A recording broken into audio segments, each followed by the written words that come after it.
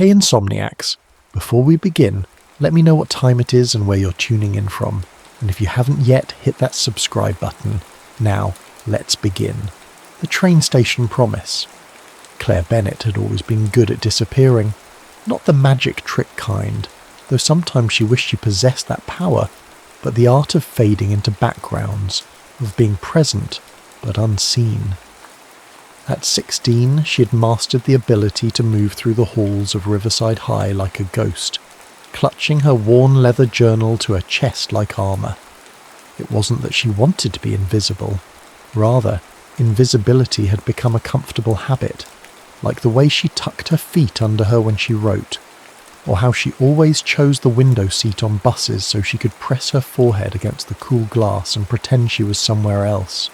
Somewhere where quiet girls who filled notebooks with half-finished stories weren't overlooked. The morning of the field trip dawned grey and drizzly, perfect weather for disappearing. Claire sat alone on the bus, watching raindrops race down the window, while her classmates chattered about the museum they were headed to in the city. She barely noticed when they pulled into the train station, too absorbed in sketching out a scene in her journal about a girl who could walk through walls.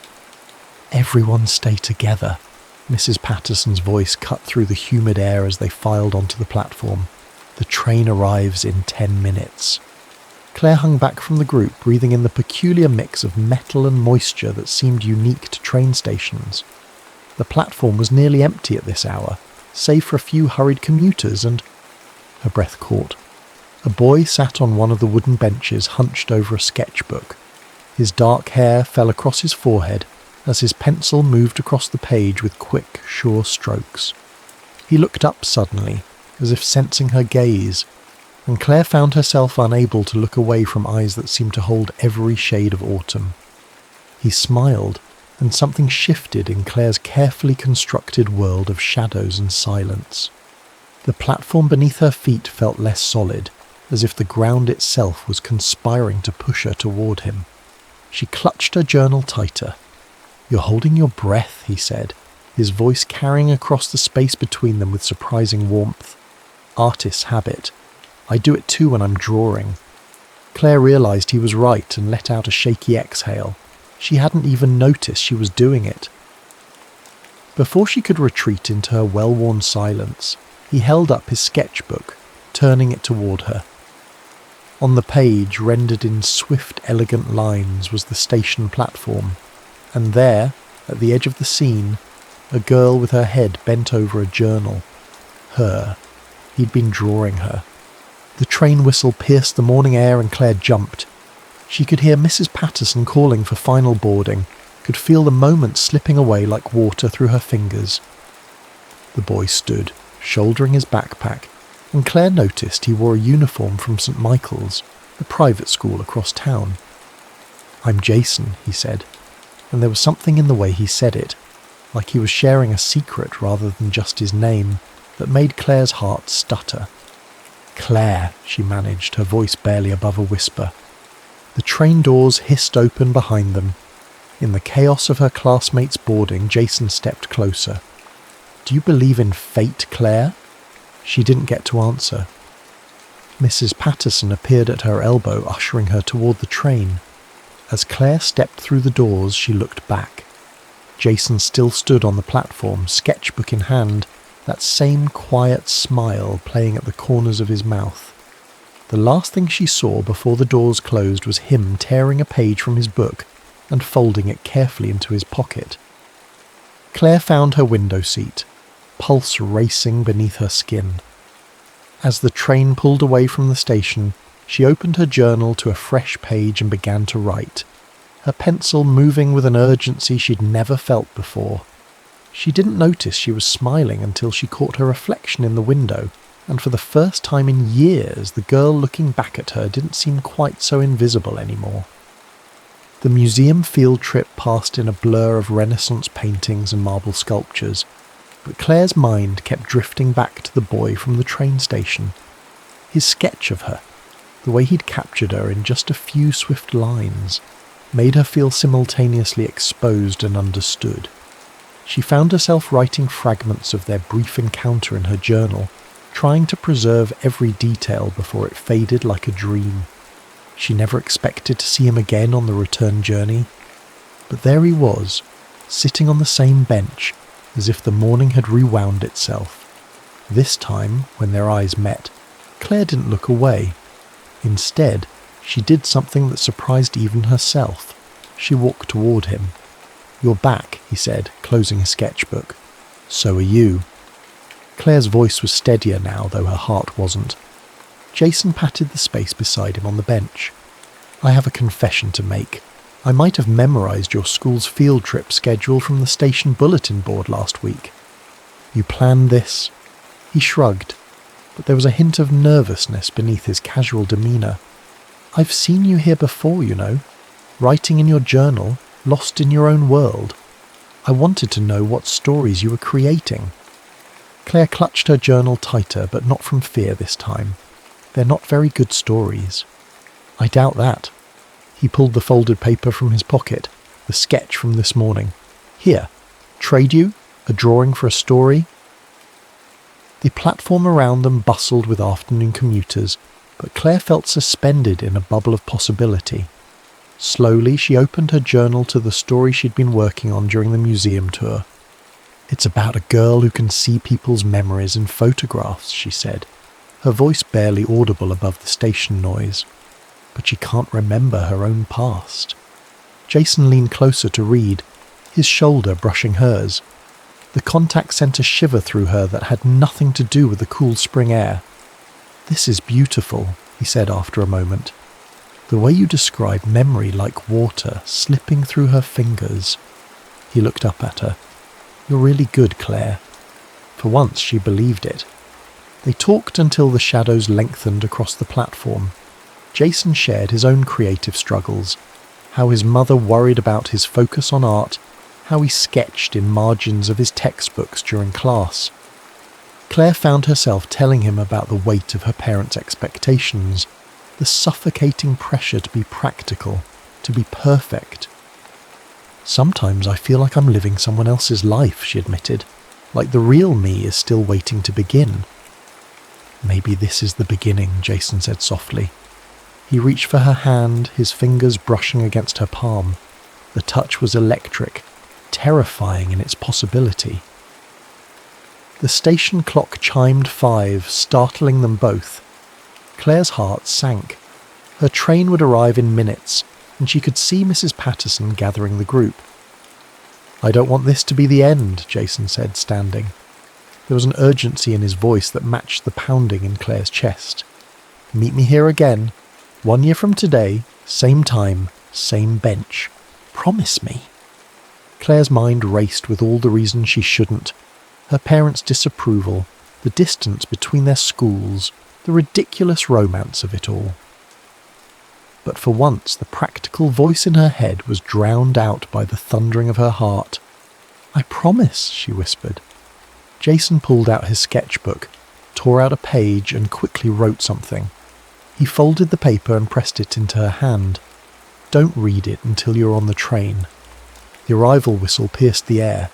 In the chaos of boarding, Claire barely had time to look back. Jason stood watching, his expression a mix of hope and something else. Was it fear?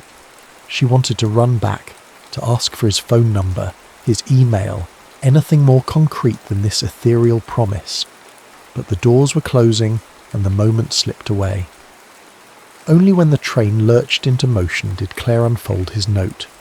Inside was a small sketch of their bench, and below it, in hurried handwriting, "Some people spend their whole lives waiting for magic, but magic isn't found, it's made. You make ordinary moments magical just by being you. 1 year from today, we'll make some more." -J. Claire pressed the note to her chest, feeling the weight of everything unspoken between them. Outside her window, the station receded into the gathering dusk, taking Jason with it. But his words echoed in her mind, a promise and a warning wrapped in one. Magic, like love, required a leap of faith. She opened her journal and began to write, pouring out all her hopes and fears about the year ahead. The last line gave her pause. What if this is the beginning of my real story? What she didn't write, couldn't bring herself to acknowledge, was the whisper of doubt that threaded through her excitement. In fairy tales, promises made at train stations always came true.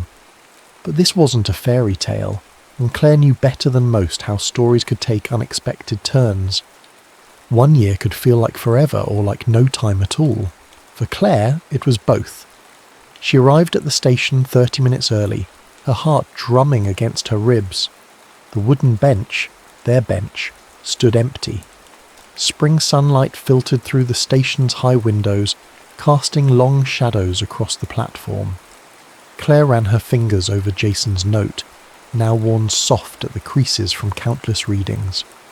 4:45 p.m, the same bustling crowd of commuters, no Jason. 4:55 p.m. A train arrived, disgorging its passengers. None of them had autumn-coloured eyes. 5 p.m. The station clock chimed, each bell strike echoing in Claire's chest like an accusation. 5:15 p.m. She couldn't feel her fingers anymore. They'd been clutching her journal so tightly. 5:30 p.m. The sun had shifted, throwing different shadows. Still no Jason. By 6 p.m, Claire's hope had curdled into something bitter and sharp. She'd been so stupid, believing in train station promises and boys who drew girls in journals. She thought of all the stories she'd written over the past year, filling pages with fantasies of this moment. None of them ended with her sitting alone, fighting back tears while strangers hurried past. The next morning, Claire did what she'd spent a lifetime perfecting. She disappeared. She threw herself into AP classes and college applications, into being the daughter her parents always wanted. She packed away her journal, telling herself stories were for children who still believed in magic. But she couldn't stay away from the station. Every few months she found herself drawn back, sitting on their bench, watching faces in the crowd. Each time she told herself it would be the last. Each time she returned. Years passed. Claire went to college, graduated, started writing again. Not stories about magic anymore, but quiet, aching pieces about loss and time and the weight of unspoken words. Her first published story was about a girl who made a promise she couldn't keep. She never mentioned it was autobiographical. On a rainy spring afternoon, 7 years after that first promise, Claire sat in a cafe near the station, working on her latest piece. The cafe was new, one of many changes to the area, but the view of the platform remained the same. She wasn't waiting anymore. At least that's what she told herself. But her gaze still drifted to the bench whenever someone sat down. A familiar silhouette caught her eye. Dark hair, broad shoulders, a sketchbook in hand. Claire's coffee cup clattered against its saucer. It couldn't be, but it was. Jason looked older, his jawline sharper, hints of silver threading his temples. He sat on their bench, opened his sketchbook, and began to draw. The gesture was so achingly familiar that Claire forgot how to breathe. Before she could think, she was moving. The bell above the cafe door chimed as she stepped into the rain. Her feet carried her across the platform, drawn by the same gravity that had pulled her toward him 7 years ago. He looked up. Claire, he breathed, and her name in his voice was both a homecoming and a wound. You never came, she said. The words she'd held back for 7 years spilled out. I waited, and you never came. Jason's face crumpled. I did come. I was here at 5 p.m. exactly, just like we promised, but you weren't. What? No, I was here from 4:30 until after 6. On May 15th? Claire felt the world tilt. May 15th? The promise was for May 14th. I have your note. She fumbled in her bag for her wallet, where she still kept the worn piece of paper. Jason was already pulling out his own weathered notebook. He flipped it open to a page marked with a faded train ticket. There, in Claire's careful handwriting from 7 years ago, was a story about a girl who could see memories in photographs, and at the bottom, a hastily scrawled date, meet May 15th, 5 p.m. I wrote it down wrong, Claire whispered, the realization hitting her like a physical blow. We were here on consecutive days, missing each other by 24 hours. I came back too, Jason said softly, every few months, just hoping. They stared at each other across 7 years of missed connections and unspoken words. The rain fell harder, but neither of them moved. Around them, commuters rushed past with umbrellas and hurried steps, but Claire and Jason remained frozen in their own pocket of time, like a sketch caught between one stroke and the next. I never stopped writing about you, Claire admitted, her voice barely audible above the rain.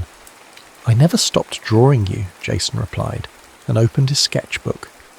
Pages and pages of her, sitting on the bench through different seasons, her profile in winter light, her silhouette in summer dusk. 7 years of glimpses, each one a testament to a promise that refused to die. Claire felt tears mixing with the rain on her cheeks. All those years of believing he hadn't cared, when he'd been carrying her with him just as she'd carried him, in art, in words, in the spaces between heartbeats. "What do we do now?" she asked, her voice shaking. Thunder rolled overhead, and Jason stood, closing the distance between them.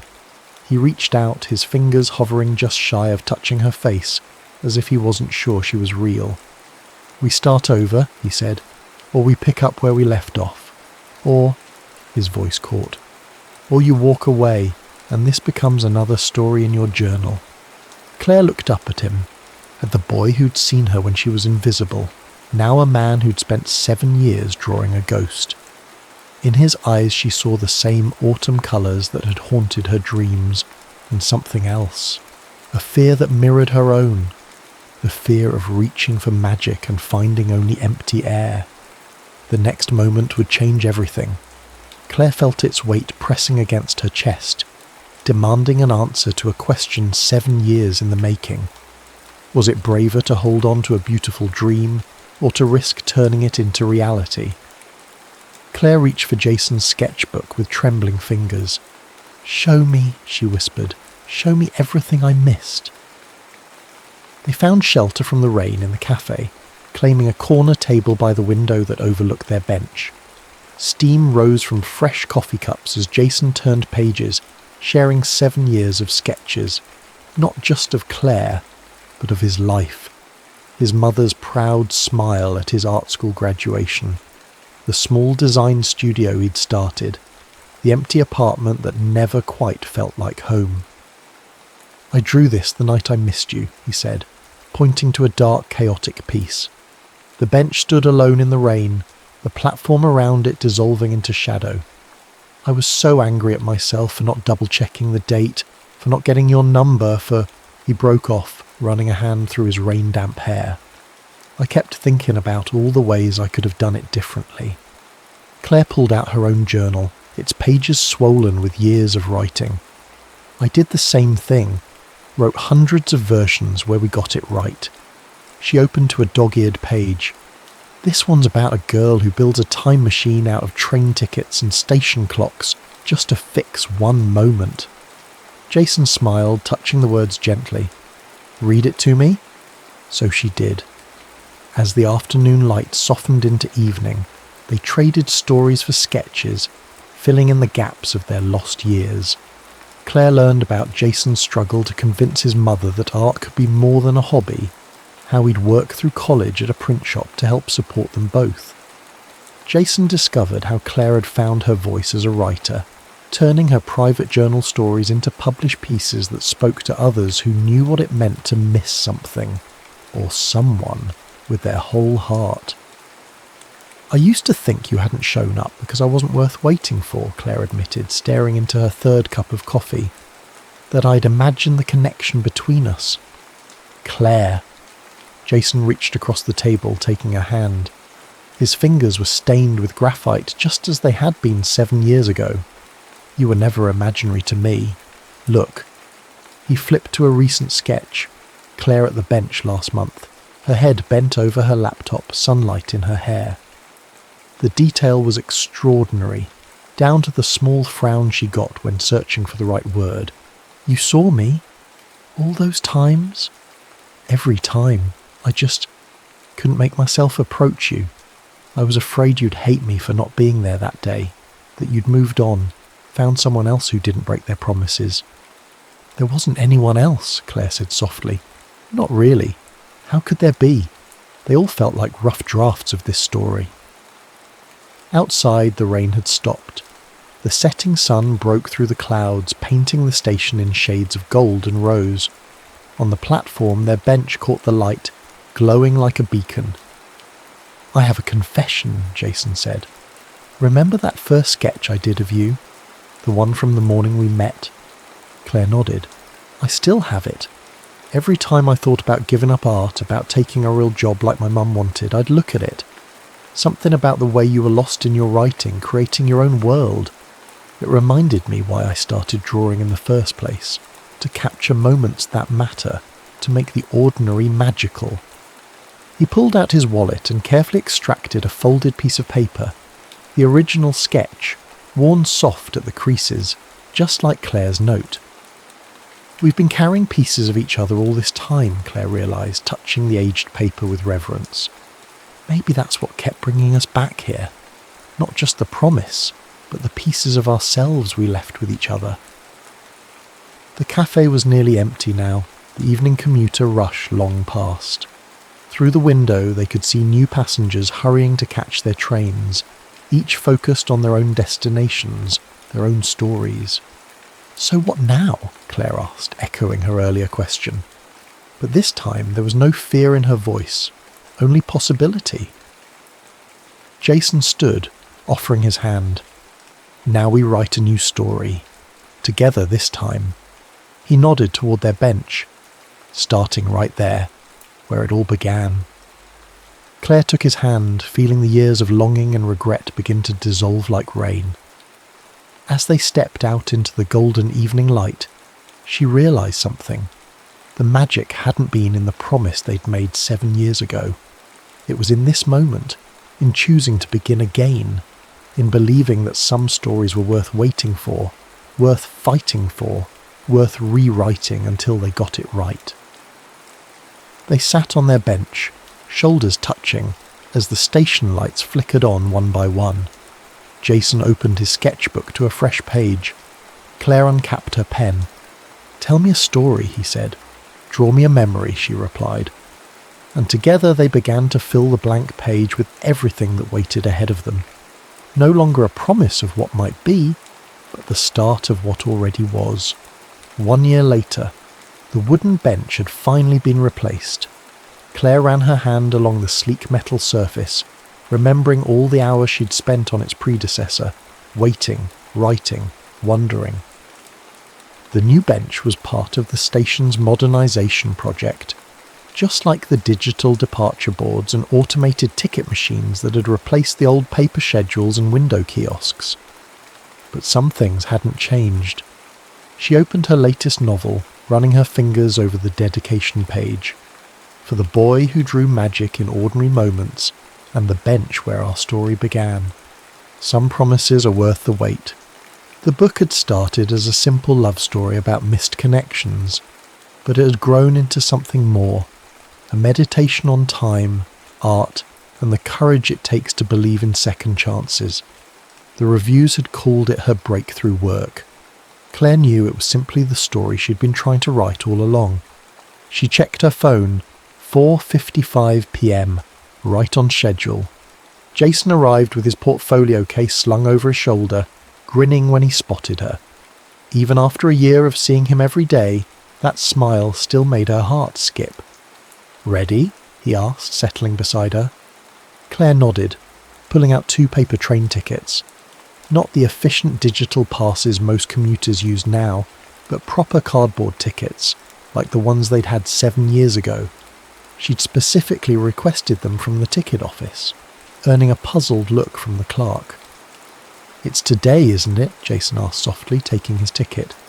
"The day we were supposed to meet. The actual date." "May 15th, Claire confirmed. "I thought we could finally keep that promise. Better late than never." They sat in comfortable silence as the 5 p.m. train pulled in. Around them, the station hummed with life. Students with backpacks, business people with briefcases, tourists with cameras. Claire wondered how many of them were starting their own stories right now, making promises they hoped to keep. "I have something for you," Jason said, opening his portfolio. He pulled out a large framed piece, a triptych of sketches. The first panel showed Claire at 16, writing in her journal on the old wooden bench. The middle panel captured her at 23, alone and waiting in the rain. The final panel was them together on the new bench, Claire reading from her novel while Jason sketched. "Past, present and future," he explained, "though I suppose they're all past now." "Not all of them," Claire said. She reached into her bag and retrieved a small wrapped package. "I have something for you too." Jason unwrapped it carefully. Inside was a leather-bound journal, its cover embossed with an intricate design of train tracks and constellations. "Open it," Claire urged. The first page held a handwritten note for the next chapter of our story. This time, we'll write it together. The rest of the pages were blank, waiting to be filled. "I thought we could use it to plan the wedding," Claire said quietly. "A proper story needs a proper ending, after all." Jason's smile widened as he pulled a small velvet box from his jacket pocket. "Funny you should mention that." Claire's breath caught. "Jason, I was going to wait until dinner, but..." He glanced around the station, his eyes soft with memory. "This feels right. Where else would I ask you to spend the rest of your life with me, if not here?" He slid off the bench and knelt before her, opening the box to reveal a ring. But it wasn't just any ring. The band was engraved with tiny train tracks that wrapped around to meet at a small, perfect diamond. "Claire Bennett," he said, his voice steady despite the tremor in his hands, "will you help me make ordinary moments magical for the rest of our lives?" Through tears, Claire saw a small crowd gathering, commuters pausing their rush home to witness this moment. She thought about the girl she'd been, the one who tried so hard to disappear, who never imagined she'd be the centre of such a beautiful scene. "Yes," she whispered, then louder, "yes." The station erupted in applause as Jason slipped the ring onto her finger. When he kissed her, Claire heard the 5:15 train whistle in the background, the same whistle that had torn them apart 8 years ago, now heralding their new beginning. Later that evening, they sat at their bench one last time before heading home. Jason sketched the station at twilight while Claire wrote in their new journal, each of them doing what they'd always done, making art from love, and love from ordinary moments. On the first page, beneath her earlier note, Claire added, "Some people spend their lives searching for magic in grand gestures and perfect timing, but real magic lives in the missed connections that find their way home, in wrong dates that lead to right moments, in love that waits as long as it takes to get the story right. And sometimes, magic is simply two artists on a bench, transforming an ordinary train station into the beginning of forever." She showed the words to Jason, who added a small sketch in the margin. 2 figures on a bench, surrounded by stars, their stories finally synchronized, their time finally right. Above them, the station clock struck 6, and neither of them needed to catch a train. They were already exactly where they were meant to be.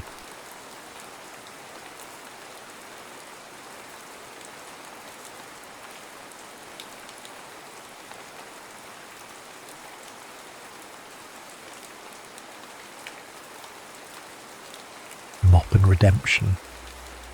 The mop slid across the linoleum in long practiced arcs, back and forth, the squeak of rubber soles against freshly cleaned floor, the scent of industrial cleaner hanging in the air. For Marcus Mac DeLeon, this rhythm had become a meditation, one that kept the other sounds at bay, the remembered screams, the gunshots, the begging. Mac arrived at Lincoln Heights High School each morning at 4:30 a.m., A full 3 hours before the first bleary-eyed teacher would stumble through the doors clutching coffee. These pre-dawn hours were sacred. Just him and the empty halls.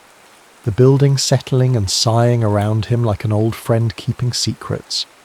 Today marked 5 years since he'd taken this job. 5 years of invisibility, of penance. "You're just the janitor," Principal Simmons had told him during his hiring interview, not unkindly but matter-of-factly.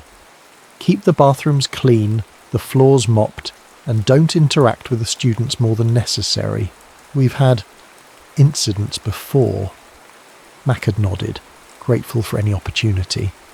When you've spent 8 years in prison for aggravated assault and conspiracy charges tied to the Eastside Diablos, employment options narrowed considerably. His parole officer had pulled strings to get him this interview. Mac wasn't about to squander it by mentioning that at 26, he'd been the youngest lieutenant in the Diablo's bloody history. The school bell rang, jarring him from his thoughts. First period. He wheeled his cart toward the East Wing bathrooms, always a disaster after homeroom. As he passed the bank of lockers near the art room, he noticed a student slumped against the wall, hood pulled low over his face. Truancy wasn't Mac's problem. He kept walking. Hey, janitor man." Mac paused, considered ignoring the call, then turned slowly. The kid, 15, maybe 16, was watching him with narrowed eyes. Something in that gaze was unsettlingly familiar. "Got a name?" the boy asked, chin tilted in challenge. "Mac," he answered, voice rusty from disuse. "Shouldn't you be in class?" The boy shrugged. "Shouldn't you be emptying trash cans instead of asking questions?" The disrespect didn't bother Mac. Nothing much did anymore. But something about this kid caught his attention. The defensive posture. The too cool facade hiding something vulnerable. The fresh bruise blooming on his right cheekbone. "What happened to your face?" Mac asked before he could stop himself. The boy's hand flew to his cheek, then dropped quickly. Nothing. That's one hell of a nothing. A beat of silence stretched between them. Then, "Jordan Cruz," the boy finally offered. "That's my name." Mac nodded once, then continued pushing his cart down the hallway. He could feel Jordan's eyes on his back. Later that afternoon, Mac was cleaning graffiti off the boy's bathroom wall when Jordan appeared in the doorway. The tag was fresh, still tacky under Mac's chemical-soaked rag. 3 interlinked diamonds with a crown above them. Mac recognised it immediately. The Royal Diamonds, rivals to his former gang. They'd been recruiting heavily in this neighbourhood. "Nice technique," Jordan commented, watching Mac work. "You're not scrubbing hard enough, though." "I know what I'm doing," Mac replied, deliberately gentling his strokes. "Hard scrubbing damages the paint underneath. Creates a shadow that's harder to clean next time." Jordan leaned against the sink. "There's always a next time." "Doesn't have to be," Jordan snorted. "In this neighbourhood, please." Mac turned to look at the boy directly. "You draw this?" "What if I did?" "I'd say you've got talent. But this," Mac gestured to the wall, "this marks you. Makes you visible to people you don't want seeing you." Something flickered in Jordan's expression. Surprise, maybe respect. Before he could respond, shouting erupted in the hallway. 3 older boys appeared in the doorway, blocking the exit. "Cruz," the tallest one called out. "We've been looking for you, little man. Andre says you owe him for protection this week." Jordan's posture changed instantly. Shoulders hunched, eyes darting for escape routes. Mac recognised the look of cornered prey. "I'll pay tomorrow," Jordan mumbled. "Nah, today. Unless you want to end up like your buddy Miguel." The threat hung heavy in the air. Mac stood perfectly still, calculating. Every instinct told him to stay out of it. Keep his head down, stay invisible. That was the deal he'd made with himself. But then the tallest boy grabbed Jordan by the collar, slamming him against the bathroom stall, and something in Mac, something he thought long buried, snapped awake. His mop handle swept in a perfect arc, catching the bully behind the knees. The boy dropped with a surprised yelp. Before his friends could react, Mac had positioned himself between them and Jordan. "School's property," Mac said calmly. "Take your business elsewhere." The boys hesitated, suddenly unsure. There was something in Mac's stance, in his eyes, that didn't match the janitor uniform. "Whatever," the fallen boy muttered, scrambling up.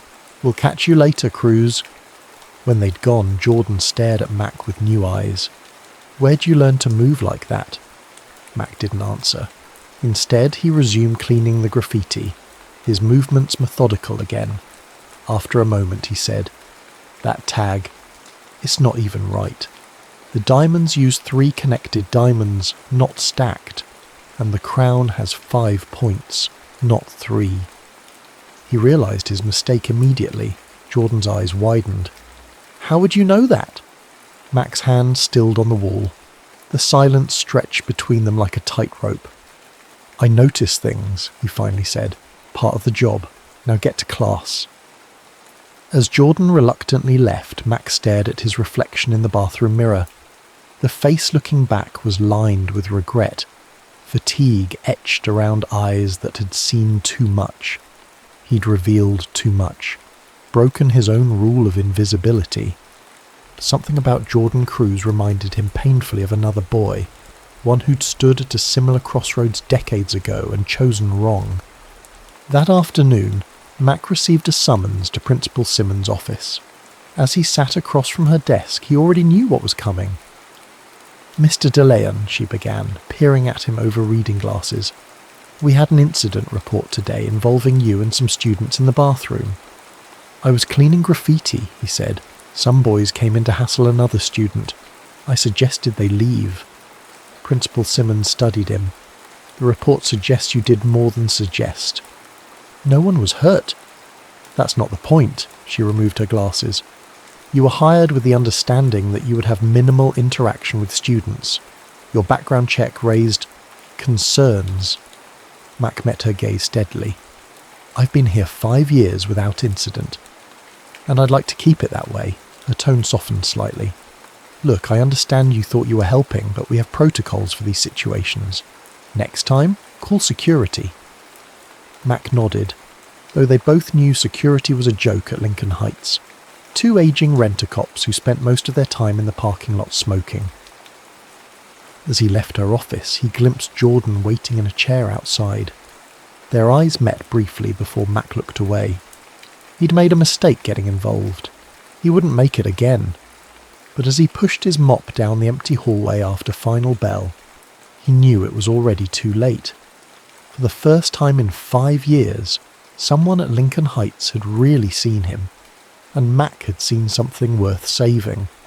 Dawn broke grey and sullen over Lincoln Heights as Mac unlocked the service entrance. 3 weeks had passed since the bathroom incident. 3 weeks of deliberate avoidance, of taking different halls when he spotted Jordan, of ignoring the boy's occasional attempts to engage him. Better this way. Safer. But the graffiti had been getting worse. More diamonds tags. More territorial markings. Something was building in the neighbourhood. Mac recognised the signs from his former life. Rival gangs establishing boundaries. Recruiting drives. The pressure cooker of the streets heating up. He was buffing the main hallway floor when Jordan appeared, seemingly from nowhere. "You've been dodging me," the boy said, hands stuffed in his pockets. Mac kept the buffer moving. "Not my job to talk to students." "But it is your job to step in when someone's getting beat down in the bathroom," Jordan challenged. Mac shut off the machine. The sudden silence amplified his sigh. "What do you want, Jordan?" "I want to know how you knew about the diamonds tag. How you moved like that with the mop. You're not just some janitor, are you?" "Yes, I am," Mac's voice hardened. "And you need to focus on being a student instead of tagging walls and getting into trouble." Jordan's laugh was bitter. "Yeah, because a diploma's going to change everything, right? Make the diamonds leave me alone, pay my mum's medical bills, get us out of the projects." Mac studied the boy. The bruise on his cheek had faded, but new tension lined his young face. Dark circles shadowed his eyes. "You're not sleeping," Mac observed. Jordan shrugged. Diamonds have been coming around our building, recruiting hard. My cousin joined up last year. They expect me to follow. And what do you want? The question seemed to catch Jordan off guard. He looked away. Doesn't matter what I want. Always matters, Mac said quietly, even when it seems like it doesn't. The first bell rang, saving Jordan from having to respond, but as he turned to go, he paused. I've been watching you. The way you move, the way you're always aware of exits, of who's coming in a room, the way you never turn your back to an open door, a beat. My dad moved the same way, before he went to prison. Mac's expression remained neutral, but his heart hammered against his ribs. Jordan was too observant for his own good. Your father teach you how to use those? Mac nodded toward Jordan's hands, knuckles scabbed and split from fighting. Jordan flexed his fingers. Nah, that I learned on my own. He hesitated. Could use some pointers, though. Go to class, Jordan. For the rest of the day, Mac felt unsettled. The boy had seen too much, was asking dangerous questions. Getting involved would violate his probation, could cost him his job, could drag him back into a world he'd barely escaped. As he gathered trash from the art room after school, Ms. Reyes, the guidance counsellor, was erasing the whiteboard. Jordan Cruz turned in a project today, she remarked without turning round. First assignment he's completed all semester. Mac grunted noncommittally. It was a self-portrait, she continued. Interesting piece. He drew himself holding a mop like a staff, like some kind of urban warrior monk. Now she did turn, fixing Mac with a knowing look. Any idea why? No. Ms. Reyes smiled slightly. He's a good kid, you know. Smart. Sees things others miss. Just needs someone to believe in him. She gathered her things. Have a good evening, Mr. de Leon. Outside, the November air bit through Mac's worn jacket as he headed for the bus stop. 3 blocks from school, he noticed a black SUV crawling alongside him. The window rolled down. Yo, Killer Mac. Long time. Mac's blood ran cold. He knew that voice. Hector Bones Delgado, former leader of the Eastside Diablos, his old boss. Don't call me that, Mac said without stopping. That's not who I am anymore. Bones chuckled. Once a Diablo, always a Diablo, homie. Get in. Let's talk. Nothing to talk about. The SUV accelerated, cutting him off. Bones stepped out. Older now, heavier, but still radiating menace. Gold gleamed on his fingers and around his neck. That how you treat family after all these years? Bones spread his arms. I heard you were working at that school. Couldn't believe it. My boy, mopping up after these children. It's honest work, Mac said tightly. Is it now? Bones circled him slowly.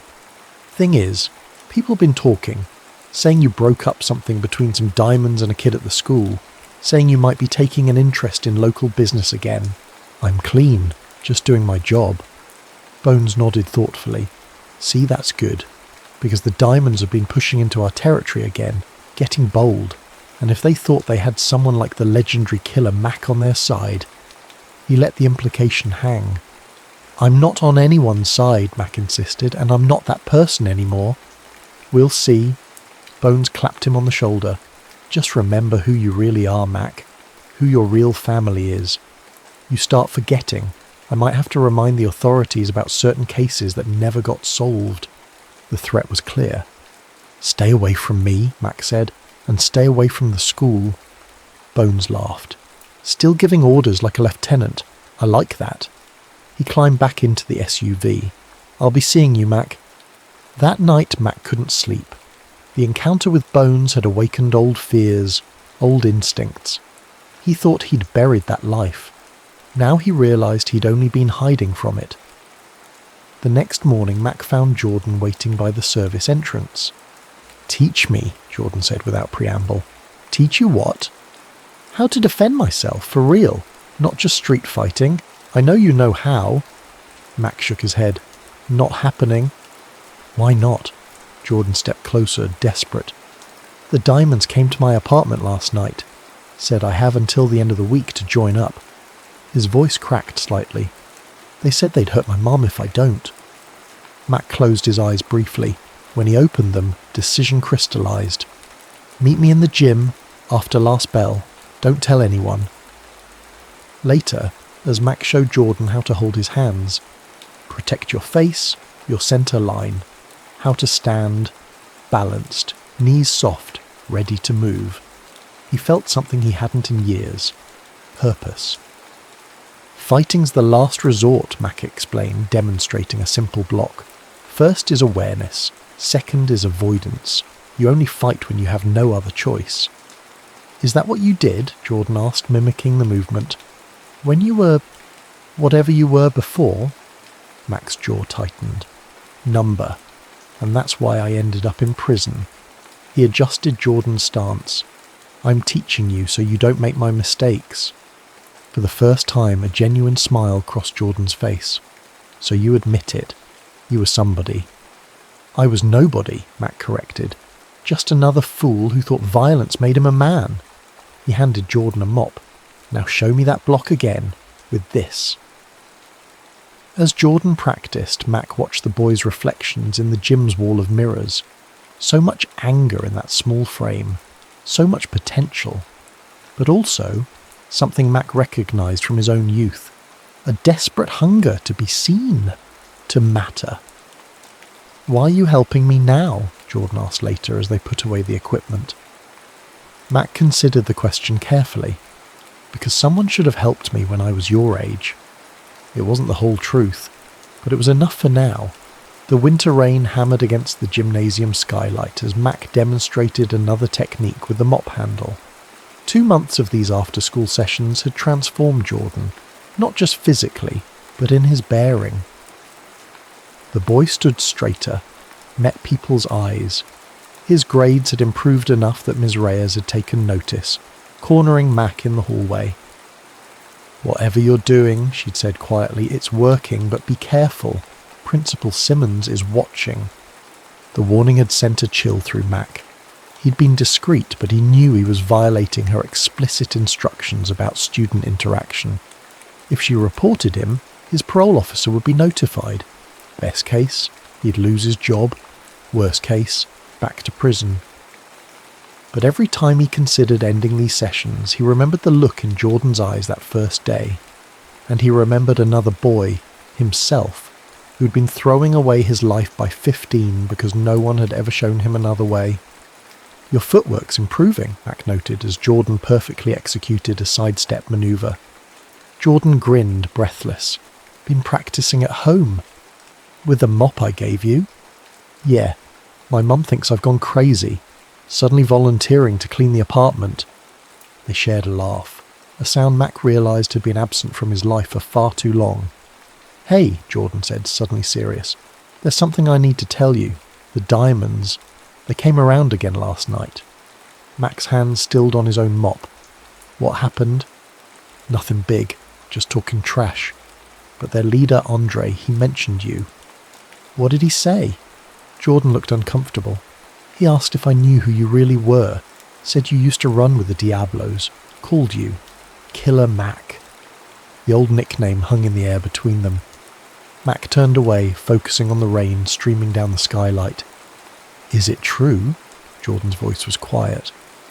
A long silence stretched. Finally Mac nodded once. You killed people? Mac faced the boy. I did a lot of things I can't take back. So you were in prison? That's why you're a janitor now. 8 years, Mac confirmed. Got out 5 years ago. This job was part of my parole. Jordan absorbed this. That's why you know all this stuff. Why you move the way you do. I learned to fight in prison, to survive. Before that, I was just a thug with a gun. Thought it made me powerful. Mac's voice hardened. Nothing heroic about it, Jordan. Nothing to admire. What did you do to get locked up? Aggravated assault, conspiracy, racketeering. Mac looked directly at Jordan. I hurt people, for money, for respect, for a family that forgot about me the minute I went inside. Jordan was silent for a moment. But you changed. I try to. Every day. Jordan picked up his mop again, twirled it absently. My dad got 10 years. Armed robbery. Mum says he'll be out next year, but... He shrugged. He stopped writing 3 years ago. Mac understood. Prison changed you, hollowed you out. Some men never found their way back. That why you're teaching me this stuff? Jordan asked. So I don't end up like him, like you were. Partly. What's the other part? Mac considered the question. Redemption, maybe, he finally said. Trying to put some good back in the world to balance the bad I've done. The gym door banged open, startling them both. Principal Simmons stood in the doorway, her expression thunderous. Mr. de Leon, my office, now. Her gaze shifted to Jordan. Mr. Cruz, go home. Jordan started to protest, but Mac shook his head slightly. The boy gathered his things and left, shooting Mac a worried glance. In her office, Principal Simmons didn't mince words. I explicitly told you to minimize contact with students, she paced behind her desk. Now I find you've been conducting some kind of martial arts class with a student with disciplinary issues. I've been helping him, Mac said quietly. You've been overstepping. She stopped pacing. Do I need to remind you of the conditions of your employment here? Of your background? No. Jordan Cruz has a file 3 inches thick. Fighting, truancy, suspected gang affiliations, and you think teaching him combat skills is helping?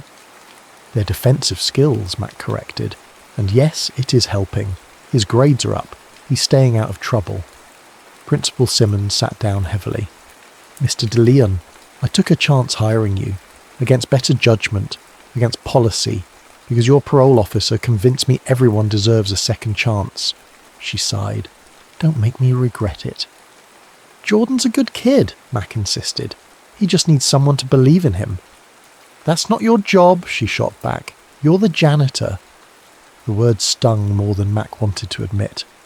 I'm also the only adult male in his life who gives a damn what happens to him. Principal Simmons studied him for a long moment. This stops. Now, or I'll have to let you go, and report the violation to your parole officer. Her expression softened slightly. I'm sorry, Mr. de Leon, but I'm responsible for the safety of every student in this building. Mac nodded stiffly and left. Outside, the rain had stopped, leaving the world washed and gleaming under streetlights. Mac pulled his collar up against the chill and headed for the bus stop. His mind raced with the implications of Principal Simmons' ultimatum. Losing this job meant likely returning to prison for parole violation, but abandoning Jordan now. He was so lost in thought he didn't notice the black SUV until it cut across his path. 4 men emerged surrounding him. Bones stepped out last. We need to talk, Mac, Bones said, gesturing toward the vehicle. Get in. Not interested. One of the men moved closer. Mac recognized him. Andre, leader of the local diamond set. What is this? Mac demanded. Since when do Diablos roll with diamonds? Bones smiled coldly. Times change. Territories merge. The diamonds have agreed to come under my organization. One big happy family now. Still not interested. Thing is, Bones continued as if Mac hadn't spoken, we've been watching you, getting cozy with that Cruz kid, teaching him things. His smile vanished. After I specifically told you to stay in your lane. Jordan's got nothing to do with any of this. Andre stepped forward. Kid's got everything to do with it. His cousin's one of my best soldiers. Family business. He doesn't want any part of it, Mac said. Not his choice, Andre sneered. Besides, we already got plans for him. Special first assignment all picked out. Something in Andre's tone made Mac's blood run cold. What assignment? Bones and Andre exchanged glances. Let's just say there's a certain school janitor who's been causing problems. Needs to be dealt with. Bones spread his hands. Poetic, right? The kid takes out the man trying to save him. He won't do it. He will when his mama's life depends on it, Andre said casually. Rage, an emotion Mac thought he'd buried years ago, surged through him. His hands curled into fists. Bones noticed. There he is. Killer Mac. I knew he was still in there somewhere. He signalled to his men. Take him for a ride. Remind him what happens to people who don't know their place. The first punch caught Mac in the stomach. He doubled over, years of prison-honed instincts taking over. He blocked the second blow, countered with an elbow strike that sent one attacker sprawling, but there were too many. A blow to the kidney brought him to his knees. Another split his lip. As consciousness faded, his last thought was of Jordan. The fluorescent lights of the emergency room buzzed overhead as Mac winced through the physician's examination. 3 cracked ribs, facial contusions, possible concussion. The doctor's voice seemed to come from very far away. "You're lucky someone found you," she was saying. "Exposure could have been as dangerous as the beating in this weather." Mac nodded absently. The someone had been Ms. Reyes, driving home late after a parent-teacher conference. She'd spotted him in the gutter 2 blocks from school and called 911. "I've notified the police," the doctor continued. "They'll want to take a statement." "No police," Mac said immediately. She frowned. "Sir, you were assaulted." "I fell," Mac insisted, "slipped on the ice." The doctor's skepticism was clear, but she didn't push. "You should stay overnight for observation." "Can't. Need to get home." Truth was, he needed to find Jordan. Warn him. But as he struggled to sit up, the room spun violently. Maybe a few hours rest first. When he woke, daylight was streaming through the hospital window. He'd slept through the night. Panic gripped him as he checked the clock. 11:43 a.m. Jordan would be at school. Vulnerable. Mac signed himself out against medical advice, ignoring the protests of the nursing staff. Every breath sent sharp pain through his ribcage as he caught a bus to Lincoln Heights. The school was ominously quiet when he arrived. No Jordan in his usual spots. Mac tried the cafeteria, the library, even risked a quick check of the boys' locker. Nothing. In desperation, he knocked on Ms. Reyes' office door.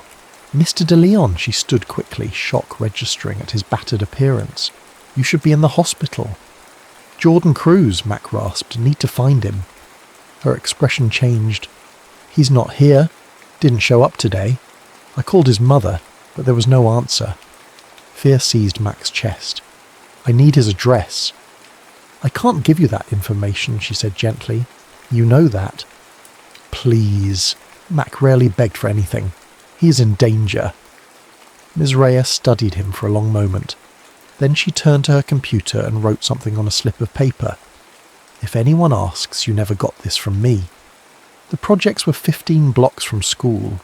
A maze of identical brick buildings with broken elevators and graffiti-covered hallways. Mac found Jordan's building and climbed 6 flights of stairs, each step an agony for his injured ribs. Apartment 613. He knocked, then pounded when there was no answer. Finally the door cracked open.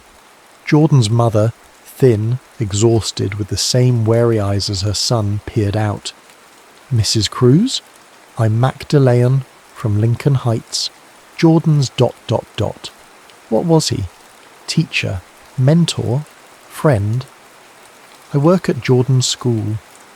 "He's not here," she said flatly. "Left last night, didn't come home."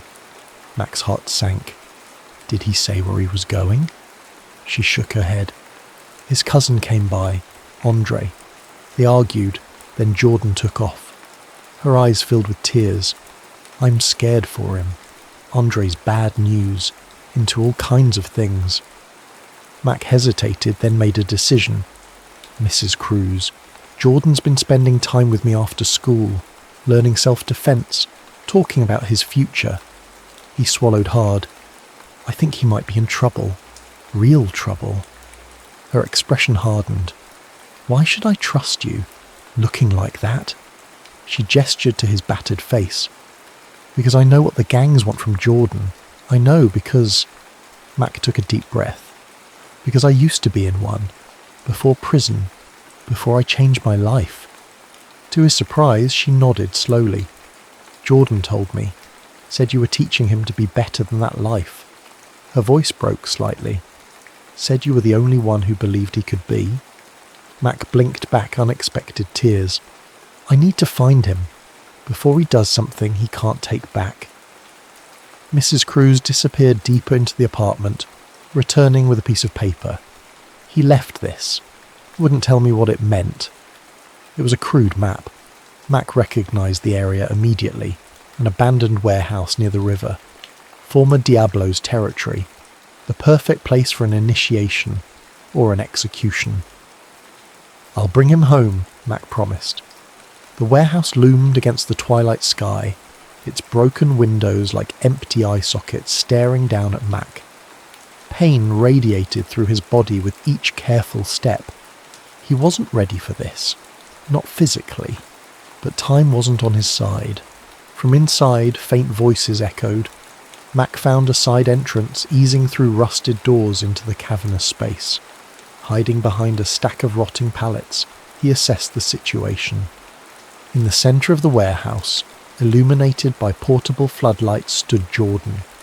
Surrounding him in a loose circle were 8 gang members, a mix of diamonds and Diablos. Andre stood directly before the boy, holding out what appeared to be a gun. Time to prove yourself, Andre was saying. 1 shot, that's all it takes.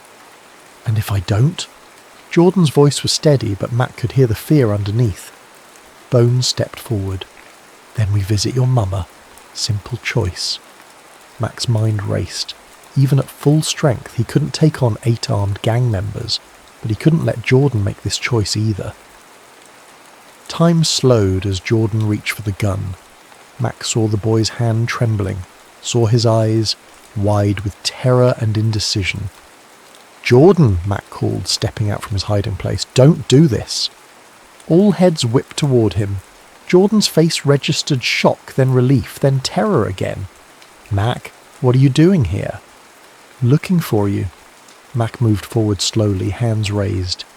You don't have to do this, Jordan. Andre's laugh was ugly. Look who dragged himself off the pavement. Killer Mac himself coming to save the day. This isn't his fight, Mac said, eyes locked on Jordan. Let him go. I'm the one you want. Bone stepped forward.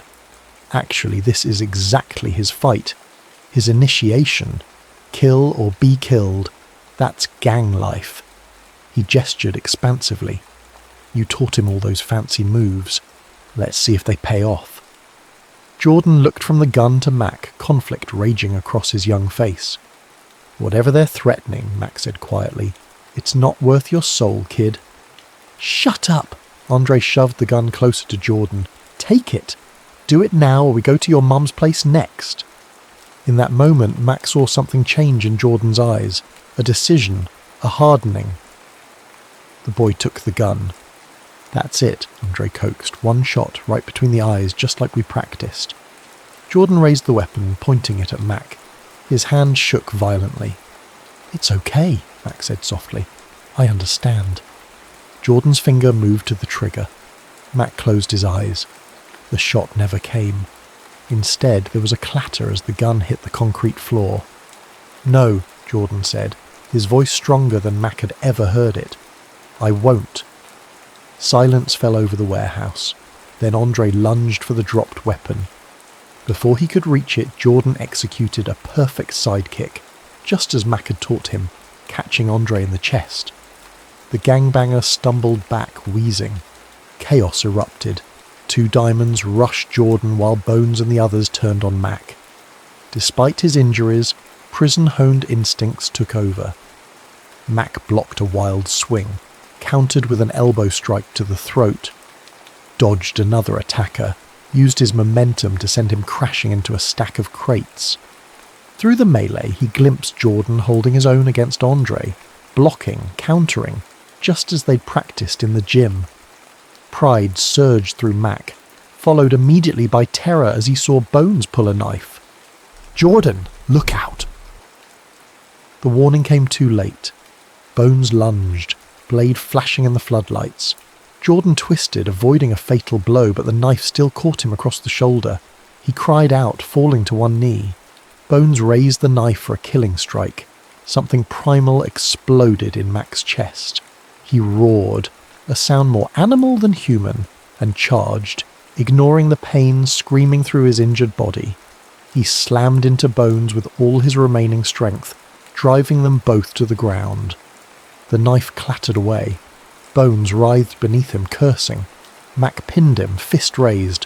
One punch, then another. Years of bottled rage finding release. Every blow felt like vindication, like justice. "Mac! Stop!" Jordan's voice penetrated the haze of violence. "You'll kill him!" The words cut through Mac's fury like ice water. He froze, fist still raised, breathing hard. Bones lay beneath him, bloodied and semi-conscious. Kill him. The words echoed. Killer Mac. The monster he'd been. The monster he'd sworn never to be again. Slowly, Mac lowered his fist and stood on shaky legs. Around them, the fight had stopped. The other gang members stared, uncertain, many already backing toward exits. "It's over," Mac said, voice raw. "Jordan's out, we both are." Andre laughed weakly from where he'd fallen. "Nobody gets out. You know that better than anyone, killer. Watch us." Mac helped Jordan to his feet, examining the knife wound. Not too deep, but bleeding steadily. "We need to get you to a hospital." As they limped toward the exit, Bones' voice, slurred but venomous, followed them. "This isn't finished, Mac. You're dead. The kid's dead. His mother too." Mac paused, turned. "You come near either of them again, and I'll go back to prison for something worth doing." The cold certainty in his voice silenced even Bones.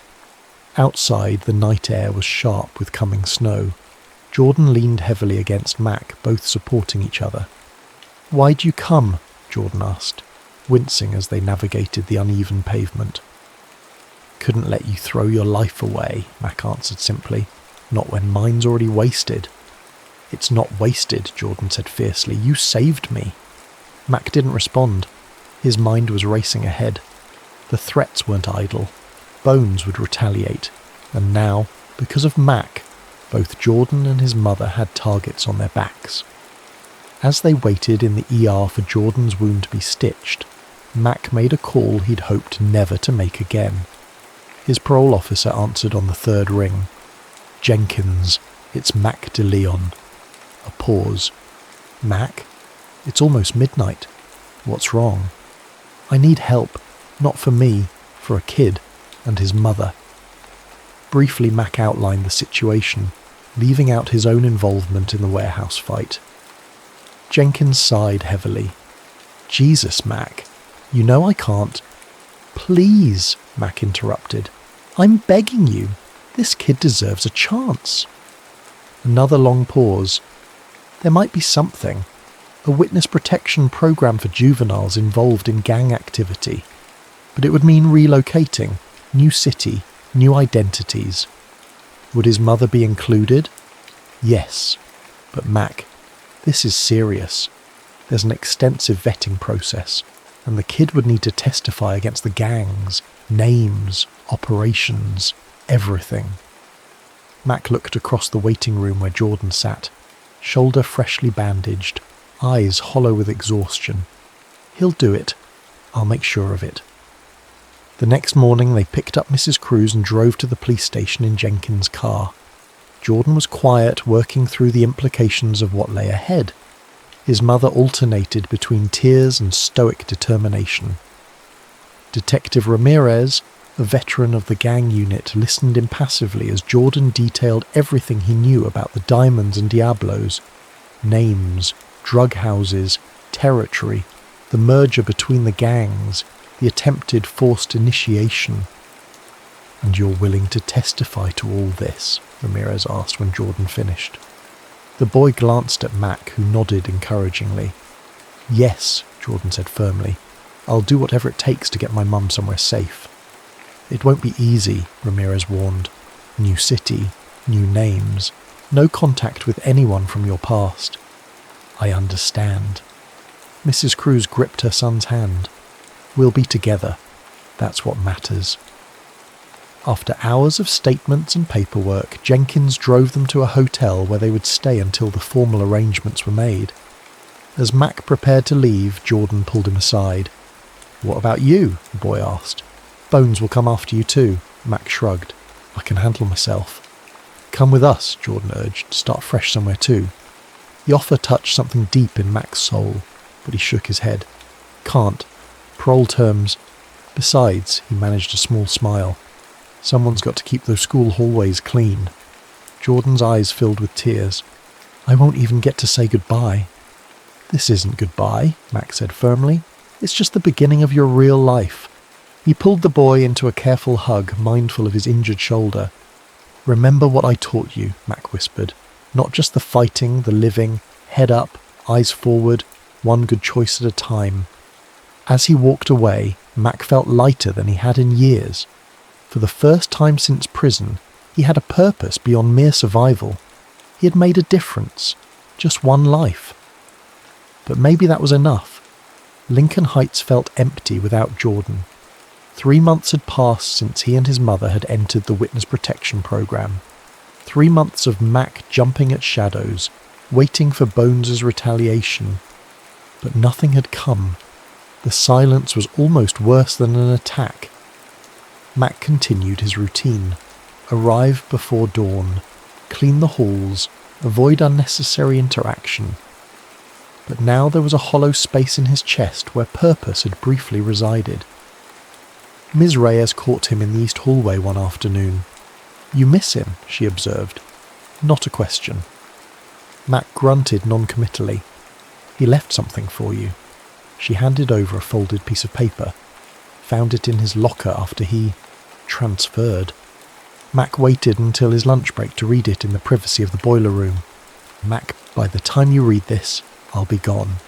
Mum and I are getting a fresh start somewhere thanks to you. Detective Ramirez says I can't tell you where, but it's far from here. Somewhere I can finish school without looking over my shoulder. I wanted to say thank you, not just for saving my life that night, but for showing me I had one worth saving. Before you, all I saw was dead ends. Now I see possibilities. I'm going to do something good with this second chance. Maybe become a counsellor or something. Help kids like me, like you helped me. Stay safe. I wish you could come with us. You deserve a fresh start too. Minus JPS. I left something in the gym equipment room. Bottom locker, combination 18723. That evening, Mac found a small wooden box in the locker. Inside was a handmade bracelet, simple cord with wooden beads, and another note. Made this in art class. Ms. Reyes showed me how. Something to remember me by. Stay strong, killer. Just kidding about the killer part. Mac slipped the bracelet on, throat tight with emotion. 2 days later, Principal Simmons called him to her office. Her expression was grave. Mr. DeLeon, I've received some concerning information. She shuffled papers on her desk uncomfortably. A detective came by, asking questions about you and Jordan Cruz. Mac's heart sank. He mentioned gang activity, a warehouse incident, said you were involved. I was helping Jordan, Mac said quietly. He was in trouble. Principal Simmons sighed heavily. You put yourself at risk. You put the school at risk. She looked genuinely regretful. I'm sorry, but I have to let you go. Effective immediately. Mac nodded. He'd been expecting this. For what it's worth, she added, the detective also said Jordan and his mother are safe now because of you, that you likely saved his life. A pause. I've spoken with your parole officer, explained the circumstances. He's agreed not to report this as a violation. Thank you, Mac said, surprised. Jordan was doing better. His grades, his attendance, his attitude. She met Mac's eyes directly. You were good for him. I just wish you'd done it differently. As Mac cleaned out his small locker in the maintenance room, Ms. Reyes appeared. I heard, she said simply. It's not right. Mac shrugged. It's fair enough. I broke the rules. To save a life. She leaned against the doorframe. What will you do now? Find another job, I guess. Something quiet. Ms. Reyes studied him thoughtfully. Have you ever considered working with at-risk youth? Officially, I mean. Mac laughed bitterly. Ex-con with gang ties. Not exactly who parents want around their kids. Maybe not, she acknowledged. But there's a community centre in Westdale. They run a programme for teens from the projects. Boxing, mentorship, tutoring. The director is unconventional, believes in second chances. Why are you telling me this? Because what you did for Jordan wasn't a mistake, she said firmly. It was a calling. She pressed a business card into his hand before leaving. Mac stared at it for a long moment. Second Chance Youth Centre. Marcus Freeman, Director. He pocketed the card. Something to think about, at least. That night, walking home from the bus stop, Mac sensed he was being followed. He ducked down an alleyway, pressing himself against the wall, waiting. Sure enough, footsteps approached. Bones appeared at the alley entrance, alone. "Been looking for you, Mac." "Here I am," Mac replied calmly, though his heart hammered against his ribs. "Let's get this over with." To Mac's surprise, Bones laughed. Always ready for a fight. Some things never change. He pulled out a pack of cigarettes, offered one to Mac, who declined. "Heard you got fired." "News travels fast. I got eyes everywhere." Bones lit his cigarette, the flame briefly illuminating his scarred face. "The cruise kid. He's gone. Witness protection, I hear." Mac said nothing. "Gave up a lot of information," Bones continued. "Enough to cause me serious problems. Raids, arrests, had to shut down 3 operations." "Sounds like a personal problem." Bones chuckled. "You know what's funny? I respect it. Kid had balls, standing up like that." He blew out a stream of smoke. "Reminds me of you back in the day." Mac tensed, waiting for the attack he was sure would come. "Relax," Bones said. "I'm not here to settle scores." "Then why are you here?" Bones took another long drag. "To tell you we're even." The kid's testimony hurt, but most of what he knew was low-level stuff. Andre's crew, not my main operations. He flicked ash onto the pavement. "Besides, I'm getting out." "Out? Of the life?" Mac couldn't hide his skepticism. "Getting too old for this shit. Too many young wolves nipping at my heels." Bones shrugged. "Got family in Arizona. Legitimate business opportunities. It's time." "Why tell me this?" "Because I want you to know you don't need to keep looking over your shoulder." Bones studied Mac thoughtfully. "You know, I always wondered why you changed. In prison. What made Killer Mac turn into—" He gestured vaguely. "Whatever you are now." Mac considered the question. "I got tired," he finally said. "Tired of the fear, the anger, tired of hating myself for the things I'd done." He met Bones's gaze directly. "Aren't you tired, Hector?" Something flashed across Bones's face. Recognition, perhaps. Understanding. "Yeah," he admitted quietly. "I am." They stood in silence for a moment. 2 men who had walked similar paths, now finding themselves at different crossroads. "One more thing," Bones said, reaching into his jacket. Mac tensed, but Bones merely pulled out an envelope. "From the cruise kid's mother. Found its way to me. Thought you should have it." Mac took the envelope cautiously. "We're done, Mac," Bones said, dropping his cigarette and crushing it under his heel. "Live your life, I'll live mine. Far away from each other." After Bones left, Mac opened the envelope with trembling fingers.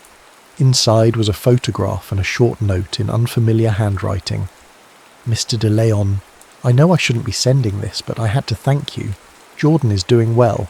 We both are. He's on the honour roll at his new school. Talks about becoming a counsellor someday. He still practices those moves you taught him. Says they help him focus. Remind him of what matters. I don't know if anyone's ever thanked you for turning your life around, for becoming the man you are now instead of the man you were. So I'm thanking you. Not just for saving my son's life, but for showing him how to live it with dignity. Maria Cruz." The photograph showed Jordan in what looked like a school gymnasium, proudly holding up a certificate of some kind. His smile was wide, genuine, free of the shadows that had haunted him in Lincoln Heights. Mac traced the image with his fingertip, then carefully folded the note and photo, tucking them into his wallet. The next morning Mac called the number on Ms. Reyes's card. Marcus Freeman agreed to meet him that afternoon at the Second Chance Youth Centre.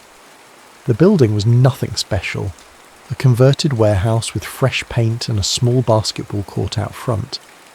Inside, teenagers practiced boxing in a makeshift ring. Others worked at computers along one wall. In a corner, a group sat in a circle, talking quietly with a counsellor.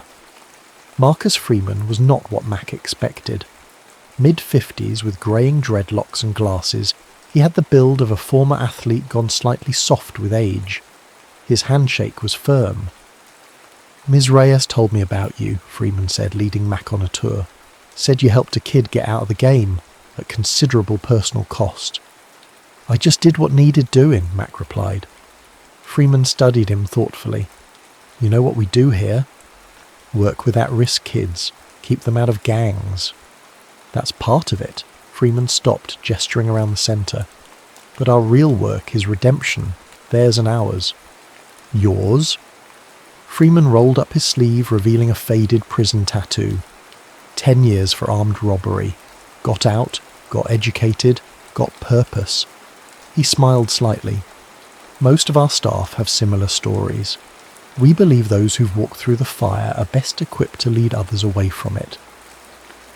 For the first time in months, Mac felt something stir in his chest. Possibility, purpose, a way forward. "I'm not a counsellor," he warned, "not educated.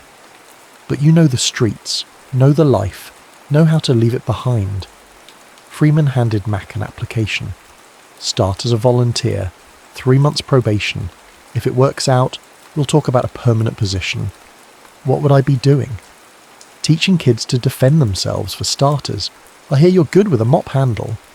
Freeman winked, and Mac realised Ms. Reyes had told him everything. "But mostly, you'd be showing them there's another way, by example." Mac filled out the application on the spot.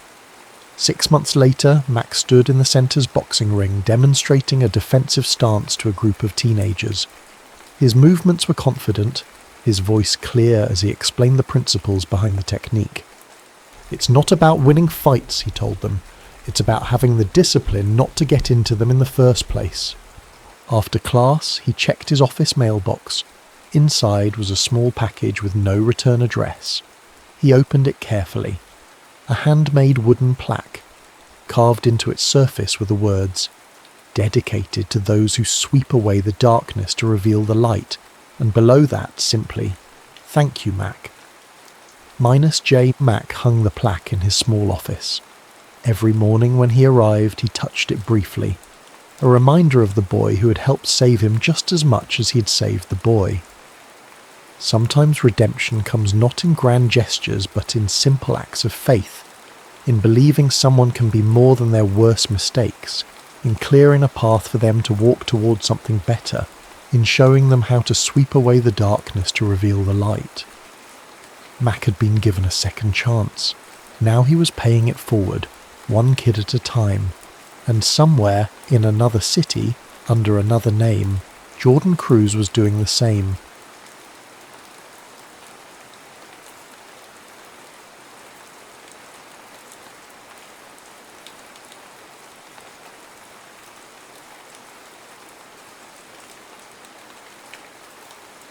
Endgame revival, a chess odyssey.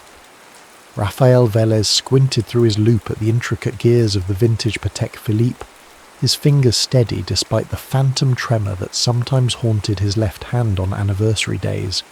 20 years since Moscow, 20 years since the match that had dismantled not just his chess career, but the architecture of his identity. Outside his small repair shop in San Antonio, rain pelted the windows in erratic patterns. Not unlike the unconventional opening he'd pioneered, the Velez counterattack, now relegated to dusty chess journals and obscure online forums. He'd chosen horology as his second act with deliberate irony. Controlling time in miniature after time control had been his undoing. The bell above the door jangled and Raphael didn't look up. "Shop's closed," he muttered, adjusting a hairspring with microscopic precision. "Even for an old friend," the voice carried the unmistakable cadence of the South Side. Raphael removed his loupe, blinking away the magnified world of wheels and balances. Damon Waltz stood before him, greyer, heavier, but with the same calculating eyes that had once made him the terror of Washington Square Park's chess tables. "We were never friends, Damon," Raphael said, returning to the watch. "Fair enough. Respected adversaries, then." Damon pulled out a phone and placed it on the counter. "You've gone viral, old man." Raphael frowned at the device as if it might bite. On screen, a compilation video played, The Forgotten Genius of Rafael Velez. His younger self moved pieces with liquid confidence, dismantling grandmasters with bewildering combinations that had commentators stammering. The video had 3 million views. "Internet nostalgia," Raphael dismissed. "Next month they'll resurrect some other relic." "My kids at the centre won't shut up about you.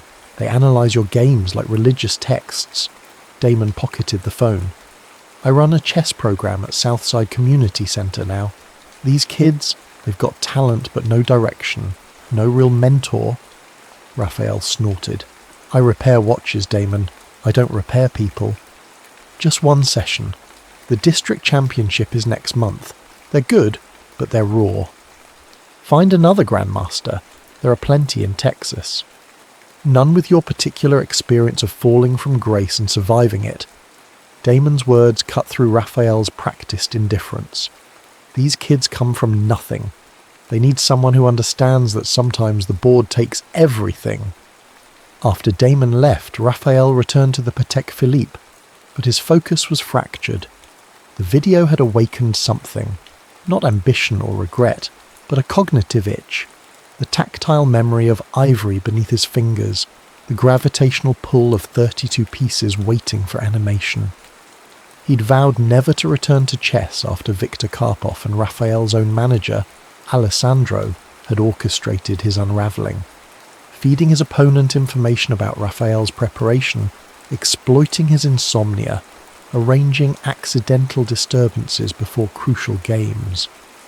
The betrayal had been so complete, so precisely targeted at his psychological vulnerabilities, that when Raphael finally understood the depth of their collusion during Game 7, something fundamental had broken inside him. 2 days later, Raphael found himself standing outside the community centre, watching through a window as a girl with tight braids and intense concentration demolished her opponent with ruthless efficiency. Her technique was undisciplined but fearless. She sacrificed material with the confidence of someone who'd already calculated 10 moves ahead. Inside, Damon introduced him. "This is Isabella Ruiz. Izzy, meet Rafael Velez." The girl's eyes narrowed. The one who quit. Raphael felt a surprising sting. The one who moved on. "Is there a difference?" She gestured to the board. "Show me something worth learning or don't waste my time." The other teens, Marcus with his nervous energy, Deshawn with his sceptical eyebrow, Lucia with her careful notebook, watched as Raphael sat. He hadn't touched a chess piece in public for 2 decades, but his fingers found the familiar contours of the knight without hesitation. "Reset the board," he said quietly. "I'll show you how to see 3 moves deeper than you currently do." After the session, Damon walked him out. "You're rusty, but still brilliant." "They're underprepared for the district championship," Raphael replied. "Izzy especially. All intuition, no discipline. She telegraphs her attacks." "So you'll come back Thursday?" Raphael hesitated. "I'll bring some books on endgame theory." That night, for the first time in years, Raphael dreamed not of his defeat, but of the Velez counterattack. The opening he'd created but never fully explored, abandoned when he'd abandoned everything else. In the dream, the pieces moved with newfound patterns, revealing variations he'd never considered. He woke at 3 a.m. and did something he'd sworn never to do again. He set up a chessboard. By morning, his apartment floor was littered with papers covered in notation. The Velez counterattack had evolved, adapted to modern theory. It was no longer just a surprise weapon, but a viable, sophisticated opening system. That Thursday he brought no books to the community centre. Instead he showed Izzy and the others the evolved counterattack. This isn't in any book, Izzy said, studying the position. Because I created it yesterday, Raphael replied, and now I'm giving it to you. Something changed in Izzy's expression, skepticism giving way to wary respect. Why would you give away your secret weapon? Raphael moved a pawn, creating an asymmetrical structure that violated conventional wisdom, yet contained hidden harmonies. Because the board gives back what you put into it, he said, surprising himself with the answer. 20 years ago, I forgot that. Over the following weeks, Raphael found himself drawn deeper into the team's preparation. He arrived earlier, stayed later. He created personalised training regimens for each student, identifying their unique strengths, Marcus's defensive brilliance, Deshawn's tactical vision, Lucia's positional instinct, and Izzy's raw, untamed genius. The district championship approached, and Raphael realised with alarm that he'd begun to care about the outcome. He'd begun to care about these kids. When had the protective numbness started to recede? The night before the tournament, Raphael received an email from an address he didn't recognise. The subject line, "Long time, old friend." The message was from Viktor Karpov, still world champion after all these years. "I've seen the videos of your protégé," Karpov wrote. "Reminds me of you before Moscow. Raw, undisciplined, but touched by fire. I'll be in San Antonio next month for an exhibition. Perhaps we could provide these young players some inspiration with a friendly game, for old time's sake." Raphael's hands trembled as they hadn't in years. The last time he'd seen Karpov was across the board in Moscow, the moment he'd realised the depth of the betrayal.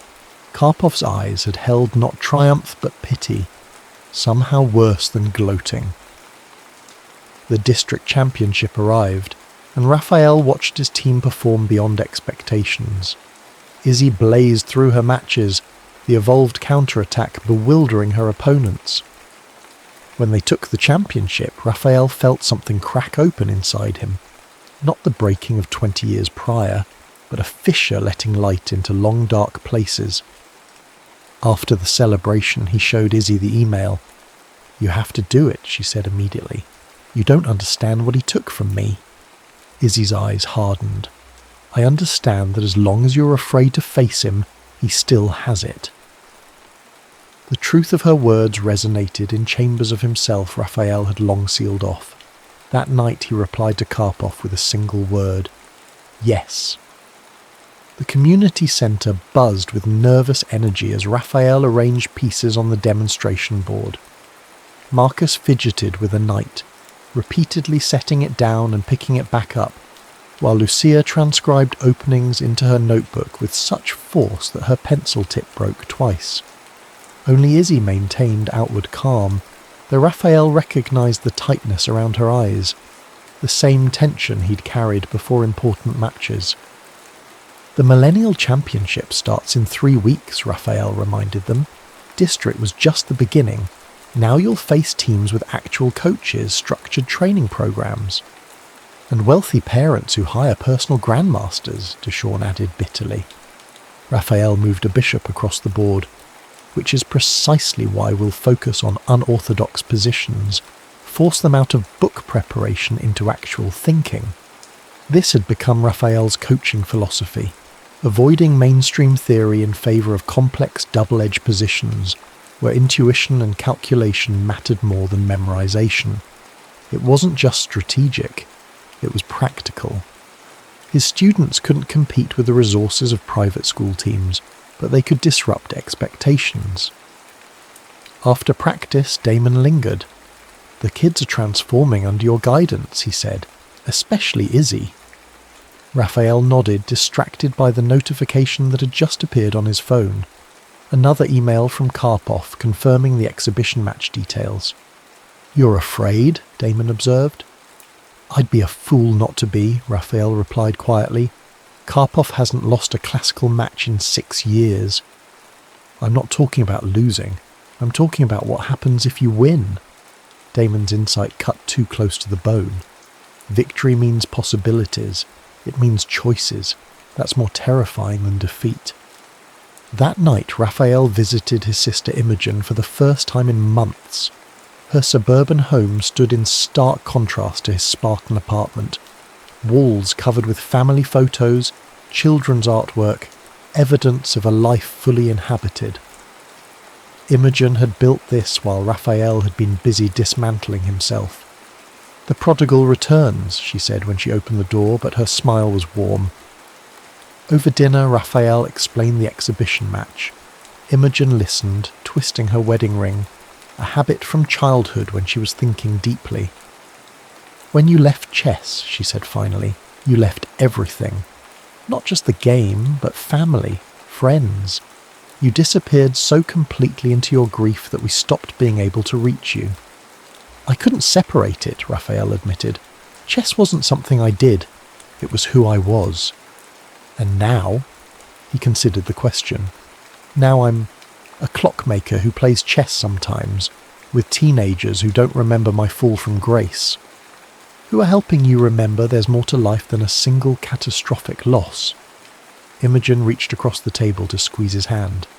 "Do you know what Izzy told me when she called?" Raphael blinked in surprise. "She called you?" "She found my number.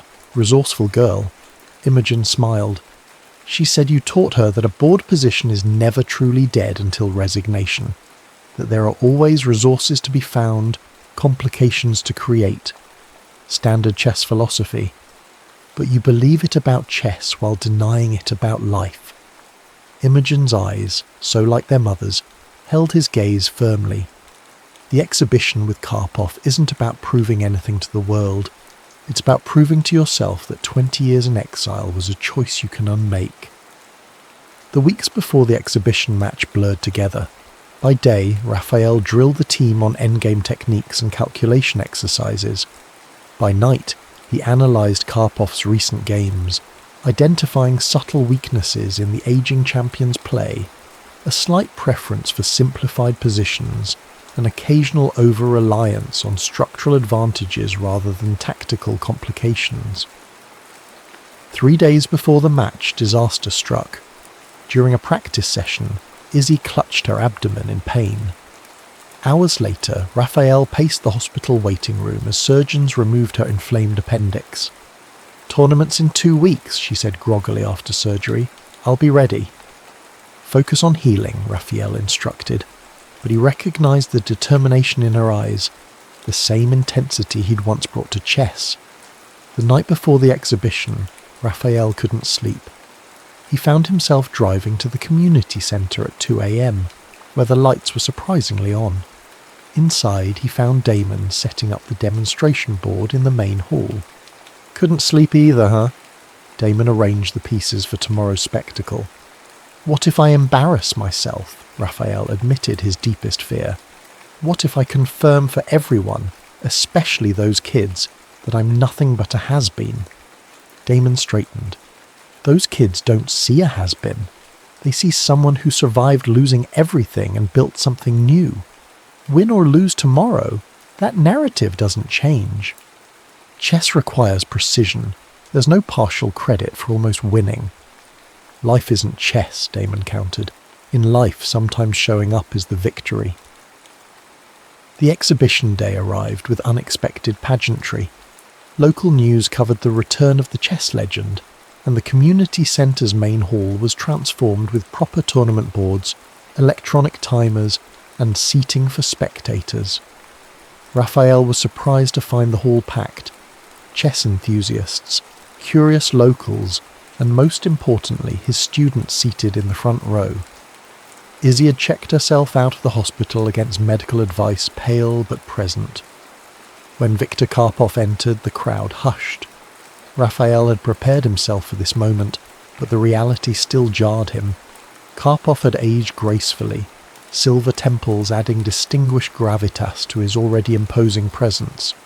His smile revealed nothing as he approached Raphael with extended hand. "The years have been kind to you," Karpov said in his distinctive accent. Raphael accepted the handshake, keeping his expression neutral. "I'd say they've been interesting rather than kind." As they took their seats at the board, Karpov leaned forward. "I never properly apologised for Moscow," he said quietly, away from the microphones. "What Alessandro and I did, it was unconscionable." Raphael felt a surge of anger. "You choose now for this conversation? 20 years later. When else? You disappeared."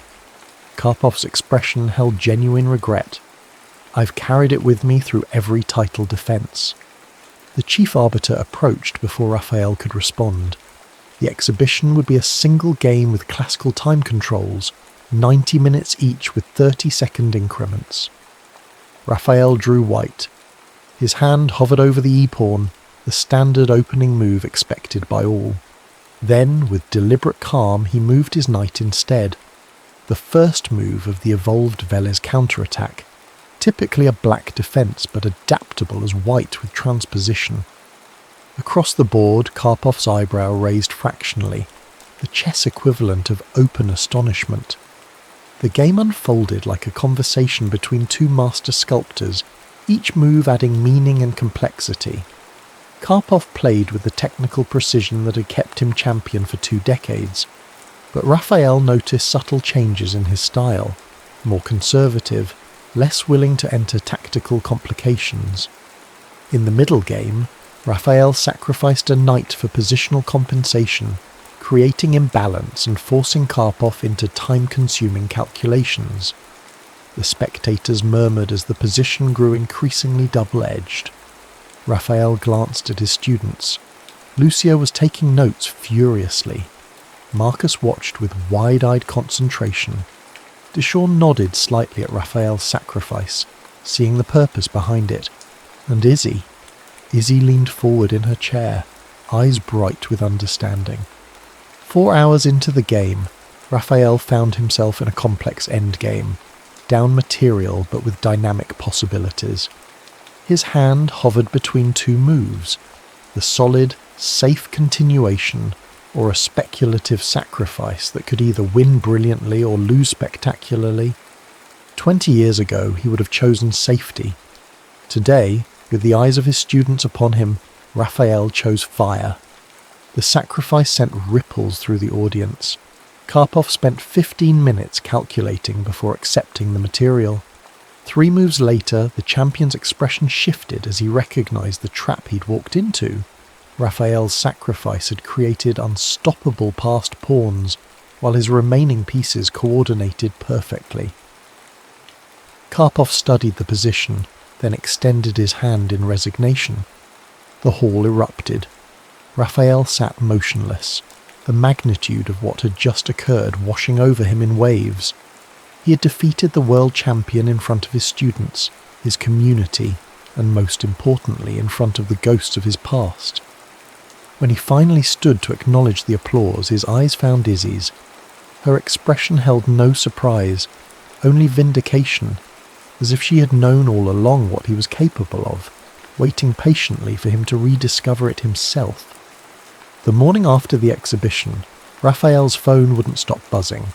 Chess blogs, news outlets, even international media requested interviews about his victory over Karpov. He silenced the notifications and walked to his repair shop, seeking refuge in the familiar precision of gears and springs. He hadn't expected Izzy to be waiting outside, perched on the steps despite her recent surgery. "You should be resting," he said, unlocking the door. "I've been offered a scholarship," she announced, following him inside, "to the Wagner Chess Academy in New York. Full ride, including living expenses." Raphael set down his tools. The Wagner Academy was elite, a pipeline to international competition and grandmaster norms. "When do you start?" "I haven't accepted." Izzy's voice was unusually hesitant. "They want an answer by the end of the week, but the Millennial Championship is in 10 days. If I go to Wagner, I abandon our team." Raphael recognized the conflict in her eyes, the same one he'd faced in his youth between personal ambition and loyalty. "You've worked too hard to pass this up," he said firmly. "The team will understand." "That's not why I'm hesitating." Izzy met his gaze directly. "Wagner has another condition. They've invited you to be a resident master, to teach." The offer stunned him. Why would they want me? Because you just defeated the world champion? Because your counter-attack is being analysed on every chess forum worldwide? Izzy's exasperation broke through her usual composure. Because you're Rafael Velez, and apparently everyone but you remembers what that means. Before Rafael could respond, his phone rang, Damon calling about an emergency team meeting. When they arrived at the community centre, they found not just their team but reporters clustered outside. Inside, the building supervisor was arguing with Damon. "What's happening?" Rafael asked. Damon's expression was grim. "Building's been sold to developers. We have 30 days to vacate. They're tearing it down for luxury condos." The news hit like a physical blow. This centre wasn't just their training ground. For many of these kids, it was sanctuary. "The Millennial Championship," Rafael began. "We're still cleared to compete," Damon assured him, "but afterward, we're homeless." The team meeting that followed was subdued. Rafael announced Izzy's scholarship, trying to frame it as a victory, but the timing felt cruel, one door opening as another closed. After everyone left, Rafael remained staring at the demonstration board where yesterday's triumph had briefly made anything seem possible. "I can't accept Wagner," Izzy declared, still lingering. "You must." "Not without you," she insisted, "and not with our team facing extinction." Rafael started to argue but stopped himself. Izzy's loyalty wasn't naivete, it was character. He respected her enough not to undermine it. That evening, another email arrived from Karpov. "Your victory was no fluke. The chess world needs Rafael Velez again. The Hamburg Invitational has an opening next month. Elite competition, significant prize money. Consider this a formal invitation." Rafael forwarded the invitation to Imogen with a simple question. "What would you do?" Her response came within minutes. "I'd remember that 20 years ago you let them take more than a championship from you. Don't make the same mistake twice." The Millennial Championship arrived with the team in disarray, their training disrupted by the impending community centre closure, Izzy struggling between commitment to the team and her Wagner opportunity, Rafael distracted by Karpov's invitation. The tournament venue humbled them immediately.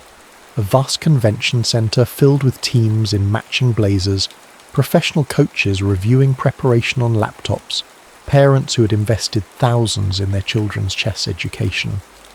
"We don't belong here," Marcus whispered.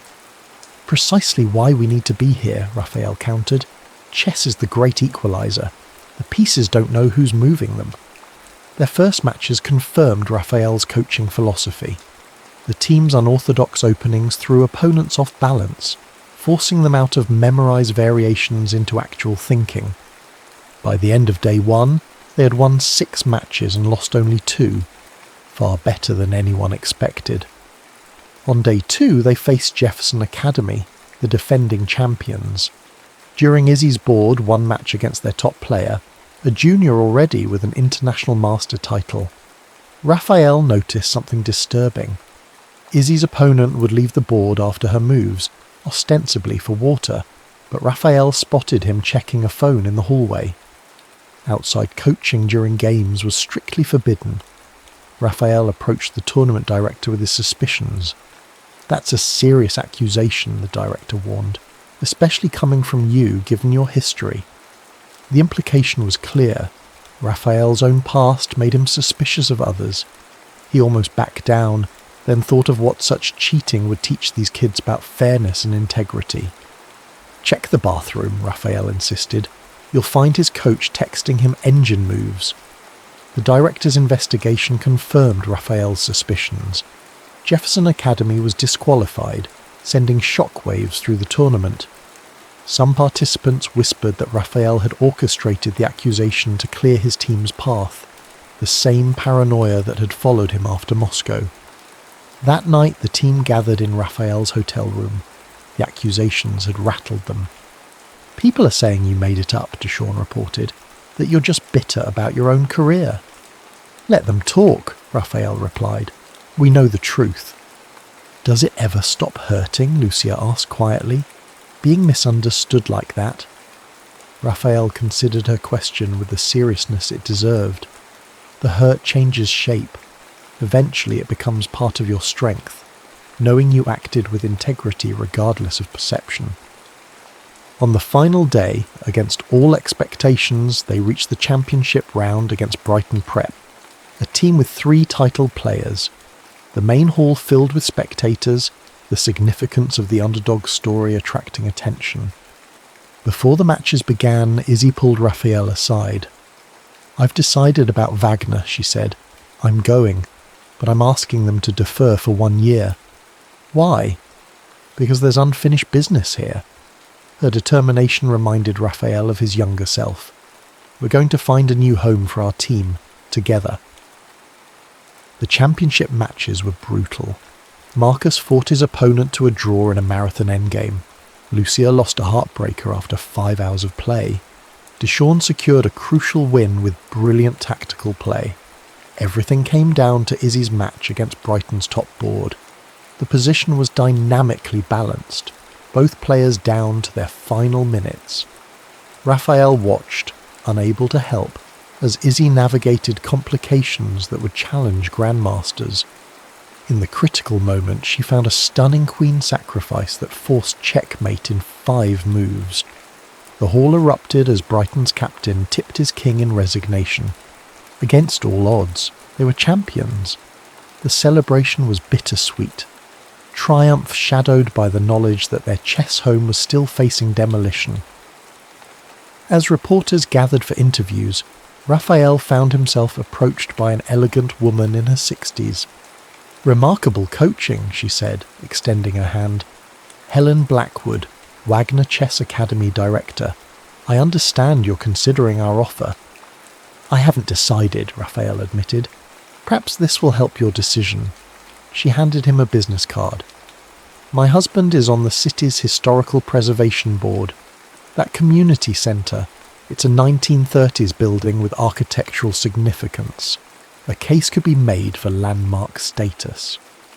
Raphael stared at the card, possibilities unfolding like a promising chess position. "I believe in what you're building here," Helen continued. "Wagner would be honoured to have you, but perhaps we could arrange a different kind of partnership. Masterclasses, joint tournaments, scholarships for your most promising students." For the first time in 20 years, Raphael allowed himself to envision a future not defined by past losses, a future where the community centre survived, where Izzy attended Wagner with his occasional guidance, where he himself returned to professional chess through Karpov's invitation. A future where the pieces were once again his to move. 3 months after their championship victory, Raphael stood in the renovated community centre, watching workers install professional-grade chess tables donated by the Wagner Academy. The landmark preservation effort had succeeded, transforming crisis into opportunity. Not only had the centre been saved, but it had received grant funding for expansion. The phone in his pocket vibrated. His sister, Imogen. "Have you seen the latest chess informant?" she asked without preamble. "Your counterattack has its own chapter. They're calling it the Renaissance of Hypermodern Theory." Raphael smiled. "Academic interest doesn't win tournaments." "No, but winning Hamburg did." Imogen's pride radiated through the connection. "The footage of your final combination against Petrosian has over 2 million views. You're trending, big brother." The Hamburg Invitational had indeed been a watershed. Raphael's return to elite competition after 2 decades. He'd finished clear first, ahead of players half his age, his revitalised counterattack proving devastatingly effective. The chess world had responded with fascination to this unprecedented comeback. "How's the preparation for Weekend Z coming?" Imogen pressed. "It's not," Raphael admitted. "I'm still not certain I'll accept the invitation." His sister's exasperation was palpable. "You finished first at Hamburg. You've qualified for the Grand Prix series. What are you waiting for?" Before he could answer, Damon entered with a group of new students, elementary schoolers drawn by the publicity of their championship win. "We'll finish this conversation later," Raphael promised, ending the call.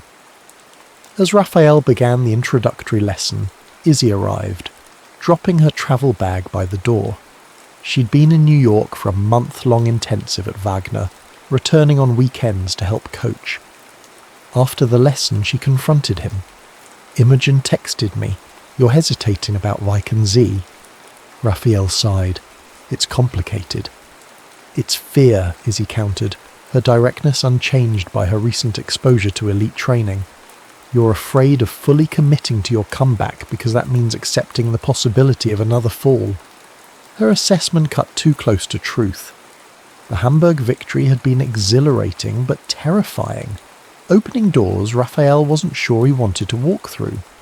Professional chess meant returning to a world of ranking anxiety, political manoeuvring, and financial instability. His watch repair business provided modest but reliable income. Chess offered only the gambler's promise of feast or famine. "There's more at stake now," he explained. "This centre, the team, your development. Don't use us as an excuse." Izzy's eyes flashed with the fierce clarity that made her such a formidable player.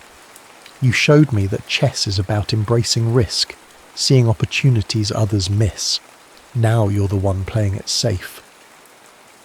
That evening, Raphael visited the public library, seeking quiet to consider his path forward. In the reference section, he found himself drawn to chess biographies, accounts of players who had walked away and those who had fought back from setbacks. A particular passage in Emanuel Lasker's biography resonated. "The beauty of chess is not in the result but in the continuous becoming. The player, like the pieces, transformed through struggle." Raphael had experienced this transformation twice now, first in his original rise, then in his recent resurrection. But Izzy was right. He was hesitating at the threshold of full commitment, one foot still anchored to his safe harbour. His phone chimed with an email notification. Wagner Academy again, this time offering a hybrid arrangement, resident master with flexible scheduling to accommodate tournament play. Helen Blackwood had crafted a proposal allowing him to coach at Wagner when not competing, with provisions for remote instruction during tournaments. The offer solved his practical concerns but not his deeper hesitation. Raphael closed his eyes, finally confronting the truth. He was afraid not of losing, but of caring too much again, of returning to a state where his identity was so entwined with chess that defeat could shatter him. At home, he found Karpov waiting outside his apartment building. "You're avoiding my calls," the champion said without preamble. "I've been busy." "You've been hiding." Karpov fell into step beside him. "The candidates tournament is in 6 months. Your Hamburg victory qualifies you for the wildcard position." Raphael stopped walking. The candidates determined who would challenge the world champion, Karpov himself. The implication was staggering. "You're lobbying for me to be your challenger." "I'm lobbying for the strongest field possible for my final defence." Karpov's expression was unreadable. "I'm retiring after this cycle, win or lose." Inside Raphael's apartment, they talked not as rivals but as colleagues, perhaps finally as friends. Karpov explained that the chess world had changed during Raphael's absence. New talents emerging, computer preparation dominating, corporate sponsorship transforming the economics of elite play. "Why now?" Raphael finally asked. "Why champion my return after what happened in Moscow?" Karpov sighed, suddenly looking older. "Because Moscow has haunted me longer than it's haunted you. 20 years of titles built on a foundation of dishonour. You've defended legitimately since then, yet always knowing how the first victory came." Karpov met his gaze. "I want my final championship to be beyond reproach, defended against the strongest possible challenger. If that's you, so be it." After Karpov left, Raphael called Imogen. "If I commit to this comeback," he said without preamble, "I need you to promise something. Don't let me disappear again, even if it all falls apart. Don't let me retreat from everything that matters." "I promise," she replied simply, "but it won't fall apart this time." How can you be so certain? Because this time, you're playing for the right reasons. The next day, Raphael accepted the Weekendsie invitation, the Wagner position, and most significantly, the wildcard nomination for the candidates tournament. The chess world buzzed with the official confirmation of Rafael Velez's full-scale return to elite competition. That evening he gathered the team to explain his decision and its implications for their training schedule. To his surprise, they had prepared a celebration, a cake decorated with chess pieces, cards expressing support, and a gift, a custom-designed tournament clock engraved with "Time is on your side."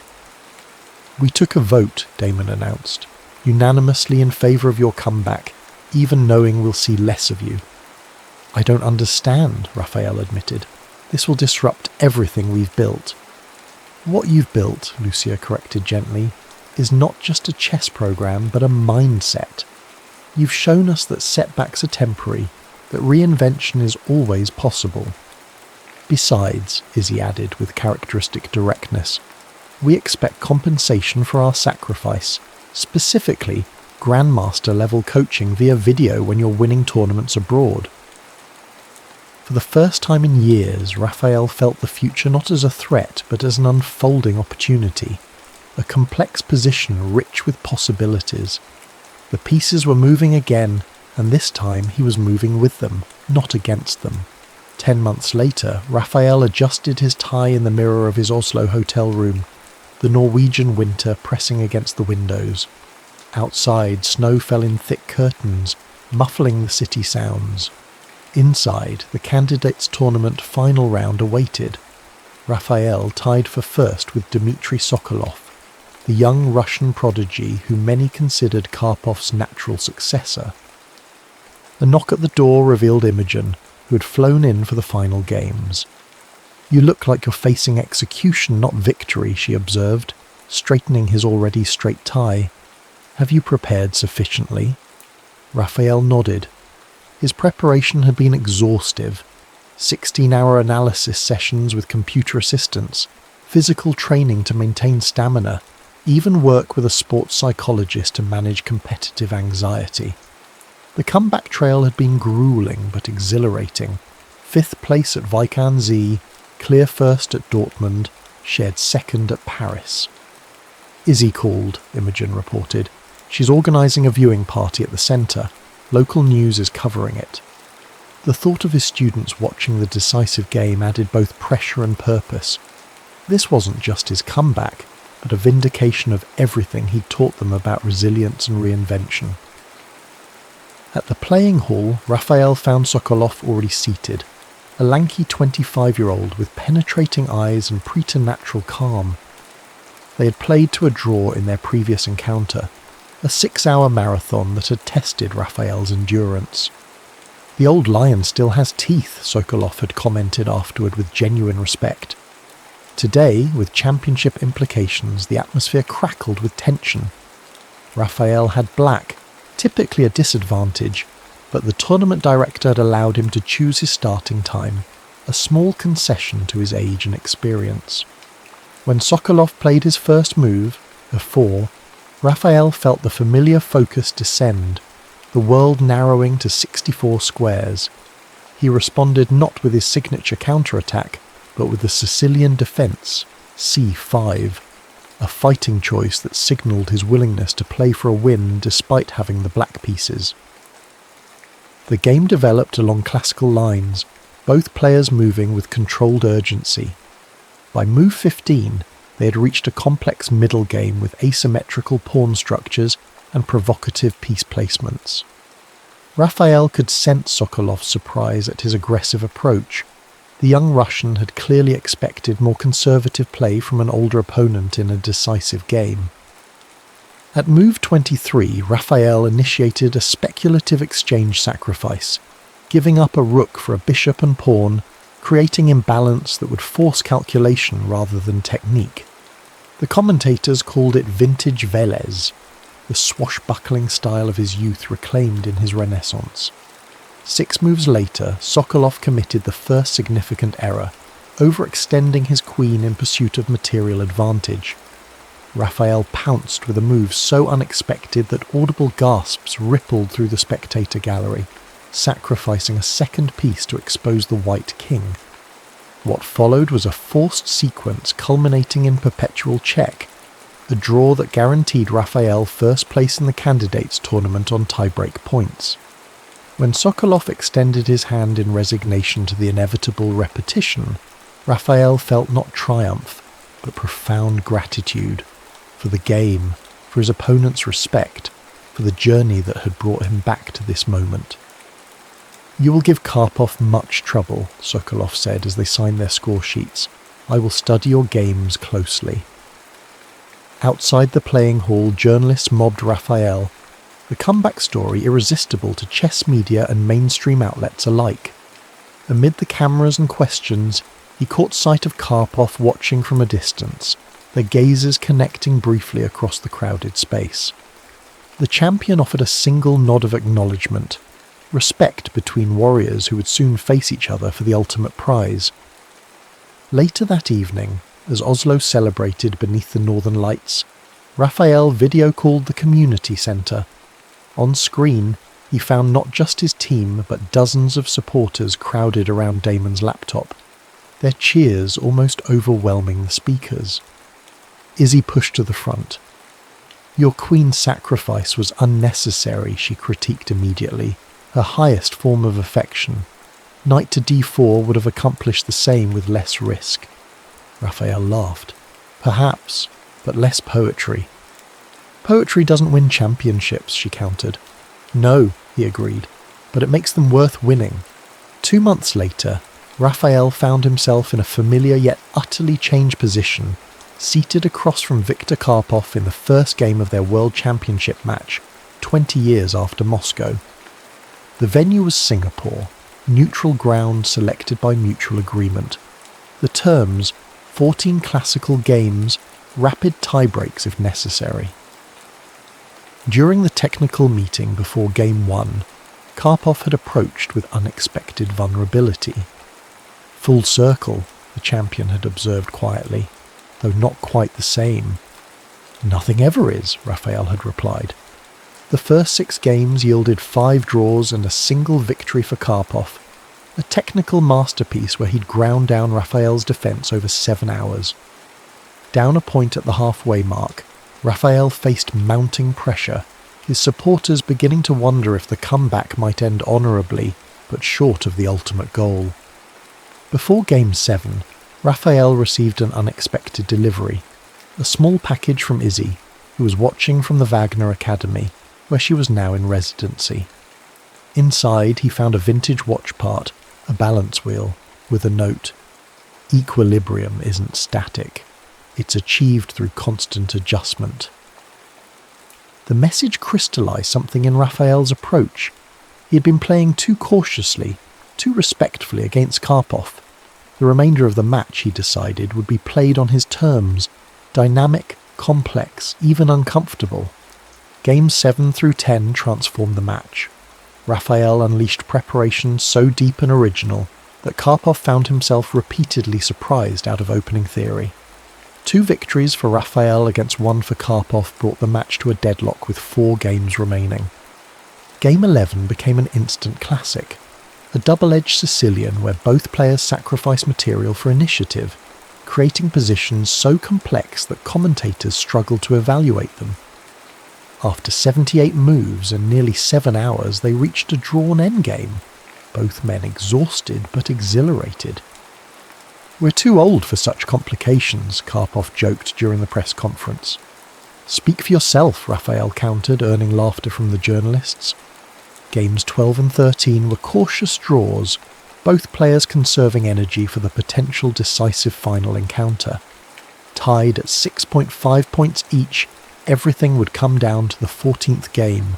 Rafael with the white pieces, the advantage of first move in the final battle.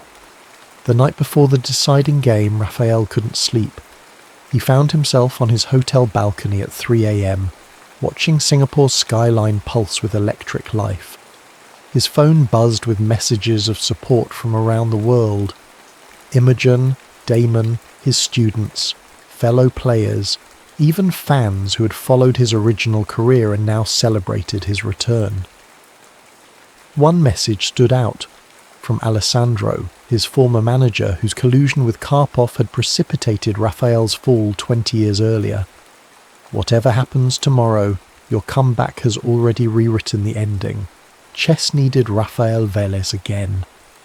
Rafael stared at the message for a long time before finally responding. Thank you.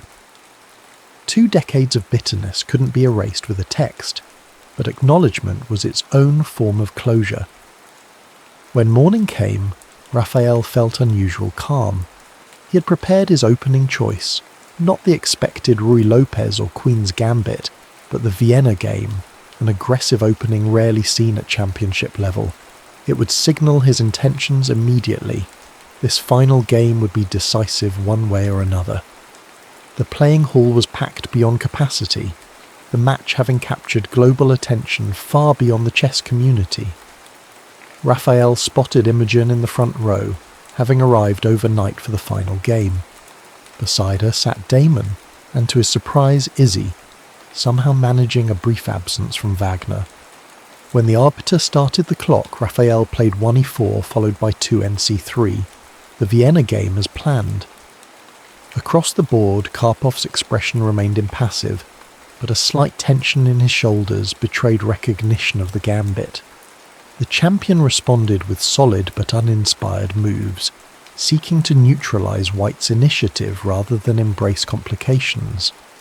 By move 15, Rafael had established a spatial advantage, his pieces controlling key central squares, while Karpov's position, though solid, lacked counterplay. The critical moment came at move 22, when Rafael launched a speculative knight sacrifice that computer analysis would later pronounce equal but human intuition found deeply challenging to navigate. Karpov spent nearly 40 minutes on his next move, the pressure visible in the tightness around his eyes. When he finally captured the offered knight, he entered a forced variation that simplified the position but left his king slightly exposed. What followed was an endgame masterclass from Rafael, patient, precise, exploiting microscopic weaknesses until Karpov's position began to crumble. At move 56, facing inevitable defeat, the champion extended his hand in resignation. Viktor Karpov, after 20 years as world champion, had been dethroned by the very man whose career he had once derailed. The moment of victory felt surreal. Applause thundering through the hall, cameras flashing, Imogen rushing the stage despite security. Rafael stood somewhat dazed as the tournament director placed the championship trophy in his hands. Across the table, Karpov offered a genuine smile of congratulation. "The better player won today," the former champion said simply. Later, after the press conferences and celebrations, Rafael found a quiet moment with Izzy, Damon and Imogen in his hotel suite. "What happens now?" Izzy asked, uncharacteristically uncertain. "You've reached the pinnacle. Where does the story go from here?" Rafael considered the question. The championship brought financial security, invitations to elite tournaments, exhibition opportunities, a completely transformed landscape from his watchmaker's existence of just 18 months prior. "The story goes wherever we choose," he replied finally.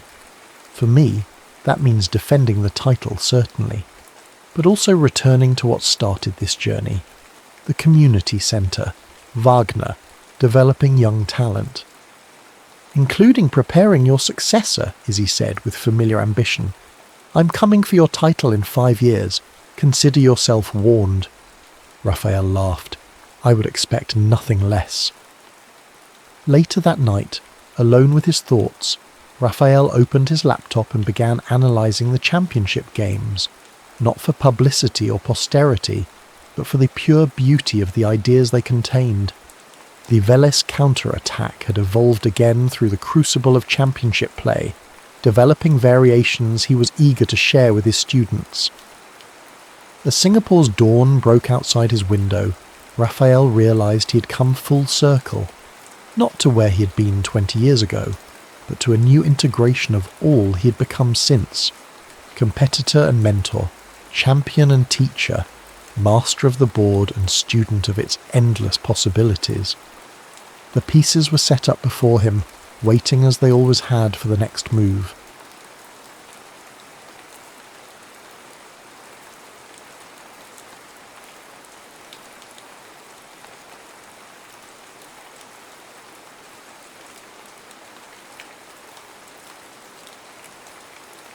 Where the maples turn gold, Claire Delaney gripped her steering wheel as the Boston skyline receded in her rearview mirror. 3 hours of driving stretched ahead, each mile bringing her closer to a place she'd spent 15 years trying to outrun. The call from her father's lawyer had been brief but consequential. The farmhouse was now legally hers, along with all its creaking memories and decaying foundations. "Take as long as you need," her business partner had said when she requested the week off. "You've earned it." What he meant was that she hadn't taken a proper vacation in 3 years, not since the divorce. When Claire had built her architecture firm from nothing, vacation days felt like luxuries she couldn't afford. Now they felt like empty spaces she didn't know how to fill. The landscape gradually shifted from urban sprawl to rolling countryside. By the time she crossed the Vermont state line, the maples had transformed the world into a canvas of crimson and gold. Claire reluctantly lowered her window, allowing the scent of wood smoke and apple orchards to filter through, the perfume of a season she'd once loved. "You're just here to sell it," she reminded herself as she turned onto the familiar dirt road. Clean it up, list it, leave. Simple, efficient, the Claire Delaney approach. But as the farmhouse came into view, more weathered than she remembered, paint peeling in long strips like skin after a sunburn, her practiced detachment wavered. The porch swing where her father had taught her constellation still hung by one chain. The gardens her mother had tended with religious devotion now sprouted only wild chicory and Queen Anne's lace. It looked abandoned, which it was. It looked forgotten, which it wasn't. Claire stepped from her car, designer boots immediately sinking into the soft earth. The key felt unnaturally heavy in her hand as she approached the front door. Its familiar red faded to the colour of dried blood. The lock protested with a screech, but eventually yielded. The interior smelled of dust and stillness, that peculiar scent of spaces where life has departed but memory remains. Shafts of amber light cut through windows clouded with grime, illuminating dancing dust motes. Claire ran a finger along the mantelpiece, leaving a clean trail through years of settled time. "Well, Dad," she whispered to the empty room, "what am I supposed to do with all this?" The house offered no answers, just the soft settling of old timber. Later that afternoon, armed with a list of supplies, Claire drove into town. Riverford hadn't changed much. The same general store with its wooden Indian statue out front. The same diner where teenagers still gathered after school. Claire kept her sunglasses on, a thin barrier between herself and potential recognition. She was examining different grades of sandpaper when a voice like warm bourbon spilled over her shoulder. "Claire? Claire Delaney?" Her body recognized him before her mind did. A peculiar tightening beneath her ribs, a warmth that had nothing to do with the store's heating system. She turned slowly. Evan Hartwell stood before her, more man than memory now. His dark hair was cropped shorter than the teenage mop she remembered, threaded with the occasional silver at the temples. Fine lines, framed eyes still the colour of Vermont slate after rain. His hands, always his most beautiful feature, were now marked with small scars and calluses, the hands of someone who built things that lasted. "Evan," she managed, surprised at how easily his name still rolled off her tongue, as if she'd been saying it all these years. "I heard about your dad," he said, genuine sorrow in his eyes. Claire's father had passed 6 months ago, a stroke while tending his beloved vegetable garden. Claire had flown in for the funeral, spoken the necessary words and left the same day, citing work commitments. He was a good man. He was, Claire agreed. unsure what else to say. Mr. Hudson, the store owner, saved her from further response by approaching, his face lighting with recognition. "Claire Delaney, look at you, all city-polished now. Your daddy would be proud." Claire doubted that. Her father had never understood her hunger to escape Riverford, to build grand structures in concrete jungles, rather than tend to the land that had sustained their family for generations. "Just picking up a few things," she explained, holding up her basket of cleaning supplies. "The house needs work before I can list it." Something flickered across Evan's face. Disappointment, maybe, or resignation. "You're selling." "That's the plan," she confirmed, keeping her voice neutral. "I don't belong here anymore." "Never did convince you otherwise, did we?" Evan's smile held no judgment, just a wistfulness that mirrored the season outside. "Well, if you need help with repairs, I'm pretty handy these days. Built myself a little business making furniture." Claire had heard something about that. Evan Hartwell abandoning his promising music career to return to Riverford. Local boy sacrifices Boston Conservatory scholarship to care for his ailing mother. It had seemed inconceivable to 18-year-old Claire, who had left for MIT without a backward glance. "I appreciate the offer," she said, meaning to decline politely. "The porch railing was looking pretty rough when I drove by last month," Evan continued. "That's a 2-person job at least. I could swing by tomorrow, take a look." Claire found herself nodding before she could formulate a reason to refuse. "That would be helpful. Thank you." As she paid for her supplies, Claire felt oddly untethered, as if something long dormant had begun to stir beneath the carefully constructed architecture of her life. Outside, the maples blazed against an impossibly blue October sky, their beauty almost painful in its intensity. "It won't last," she reminded herself as she started her car. The fall never did. Neither did anything else. But as she drove back toward the farmhouse, Claire couldn't help but notice how the maple leaves clung to their branches despite the wind, not yet ready to surrender to the coming frost. Evan arrived exactly when he promised, 9 the next morning, his battered green truck crunching over fallen leaves in the driveway. Claire watched from the kitchen window as he examined the porch railing, running his hands along the wood grain with a craftsman's deliberation. Something about the gesture made her throat tighten. She'd spent the night in her childhood bedroom, surrounded by the ghosts of her teenage ambitions, national merit certificates, architectural sketches, a Boston cityscape poster her mother had frowned at. Such an ugly place to dream about, Claire Bear. "Coffee," she offered, stepping onto the porch with 2 steaming mugs. She dressed casually but carefully. Dark jeans, a cream sweater that complemented her auburn hair. "Thanks." Evan's smile creased the corners of his eyes. "Black still?" "You remember?" Claire said, surprised. "Some things stick." He accepted the mug, careful not to let their fingers touch.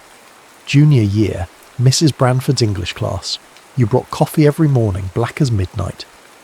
"Poetry section," Claire recalled. "Frost and Dickinson. You were the only boy who didn't groan when we had to recite."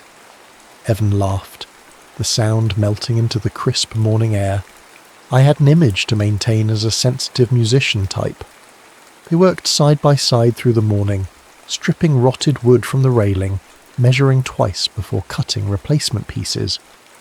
Claire was surprised by how quickly her body remembered physical labour, the satisfying resistance of hammer against nail, the subtle calculations of level and plumb. "You're good at this," Evan observed as she precisely fitted a spindle into place. "It's not so different from what I do now," Claire answered. "Just different materials, different scale." "I've seen your buildings," his admission caught her off guard. "That performing arts centre in Providence. Beautiful work." Claire felt a flush of pleasure. "You keep tabs on me, Hartwell." "Riverford Weekly does a local makes good feature whenever you win an award." His eyes held hers for a moment too long before he returned to sanding. "Your dad kept every clipping." The revelation settled between them, weighted with implications Claire wasn't ready to examine. By afternoon the railing was restored, strong and true against the backdrop of fiery foliage. Claire insisted on paying Evan for his time, but he refused with a shake of his head. "Consider it a neighbourly gesture," he said. "Besides, I promised your dad I'd look out for the place." "You spoke with my father." The thought of these two important figures from different chapters of her life connecting without her knowledge felt strangely intrusive. "Ran into him at Mason's diner most mornings," Evan explained. "We'd have coffee, talk about the weather, local politics." He hesitated.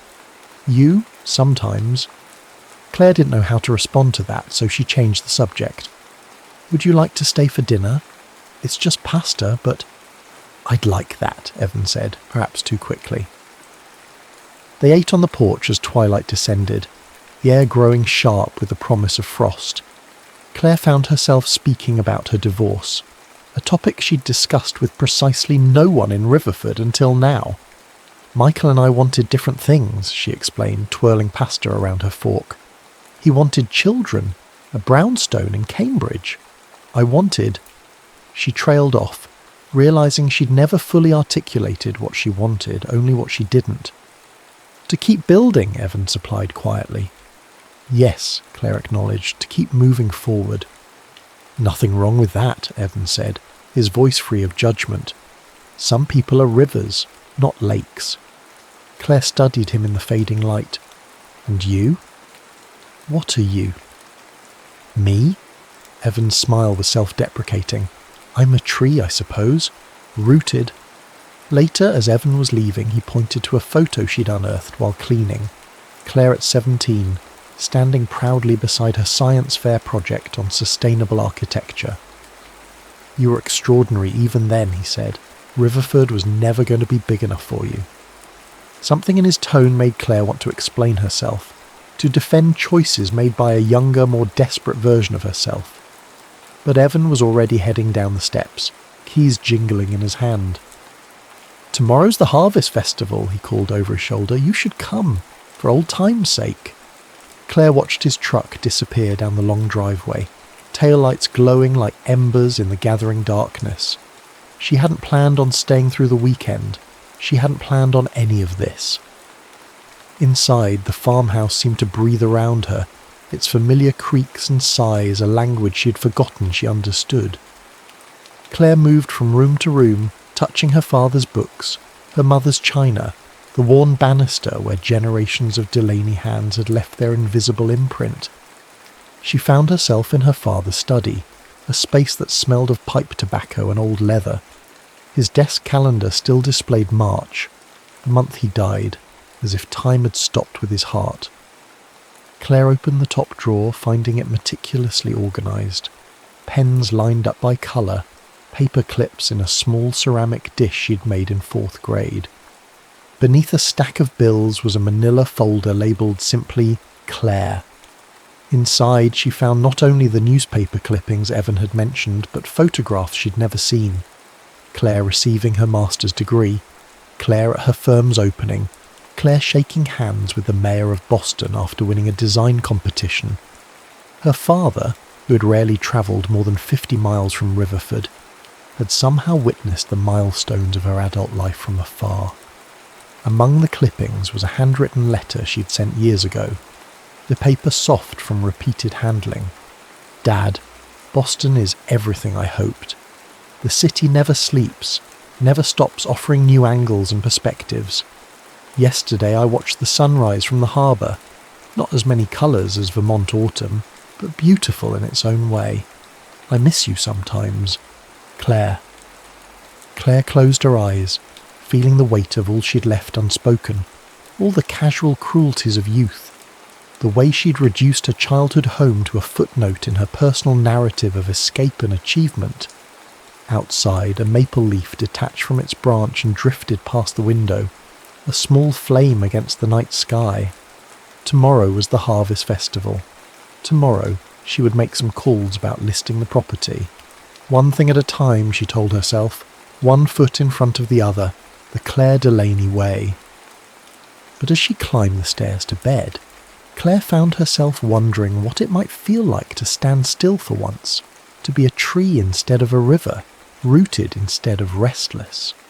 The Riverford Harvest Festival transformed the town square into a patchwork of canvas tents, hay bales, and strings of golden lights that swayed gently in the October breeze. Claire had forgotten how the entire town turned out for this annual celebration. Farmers in freshly pressed shirts, children with faces sticky from caramel apples, teenagers eyeing each other from opposite sides of the bandstand. She almost turned around 3 times on the drive over. What was she doing here? She had calls to make, realtors to contact, a life waiting in Boston. But something stronger than logic had propelled her forward, dressed in a burnt orange sweater and boots that weren't quite practical enough for a rural festival. Claire Delaney, as I live and breathe. Mrs. Patterson, her former English teacher, enveloped her in a lavender-scented hug. It's been years, dear. How's city life treating you? Before Claire could answer, others appeared. Her father's poker buddies, her mother's garden club friends, classmates who had stayed and built lives in the spaces between Riverford's maple-lined streets. They greeted her with genuine warmth, asking about her work, expressing condolences about her father, never once making her feel like the prodigal who had abandoned them. Your daddy was so proud, Mr. Jenkins told her, his weathered face earnest beneath his cap. Showed everyone that article about your firm winning that green building award.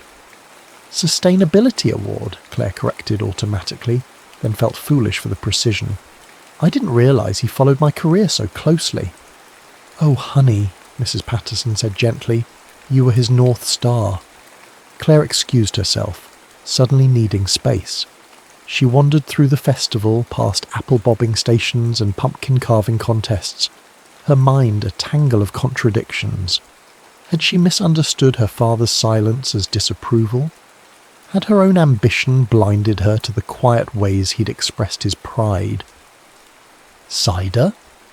Evan stood beside a copper kettle, steam rising from its spiced contents. He wore a flannel shirt the colour of forest moss, his hair slightly tousled as if he'd run his hands through it. Thanks, Claire accepted the warm cup, grateful for its weight between her palms. It's exactly as I remember. Some traditions are worth preserving. Evan's voice carried a weight she couldn't quite decipher. Walk with me.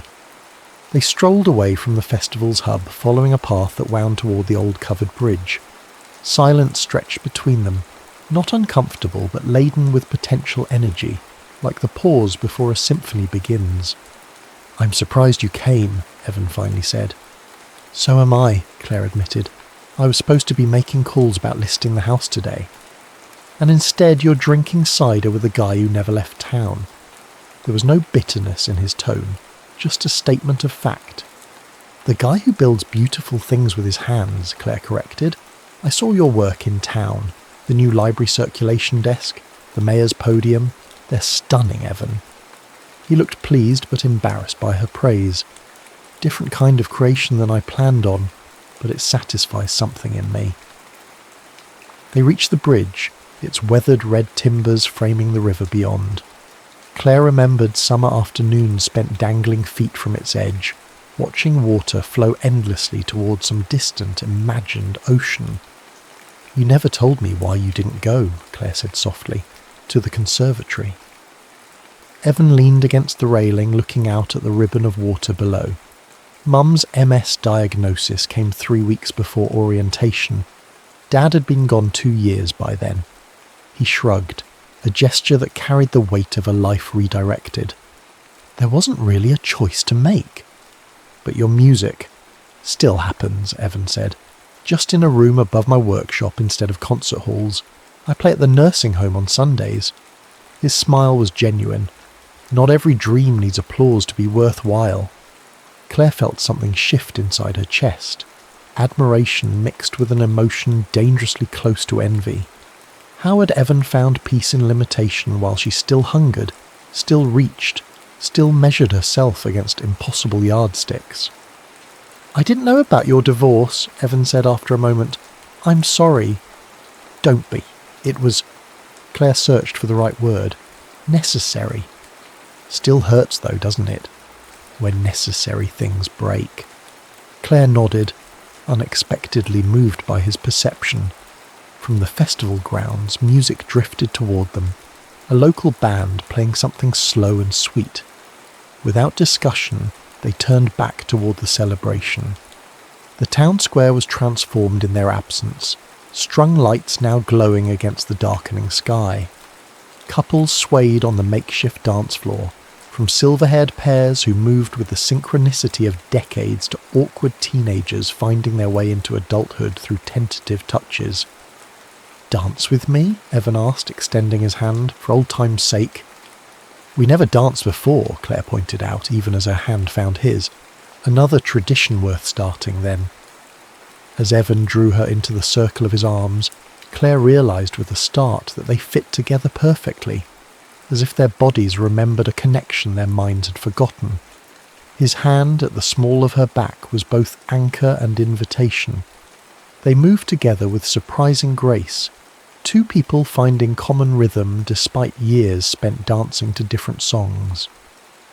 "You know what I remember most about you in high school?" Evan asked, his voice close to her ear. "My terrible fashion choices? That unfortunate perm junior year?" "Your laugh," he said. "You didn't do it often, but when you did, it was like watching someone set themselves free just for a moment." Claire looked up at him, struck by the accuracy of his memory, by the way he'd seen parts of her she thought she'd kept hidden. "I haven't laughed like that in a long time," she confessed. "That's a shame," Evan said simply. "You were magnificent when you did." Later, as the festival wound down, they found themselves beside the enormous bonfire that traditionally closed the celebration. Children roasted marshmallows while their parents chatted in hushed tones, everyone's faces gilded by the dancing flames. "I got offered a partnership," Claire said abruptly. "Back in Boston. It would mean bigger projects, international clients." "Congratulations," Evan said, and she could tell he meant it. "When do you start?" "Next month, if I accept." Claire poked at the fire with a stick, watching sparks rise toward the star-scattered sky. "I should be excited." "But you're not?" "I don't know what I am anymore," Claire admitted, the confession burning her throat like strong whiskey. "I've spent so long becoming this version of myself that I'm not sure I remember the original blueprint." Evan didn't offer platitudes or solutions, just the steady presence of someone who understood that some questions weren't meant to be answered immediately. They watched the fire together, shoulders almost touching, as embers rose and faded like abbreviated lives against the darkness. "Marshmallow?" A small girl approached, offering them skewers with puffy white confections. "Thank you," Claire said, accepting one with a smile. As she bit into the sticky sweetness, a laugh escaped her. Unbidden, unfettered, free. Evan watched her, his expression soft with something that might have been recognition. "There she is," he murmured. Under the canopy of stars surrounded by the community she'd once been so desperate to escape, Claire felt something long dormant flicker to life inside her, small and tentative, but undeniably warm, like the first spark of a fire destined to grow. The following days acquired their own peculiar rhythm. Mornings Claire would work on the house, sorting through her father's belongings, making minor repairs, preparing the property for eventual sale. Afternoons, Evan would appear, sometimes with tools, sometimes with food from the diner, always with stories that connected Claire back to the town she'd tried so hard to forget. "Remember old Mr. Winters?" Evan asked one day as they cleared leaves from the gutters. He finally retired from teaching last year.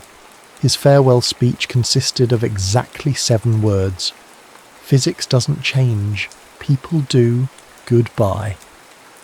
Claire laughed, balancing carefully on the ladder. "He gave me detention once for correcting his pronunciation of Euclidean." "You always were fearless about being right," Evan said, steadying the ladder with strong hands. They unearthed treasures as they worked. Her mother's handwritten recipe cards, her father's collection of river stones, photographs that filled gaps in Claire's carefully curated memories of childhood. In one dusty album, she found a photo of herself and Evan at 16, standing awkwardly together after a school concert where he'd performed a hauntingly beautiful violin solo. "Look at us," Claire marvelled, showing him the picture. "You were so serious about your music." "And you were so serious about everything else," Evan replied with a gentle smile. As October deepened, frost warnings appeared in the local forecast. Claire found herself checking real estate listings with decreasing frequency, making excuses to extend her stay, just until the gutters are fixed, just until the attic is cleared, just until I figure out what to do with Dad's books, just until. One evening, Claire invited Evan to dinner, a proper meal this time. Her mother's pot roast recipe retrieved from index cards written in fading script. They ate by candlelight at the old oak table, drinking wine from her father's special occasion glasses. "I went by your workshop yesterday," Claire admitted between bites. "Town office said you were out on a delivery." Evan looked surprised. "You could have called." "I wanted to see where you work," Claire said, then added more hesitantly, "where you create." "Next time then," Evan offered. After a moment's pause, "Why did you want to see it?" Claire considered the question. "I think I wanted to understand how you did it, how you built a life here that satisfies you, one that matters." "You think what I do matters more than what you do?" Evan sounded genuinely perplexed. "Your work stays here," Claire explained, struggling to articulate feelings she'd only just begun to recognise. "It becomes part of people's daily lives. The chair the mayor sits in during town meetings, the desk where children check out their first books. There's an intimacy to it. And your buildings don't provide that." "They're statements," Claire said. "Beautiful ones, I hope. But I don't know the people who live and work in them. I don't see how they interact with what I've created." She traced the rim of her wineglass. "Sometimes I feel like I've spent my career speaking a language no one around me actually understands." Evan considered her words carefully. Maybe it's not about understanding. Maybe it's about belonging. The word hung between them, weighted with implication. Belonging. The very thing Claire had spent years convincing herself she didn't need. Later, as they washed dishes side by side, their hands occasionally brushing in the soapy water, Claire felt a dangerous contentment settling over her. This simple domesticity, this quiet togetherness, stirred something profound in her chest. "Play for me," she said suddenly. "You brought your violin the other day. I saw it in your truck." Evan hesitated, then nodded. "Let me get it." He returned with a case more scuffed than she remembered from their school days.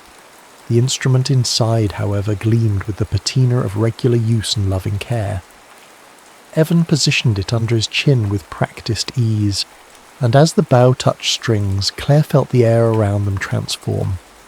He played something she didn't recognise. Not classical, not quite folk either. It contained elements of both, but transcended easy categorisation. The music filled the old farmhouse, seeping into cracks and corners, bringing warmth to spaces long gone cold. Claire closed her eyes, letting the sound wash over her. There was longing in the melody, but also acceptance, sorrow, but also profound joy.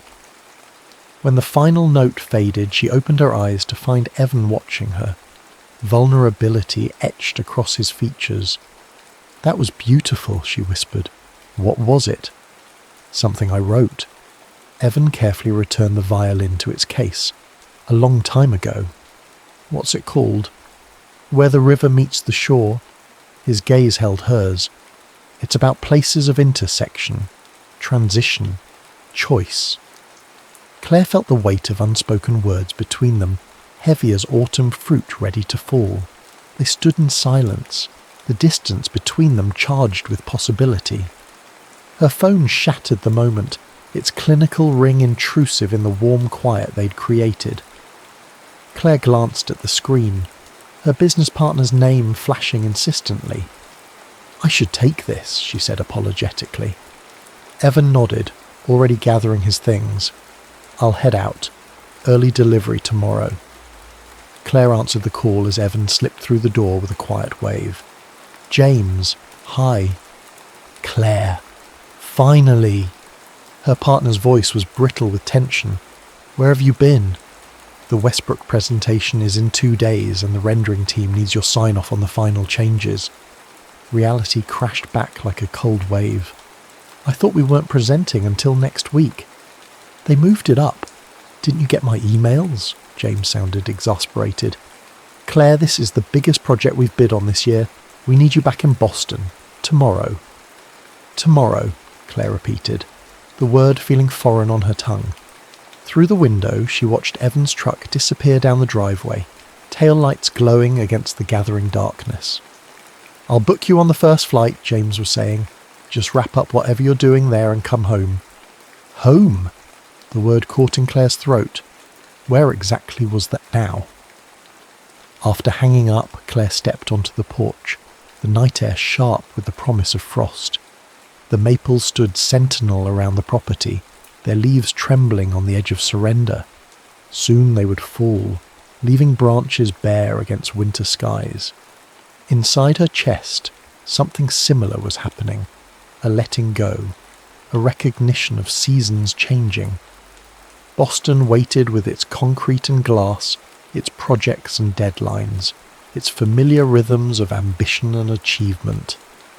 But here in Riverford, something else waited too, something both old and new, forgotten and remembered, something with Evan's steady hands and quiet wisdom at its centre.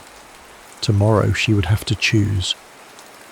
Dawn broke over the farmhouse in shards of amber and rose, illuminating frost that had settled overnight like diamond dust across the lawn. Claire stood at the kitchen window, coffee cooling in her hands, watching the sun reclaim the world from darkness. Her suitcase waited by the door, packed with the essentials for her return to Boston. The partnership offer sat heavily in her thoughts. It represented everything she'd worked toward. Recognition, security, the professional pinnacle she'd oriented her entire adult life around achieving. 6 months ago she would have signed without hesitation. Now uncertainty clouded what had once seemed crystal clear. Claire's phone buzzed with a text from James. Car confirmed. We'll pick you up at 11:30. She had 3 hours before she needed to leave. Bundling into her jacket, Claire stepped outside. The morning air burned her lungs with its crispness, the kind of cold that clarified rather than numbed. She began walking without conscious destination, following the old path through the orchard behind the house. The apple trees stood in orderly rows, their harvest already collected, branches now empty against the brightening sky. Beyond them lay a gentle slope leading down to a small pond her father had built decades ago, its surface now misted with early frost. Claire found herself at the pond's edge, watching her breath form clouds in the still air. This had been her thinking place as a child, where she'd come after arguments with her mother, where she'd sketched her first building designs, where she'd sat alone the night before leaving for college, wondering if she was making the right choice. I thought I might find you here. Claire didn't turn at Evan's voice, unsurprised somehow by his appearance. How did you know? Your dad mentioned it once, Evan said, coming to stand beside her. Said you always came here when you had big decisions to make. They stood in silence, watching the sun's rays begin to dance across the pond's surface, melting the thin crust of ice at its edges. You're leaving, Evan said finally, not a question. My firm needs me back, Claire replied. Important presentation tomorrow. I see. Another pause. And after that... Claire closed her eyes briefly. There's a partnership offer waiting for me. International projects. Everything I thought I wanted. Thought? Evan caught the nuance in her phrasing. The past week has complicated things. Claire turned to face him directly. You've complicated things, Evan. His expression remained carefully neutral.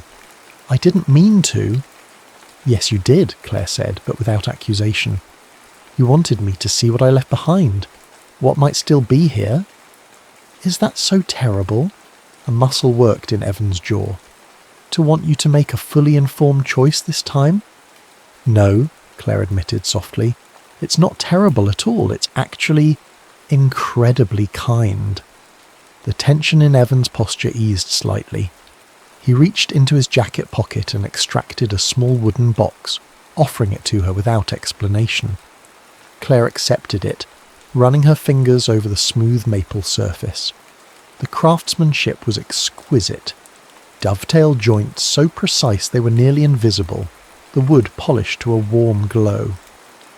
When she opened it, music began to play, the same haunting melody Evan had performed for her the previous evening. "How did you—" "I recorded it years ago," Evan explained. "Built the music box last night." Inside, on a bed of velvet, lay a silver pendant shaped like a maple leaf, its veins traced in gold. Claire lifted it with trembling fingers. "It's beautiful," she whispered. "I made it from one of your father's cufflinks," Evan said, "and some scrap silver I had. Something old, something new, something that belongs in both worlds." Claire felt tears threatening. "Evan—" "I'm not asking you to stay," he interrupted gently. "I would never ask that of you. Your dreams matter, Claire. Your ambitions aren't something to apologize for or abandon." "Then what are you saying?" Evan took a deep breath. "I'm saying that whatever you decide, part of me goes with you, and if you want, part of you can stay here." "That's not a solution," Claire pointed out, still holding the pendant. "That's just geography." "Maybe," Evan acknowledged. "Or maybe it's a beginning. Different from what either of us planned, but real all the same."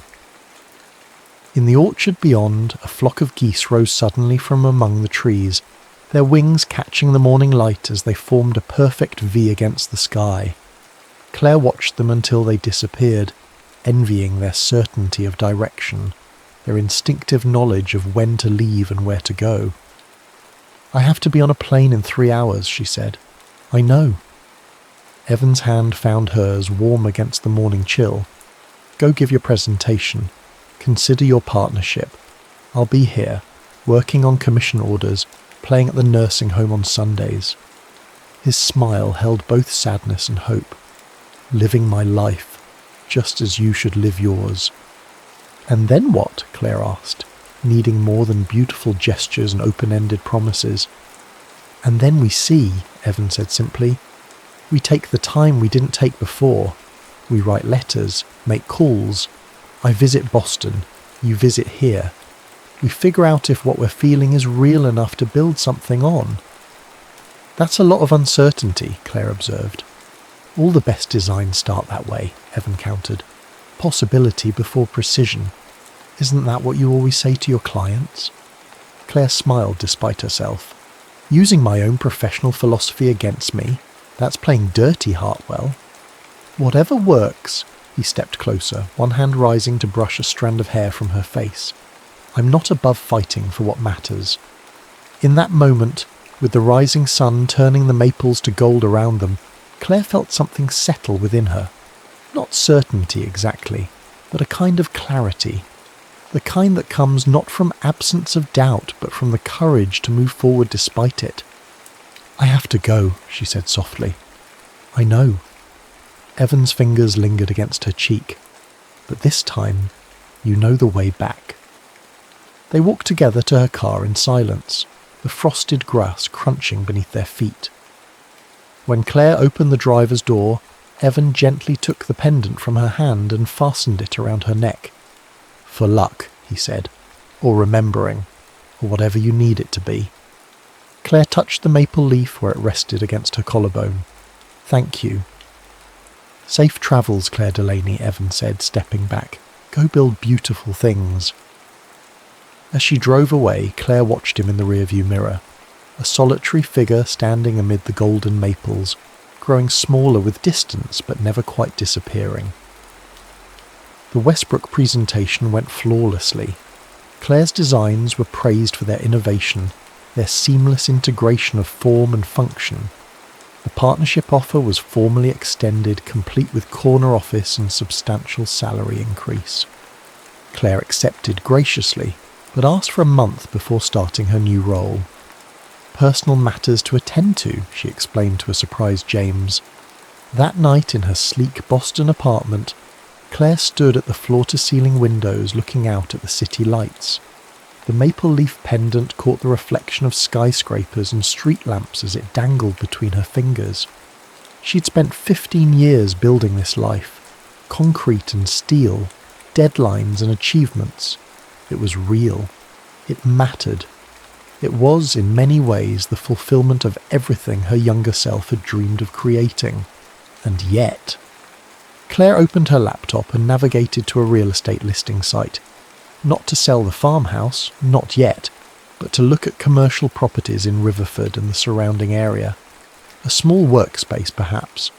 Something that could accommodate architectural drafting tables and client meetings. Something with good light. Something that might, with time and care, grow roots. 3 days later, she called Evan. "I've been thinking," she said when he answered.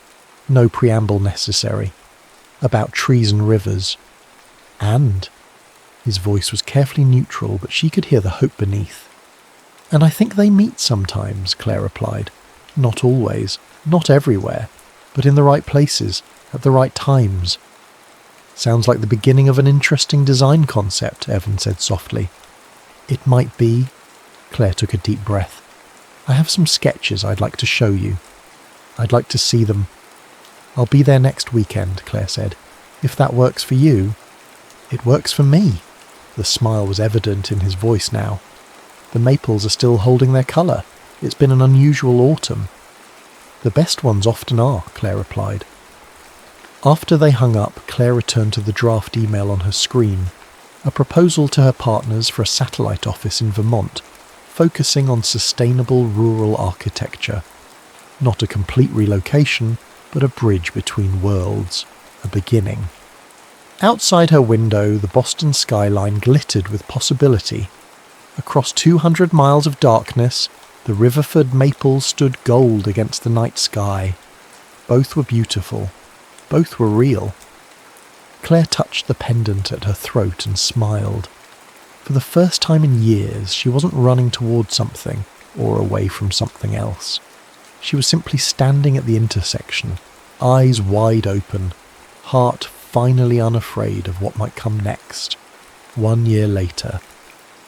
Claire leaned against the railing of the newly restored farmhouse porch, watching as Evan loaded the last of his woodworking tools into his truck.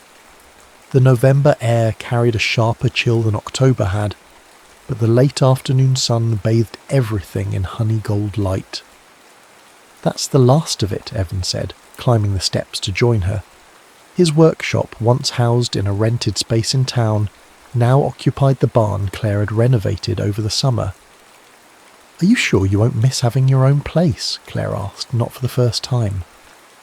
Evan's arms encircled her waist as he stood behind her, chin resting on her shoulder. "I've never been more sure of anything." Beyond the porch, the maples had already shed most of their leaves, preparing for winter's dormancy. Next spring they would begin again, new growth, new colour, the eternal cycle of becoming. In the distance, Claire could see the lights of Riverford beginning to twinkle as dusk approached. Her satellite office there had flourished over the past year, attracting clients interested in sustainable rural development. 3 days a week in Vermont, 4 in Boston, a rhythm that had proven surprisingly sustainable. "I've been thinking," Evan said, his voice vibrating against her back. "Dangerous," Claire teased. "About the upstairs bedroom," he continued, "the one with the eastern exposure." Claire turned in his arms, curious. What about it? It would make a good nursery someday. His expression was tentative but hopeful. All that morning light. Claire felt her breath catch. "Someday," she agreed softly. That evening they sat together on the porch swing, sharing a blanket against the growing chill. Evan's violin case rested nearby, ready for their nightly ritual of music under the stars. "Play me the river song," Claire requested. As the melody rose into the darkening sky, Claire closed her eyes, letting the notes wash over her. When Evan had first played it for her, she'd heard only the beauty of its longing. Now she recognized something else beneath the surface, a current of joy, of certainty, of belonging. The music spoke of places where rivers met shores, where roots met soil, where hearts finally found their way home, not through compromise or surrender, but through the courage to imagine a life large enough to hold all that they were and all they might become. Where the maples turned gold, Claire had found not just Evan, but herself. The self she'd always been beneath ambition and achievement. The self that could build beautiful things while standing firmly on solid ground. Later, as moonlight spilled across their bed, Claire whispered into the quiet darkness, "I love you." Evan's fingers traced the silver maple leaf that still hung around her neck. "I know," he said simply. "I've been waiting for you to catch up." Claire laughed, the free, unburdened laugh that had once been so rare. "Waiting suits you, Hartwell. You're good at it." "Some things," Evan said, drawing her closer, "are worth the wait." Outside their window, the last of the maple leaves surrendered to the November wind, falling not in defeat but in perfect timing, making way for whatever would come next.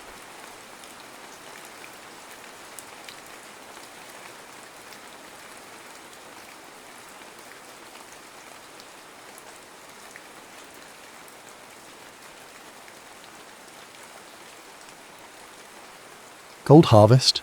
The Nebraska sunrise bled orange and purple across the infinite horizon, a painter's stroke on a canvas of corn stubble and sky. For Logan Sawyer, 18 years old and already etched with the weariness of a man twice his age, it was just the 5 a.m. alarm clock. He swung his legs out of bed, the worn floorboards cool beneath his bare feet. The air in the small farmhouse was thick with the smell of dust, old wood, and the lingering scent of yesterday's fried potatoes. Downstairs, he could hear the familiar clatter of his father already preparing for the day, a man whose silence spoke volumes more than his infrequent words ever did. Logan pulled on faded jeans and a threadbare t-shirt, his muscles protesting the early hour. His hands, rough and calloused from years of mending fences, hauling feed, and wrestling stubborn machinery, flexed instinctively. Out in the yard, the rhythmic creak of the windmill joined the lowing of the few cattle they still kept. The Sawyer farm wasn't thriving. It was surviving, clinging on like a stubborn weed in cracked earth. The railroad that once gave their small town of Oakhaven its pulse had pulled out years ago, taking jobs and hope with it, leaving behind boarded-up storefronts and a quiet desperation that settled over everything like the ever-present dust. Chores were Logan's constant companion. Feeding the chickens, slopping the 2 hogs they kept for butchering, checking the water troughs, patching the perpetually leaky irrigation pipe that snaked through the parched south field. Each task was performed with a methodical focus, a quiet intensity that bordered on ritual. It was work that built a different kind of strength, not the sculpted muscle of a gym, but the dense, functional power forged by leverage and endurance. Lifting 100-pound grain sacks wasn't exercise, it was Tuesday. Wrestling a stuck tractor tyre free wasn't training, it was keeping the farm from grinding to a halt. School was a necessary interruption, a place where Logan felt largely invisible. He sat in the back, answered when called upon, and faded into the background noise. He wasn't unpopular, just unnoticed. His world was the farm, the endless fields stretching out under an indifferent sky. Until wrestling. The high school gym smelled of stale sweat, disinfectant, and teenage apathy. The mats were worn thin, taped together in places. Coach Miller, a history teacher pulling double duty, mostly blew his whistle and let the boys sort themselves out. But for Logan, stepping onto that mat was like stepping into a different dimension. Here, the silent endurance demanded by the farm translated into something else.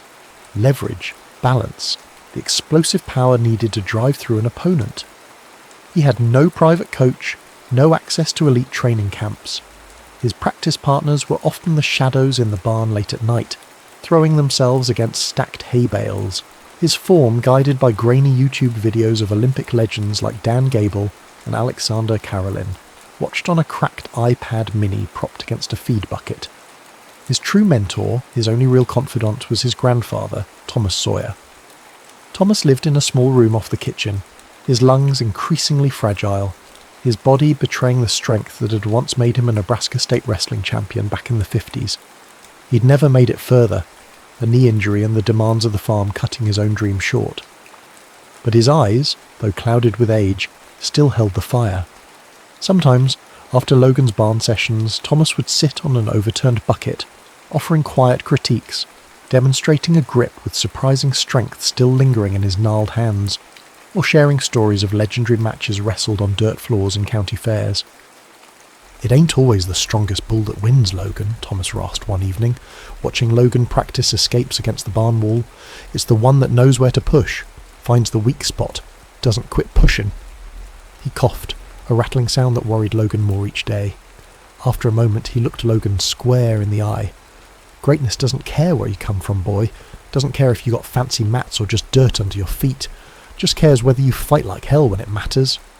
That phrase echoed in Logan's mind, a counterpoint to the drudgery of his days. Fight like hell. He won local tournaments, small affairs and dusty gyms across the county. No scouts were present, no headlines were written. He'd shake hands, accept a cheap medal, and drive home in the rattling farm truck. This silence beside his father thick with unspoken things. His father saw wrestling as a distraction, another chore Logan wasn't doing. But these small victories were fuel. Then came Cleo Briggs. Briggs was a whirlwind, a fiery, fast-talking coach recently fired from a bigger school program over disagreements about coddling athletes. She'd seen Logan wrestle at a district meet, saw something raw and untamed in his style. She tracked him down, showing up at the farm unannounced, talking a mile a minute about potential and leverage and untapped power. She offered him off-the-books training in a dilapidated barn she rented cheap 20 miles away, 3 evenings a week. No facilities, no funding, just her yelling instructions while he drilled takedowns on mouldy old mats she'd salvaged. It was unorthodox, almost desperate, but it was something more.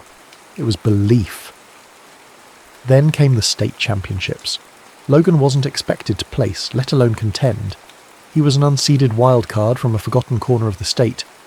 His opponent in the quarterfinals was Marcus Thorne, the reigning state champion, a polished powerhouse already committed to a Division I program, trailed by recruiters and whispers of future stardom.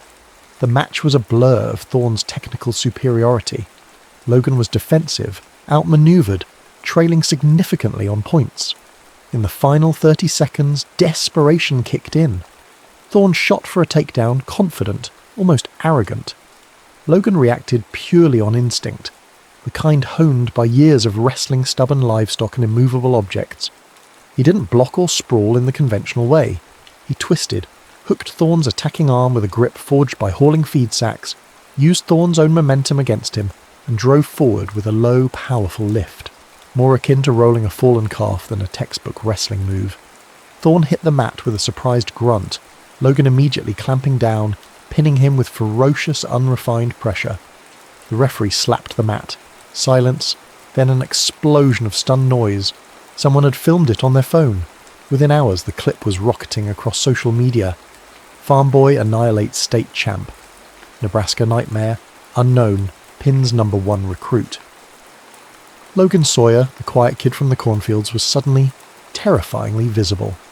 The aftermath of the state championship pin was a disorienting storm. Logan's phone, usually silent save for texts from Cleo or reminders about chores, buzzed incessantly with notifications from platforms he barely used. People from school who'd never spoken to him slapped him on the back. Local news reporters showed up at the farm, trampling the edge of the winter wheat field to get a shot of him, standing awkwardly by the barn, microphones thrust towards his face. They called him the Farmhand Flash, a nickname that felt absurd, like a costume someone else had forced him into. He hated it. The attention felt like sandpaper on raw nerves. He wasn't a flash. He was slow, methodical work personified. He wasn't a farmhand in some romanticized storybook sense. He was just a kid trying to keep his family's legacy from crumbling into dust. The viral video didn't show the years of solitary practice, the aching muscles, the quiet desperation that fueled him. It just showed a fluke, a lucky move, a giant killing moment stripped of context. His father's reaction was predictably muted, a grunt that could have meant anything, though Logan suspected it leaned towards disapproval. Time wasted, chores neglected. Cleo Briggs, however, was ecstatic. fielding calls, fanning the flames, seeing an opportunity she hadn't dared to dream of. Then the biggest call came: USA Wrestling. Due to the sheer viral impact and the unexpected nature of his win against a top recruit, they were offering Logan Sawyer a last-minute wildcard spot in the upcoming Olympic trials training camp and qualifying tournament. Not in the main bracket, of course, but in the preliminary wildcard round, a long shot's long shot, a pool of underdogs and hopefuls fighting for a chance to even compete against the seeded athletes. The offer hung in the air like summer heat lightning. The Olympic trials? It was ludicrous. It was a world away, populated by athletes who had trained for this moment their entire lives, supported by sophisticated programs, nutritionists, sports psychologists. Logan ate canned beans and leftover casserole. His training facility was a drafty barn, and his main coach argued with him about borrowing gas money. The town of Oakhaven buzzed with the news, but mostly with disbelief. "That Sawyer boy? Olympics? Must be a slow news day," mumbled old Mr. Henderson at the feed store. Others saw it as a quaint novelty, a local boy getting his 15 minutes of fame before reality set in. His father was blunt. "Olympics don't pay the bills, Logan. That tractor needs a new clutch, and harvest ain't gonna wait." The weight of the farm, of duty, pressed down on him. Was he delusional? Was it just luck? Could a kid who learned wrestling from YouTube and grain sacks possibly compete on that stage? Doubt gnawed at him, a cold counterpoint to the unwanted heat of the spotlight. He retreated to the barn, hitting the hay bales harder than ever. The rhythmic thud, a physical manifestation of his internal turmoil. Cleo pushed him, relentless, drilling technique, trying to smooth his rough edges without sacrificing the raw, unpredictable power that made him unique. But the decision felt impossibly heavy. It was his grandfather who tipped the scale. Thomas Sawyer, frail but resolute in his armchair, summoned Logan one evening. His breathing was shallow, each word an effort, but his eyes held their old intensity. He'd seen the video, heard the talk. He didn't speak of luck or flukes. "They see a farm boy," Thomas rasped, gripping Logan's wrist with surprising strength. "They see dirt under the fingernails. They don't see the fight it takes to make something grow out of this ground year after year. They don't see the strength it takes just to hold on." He paused, gathering breath. "That pin, that wasn't luck, Logan. That was instinct. That was years of hard work finding its moment. This trials thing." He coughed, a deep racking sound. "It's a long shot, maybe the longest. But you earned it. Not just with that one match, but with every damn feed sack you hauled, every fence post you dug." He leaned closer, his voice dropping to a conspiratorial whisper. "Don't let 'em define you by a nickname or a viral clip. You know who you are. You're a Sawyer. We wrestle. We fight. We harvest what we sow, even when the yield looks thin." He tapped Logan's chest lightly. "This isn't just your shot, grandson. It's ours. It's for every time I fell short, for every dream this town forgot it had. Go on now. Go reap what you've sown." The words settled something deep inside Logan. It wasn't about proving the doubters wrong or chasing the fleeting glare of the media. It was about honouring the legacy, the quiet strength passed down through generations, the fight his grandfather embodied. It was about finishing something that had started long before him. He looked at his calloused hands. Maybe his father was right. Maybe the Olympics didn't pay the bills. But maybe, just maybe, they paid a different kind of debt. 2 days later, Logan Sawyer stood at the Greyhound station in Grand Island, a worn duffel bag at his feet. Inside were 2 pairs of wrestling shoes, one nearly falling apart, the other Cleo had bought him, a few changes of clothes, and a crumpled, handwritten letter from his grandfather, slipped into his bag just before he left. He climbed the steps onto the bus, the door hissing shut behind him, leaving the familiar flatness of Nebraska behind. Ahead lay Colorado Springs, the Olympic Training Center, and a world filled with sharks circling waters he couldn't yet fathom. He was terrified. He was determined. He was on his way. The Olympic Training Center in Colorado Springs was less a facility and more a self-contained universe dedicated to the pursuit of physical perfection. Gleaming buildings housed state-of-the-art gyms, nutrition centers, recovery suites, and dormitories filled with athletes whose bodies looked like they were sculpted from granite. Logan, stepping off the dusty Greyhound with his single duffel bag and the lingering scent of diesel fumes clinging to his clothes, felt like he'd landed on an alien planet. He was assigned a small, sterile room shared with another wildcard hopeful, a chatterbox wrestler from Florida who seemed unfazed by the surroundings. Logan barely spoke, overwhelmed by the scale of it all. The cafeteria offered scientifically balanced meals charted by nutritionists.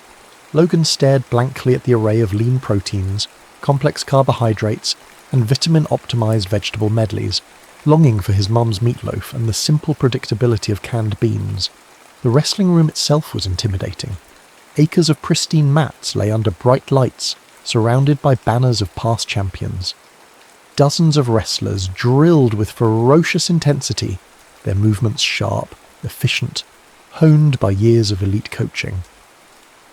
Logan watched, feeling clumsy, raw, out of place. The coaches, experienced and discerning, observed the wildcard arrivals with critical eyes, looking for sparks of potential amidst the unpolished hopefuls. His first few practices were brutal. The pace was relentless, the technique clinics filled with terminology he'd only vaguely heard on YouTube. He was strong, undeniably so. His farm-forged power surprised sparring partners, his grip strength like a vice, his endurance seemingly bottomless. But his technique was unorthodox, filled with habits born of necessity and isolation rather than formal instruction. He relied on instinct, leverage learned from wrestling machinery, and explosive bursts of power that often caught opponents off guard, but left him vulnerable in other ways. The coaches were initially dismissive. Raw power, zero finesse, one muttered after Logan used sheer brute force to escape a hold. He telegraphs everything. But Cleo, who had somehow scraped together enough money to follow him out, renting a room in a cheap motel off base, was his constant advocate, arguing with the assistant coaches, reminding them of the thorn pin, pushing Logan relentlessly in extra sessions held discreetly in a corner of the vast wrestling room late at night. Then came the wild card mini-tournament, a grueling round robin designed to weed out the hopefuls. Logan wrestled like a cornered animal. He lost his first match on points, out-techniqued by a slick wrestler from Pennsylvania. Doubt surged, but in the second match, facing a bigger, stronger opponent, something clicked. He weathered the initial storm, felt his opponent's rhythm, and then, in a flash of instinct, executed a modified version of the move he'd used on Thorn, a powerful, unexpected lift and throw that drew gasps from the few coaches watching. He won by fall. He won his next match too, grinding down his opponent with relentless pressure. He didn't win the wildcard tournament outright, but he won enough matches, showed enough raw potential and sheer grit to secure one of the final coveted spots in the main Olympic trials bracket. He hadn't just survived, he'd earned his place among the nation's best. And that's when the Farm and Flash narrative exploded. Regional reporters who had picked up the story after the state championships were now joined by national sports media outlets. Logan Sawyer, the Nebraska farm boy who trained by lifting hay bales and learned wrestling from YouTube, was the ultimate underdog story. Cameras followed him. Reporters shouted questions about life on the farm, about his grandfather, about his impossible journey. He became a viral sensation, his matches drawing unexpected crowds and online viewership. Sponsors, sensing a marketable folk hero, started calling Cleo, offering deals for shoes, supplements, even pickup trucks. Logan ignored them all, uncomfortable with the commodification of his life. Interviews were excruciating. He mumbled short answers, shifted awkwardly, his quiet nature clashing painfully with the myth being constructed around him. Amidst this whirlwind, he found an unlikely ally. Maria Reyes was a young sports therapist assigned to the wrestling team, a former Greco-Roman wrestler herself whose own Olympic dreams had been cut short by injury, leaving her with a silver medal and a deep understanding of the physical and mental toll of the sport. She saw past the farmhand Flash hype. She saw the exhaustion in Logan's eyes, the tension in his shoulders, the way he isolated himself. She wasn't starstruck, she was pragmatic. She started working with him on injury prevention, flexibility and recovery, her approach grounded in her own experience. But more than that, she started talking to him, not as a media sensation, but as an athlete under immense pressure. She challenged his self-doubt, questioned his tendency to rely solely on brute strength, and pushed him to think tactically. "Power is good, Logan," she said one afternoon, stretching his tight hamstring. "But power without purpose is just noise. Why are you really here?" Her quiet intensity pierced through his defences in a way the shouting coaches couldn't. She was becoming his anchor in the storm, someone who saw him, not the caricature. Training became a relentless cycle. Grueling practices, physiotherapy with Maria, awkward media sessions, late-night calls home where he tried to sound upbeat for his grandfather, whose health seemed increasingly fragile. He advanced through the early rounds of the trials, each match a war. He wasn't winning elegantly. He was winning ugly, through sheer willpower, conditioning, and those unpredictable bursts of farm-honed instinct. He took down a seasoned college champion with a desperate scramble in the final seconds. He outlasted a technical wizard by simply refusing to break, his relentless forward pressure wearing the other man down. With each victory, the pressure mounted, the spotlight grew brighter, and the weight of expectation heavier. He was no longer just a novelty, he was a contender. The crescendo of the Olympic trials arrived with the force of a summer thunderstorm. Logan found himself in the final match, wrestling for a spot on Team USA, a scenario that had seemed utterly fantastical just weeks before. His opponent was Ryan Davison, a technically brilliant wrestler from a powerhouse program, the kind of athlete Logan had only watched on grainy videos in the barn. The arena buzzed with anticipation, the media narrative reaching a fever pitch, the farmhand Flash versus the technician. The match was a brutal 6-minute chess game played out with muscle and sweat. Davison scored early, his movements precise, clinical. Logan defended doggedly, looking for an opening, relying on his strength and conditioning to weather the storm. He was down on points entering the final minute. The crowd roared, a chaotic wave of noise. Logan felt a surge of adrenaline mixed with exhaustion. He saw Cleo ringside yelling encouragement. He thought of Maria's words, power with purpose. He thought of his grandfather listening back home in Nebraska. He exploded forward, faking a shot, then transitioning into a powerful clinch. Davison fought it off, but Logan persisted, driving relentless pressure. In the final seconds, he secured a takedown, tying the score but winning on criteria, the last point scored. The buzzer sounded, disbelief, then jubilation. Logan Sawyer, the kid from the cornfields, had won the Olympic trials. He was going to Paris. He collapsed onto the mat, chest heaving, the roar of the crowd washing over him. Cleo engulfed him in a hug, screaming. He found his borrowed phone, hands shaking, dialing the familiar number back home. He needed to tell his grandfather. Thomas had been his rock, his inspiration. This victory was as much his as Logan's.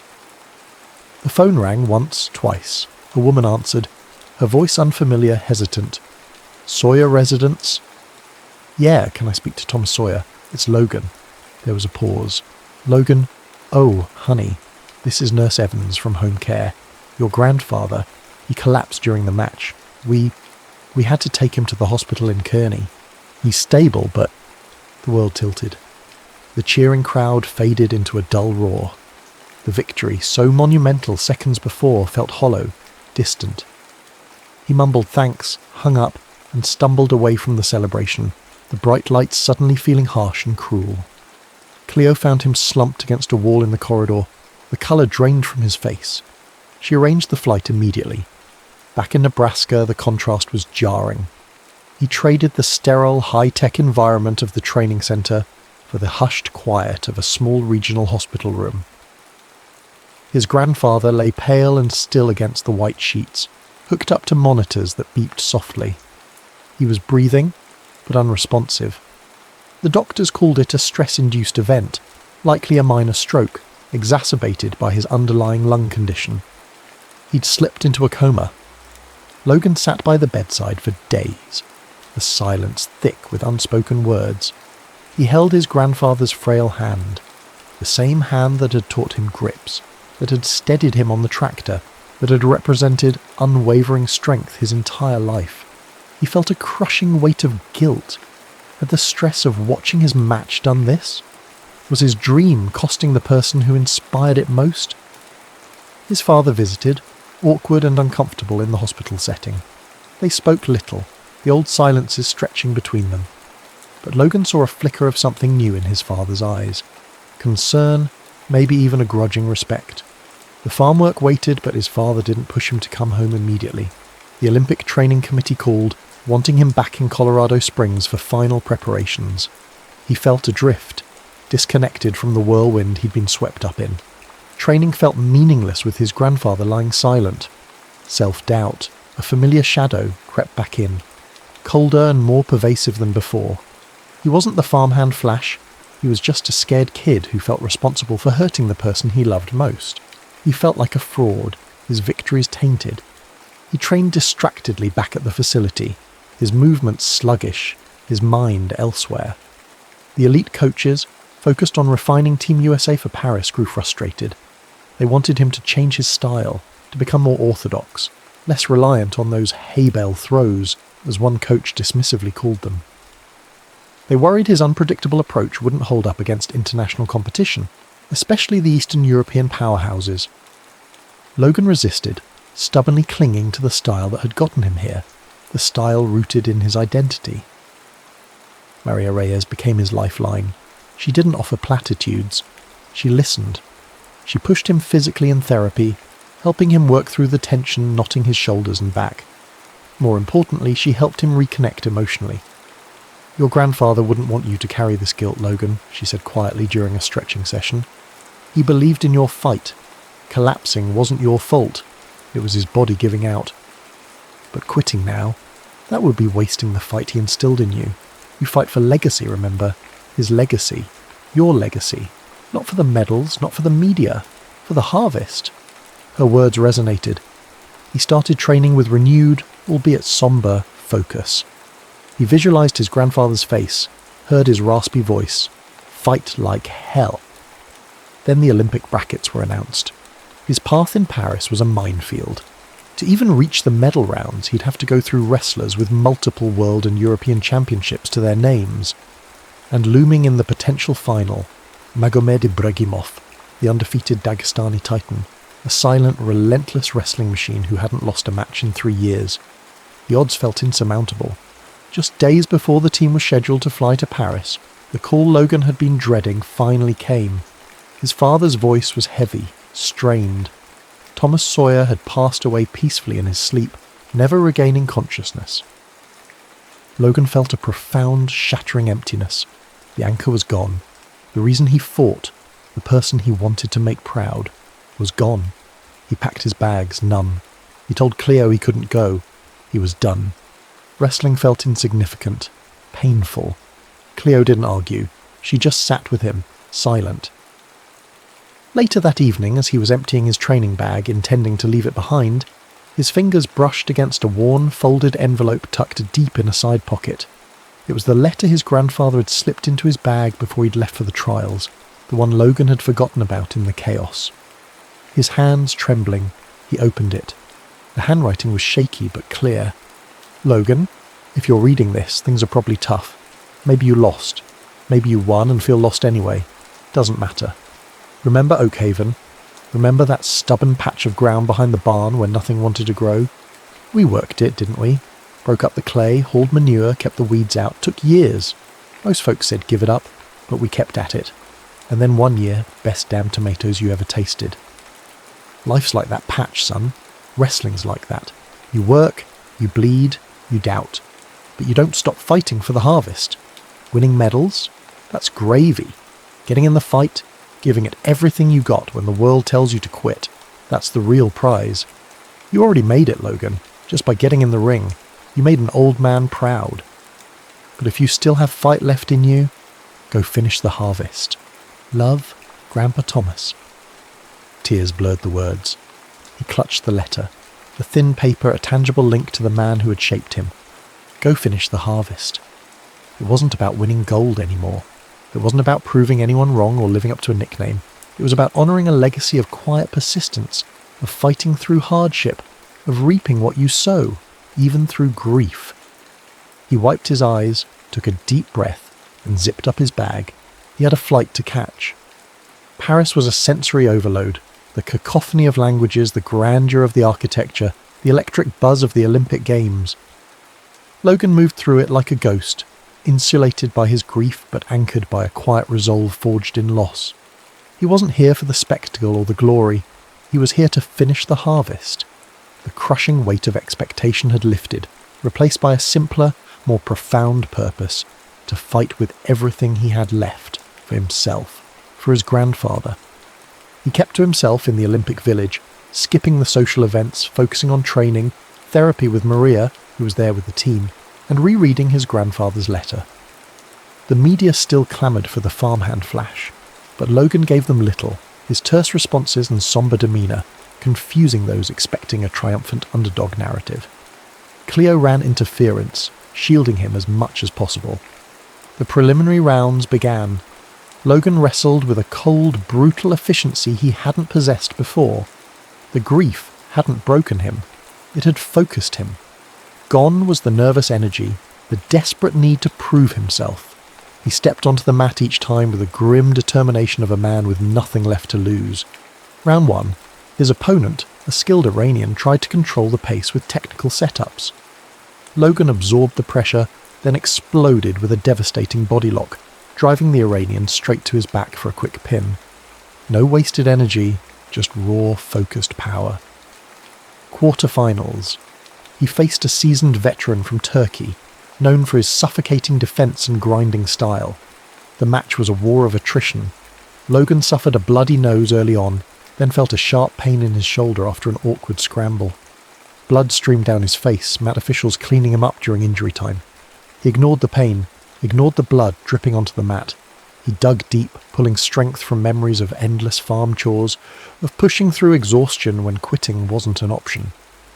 In the final period, sensing an opening, he executed a wild, high-amplitude suplex, a move Cleo had drilled with him, harnessing his raw lifting power. It wasn't textbook, it was pure instinct. He scored big, securing the victory on points, walking off the mat, battered but advancing. Semi-final.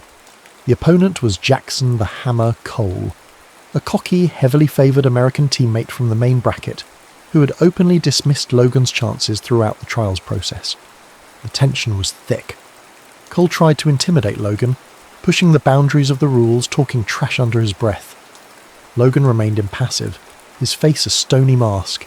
It wasn't about Cole, it was about the fight itself. The match was a grueling back-and-forth battle of wills. Cole was technically superior, but Logan's relentless pressure, his sheer refusal to yield ground, began to wear Cole down. In the final 30 seconds, tied on points, Logan saw his opening, a split-second hesitation from Cole. He shot in, low and powerful, securing the winning takedown just before the buzzer. Pure grit. He had silenced the doubter, not with words, but with action. He was in the Olympic gold medal match.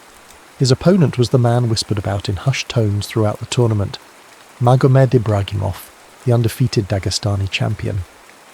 Ibragimov wrestled with the chilling efficiency of a predator, technically flawless, incredibly strong, seemingly impervious to pressure or pain. He hadn't surrendered a single point in the entire Olympics. The final was billed as David versus Goliath, the farmhand flash versus the Dagestani machine. Logan walked out into the blinding lights of the finals arena, the roar of the crowd a physical force. He felt strangely calm. He saw Cleo pacing nervously. He saw Maria in the stands, giving him a small, encouraging nod. He thought of the barn, the scent of hay and dust, the feel of grain sacks heavy in his arms. He thought of his grandfather's words, "Fight like hell." The first period was a tense, scoreless stalemate. Ibragimov controlled the centre of the mat, probing Logan's defences with surgical precision. Logan met force with force, his strength surprising the champion, refusing to give ground, blocking every takedown attempt. The intensity was palpable. In the second period, Ibragimov shifted gears. He secured a quick takedown, then transitioned immediately to a gut wrench, turning Logan twice for exposure points. 4-0, Ibragimov. The Dagestani seemed impenetrable, his technique suffocating. Doubt flickered, cold and sharp. Logan felt the energy draining from his limbs, the shoulder injury screaming in protest. The clock ticked down. Less than 30 seconds remained. He looked up, catching a glimpse of the clock. He saw the score, 4-0, insurmountable against a wrestler like Ibragimov. He felt the familiar weight, not of grain sacks this time, but of exhaustion, of impossibility. Then, another image flashed. His grandfather, sitting on the overturned bucket in the barn, demonstrating a leverage technique using a fence post. Find the weak spot. Keep pushing. Ibragimov engaged again, looking to control to run out the clock. Logan felt the pressure, the position. It was almost checkmate. But in that clinch, Logan felt something. A subtle shift in Ibragimov's weight. A slight overcommitment. An opening. Not one a classically trained wrestler might recognise, but one instinct, honed over years of wrestling inanimate, stubborn objects on the farm, screamed at him to take. He didn't think. He reacted. With a surge of adrenaline fueled by desperation and memory, Logan exploded upwards. It wasn't a standard wrestling lift. He dropped his hips, dug his hands deep around Ibragimov's waist in a grip perfected by hauling 100-pound sacks, and lifted, a raw, powerful upward drive, using leverage learned from prying rocks out of fields. He twisted, arching his back, putting every ounce of his farm-forged strength into it.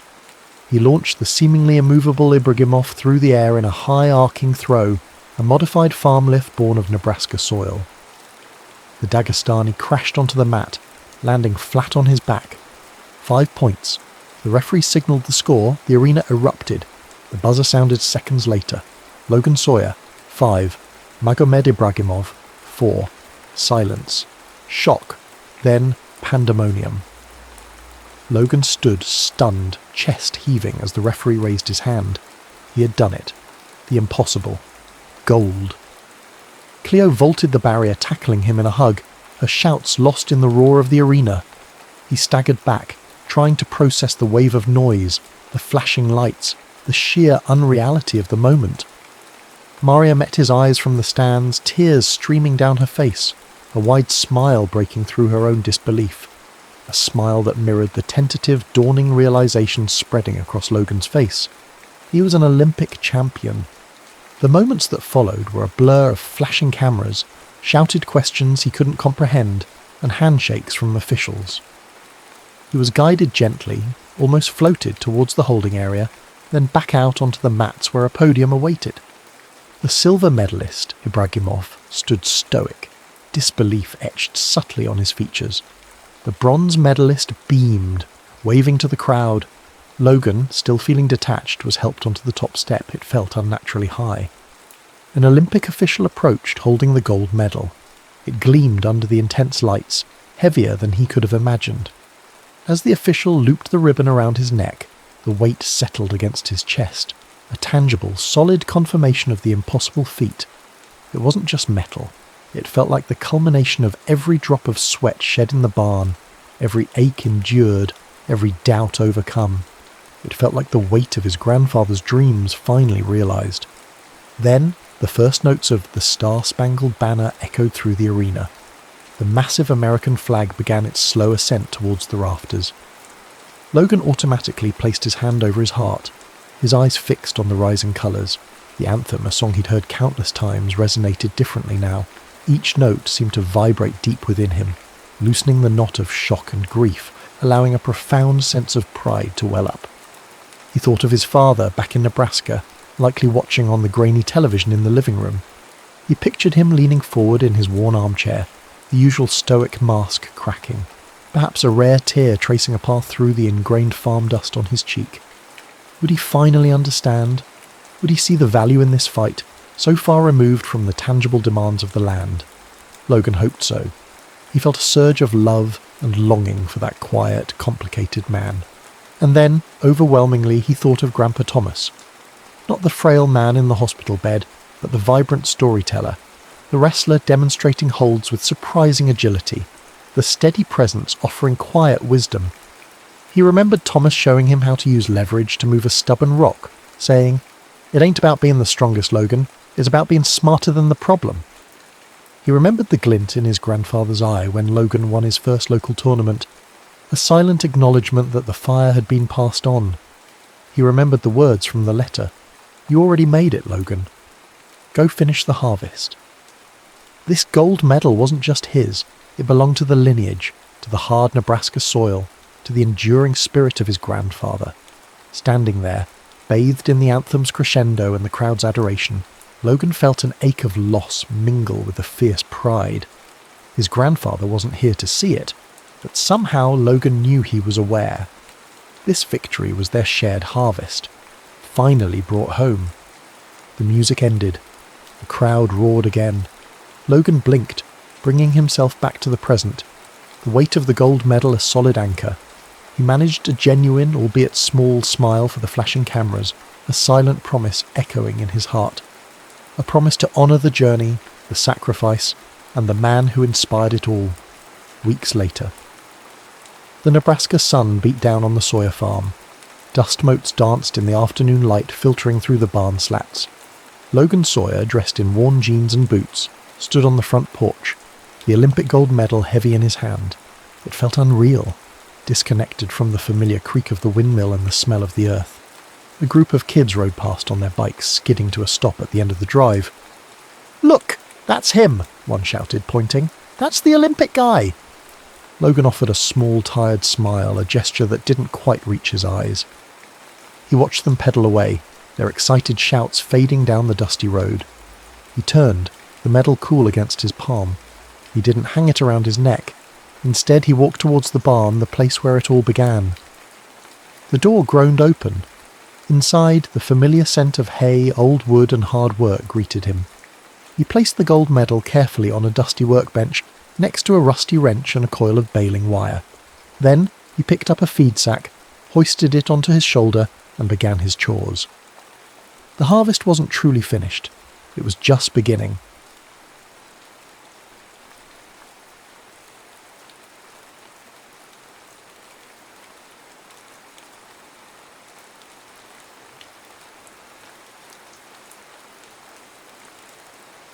The Courtesan's Waltz. The Venetian fog had a way of transforming truth into doubt. It slipped between stone bridges and clung to iron railings, softening every edge until certainty itself seemed like a child's tale. On nights like these, Serafina Bellini, La Rosa di Notte they called her, preferred the company of shadows to the glittering salons that exhausted her. She had dismissed her usual gondolier that evening with a handful of soldi and a veiled smile. Instead, she had sought a recommendation from Nonna Bianchi, the ancient laundress who seemed to know every proper secret in Venice. Marcello Fontana, the old woman had said, folding linens with arthritic hands. He'll take you where you need without seeing where you're going. Now, as Serafina approached the quiet dock near Campo Santo Stefano, she saw him, broad-shouldered, watchful, standing beside a gondola that looked freshly painted but bore the unmistakable patina of honest work. Not the gilded showboats her usual clients hired, but something humbler, truer. "Signora?" His voice was low, respectful, but not fawning. "Just through the smaller canals, anywhere but the Grand Canal tonight."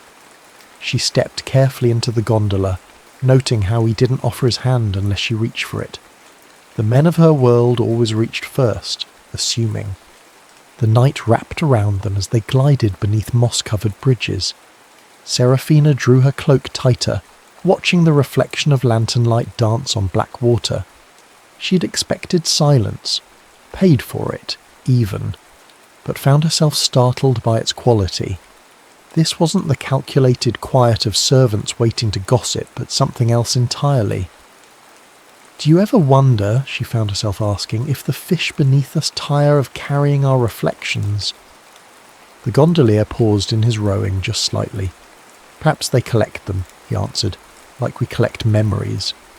She turned, studying his profile in the dim light.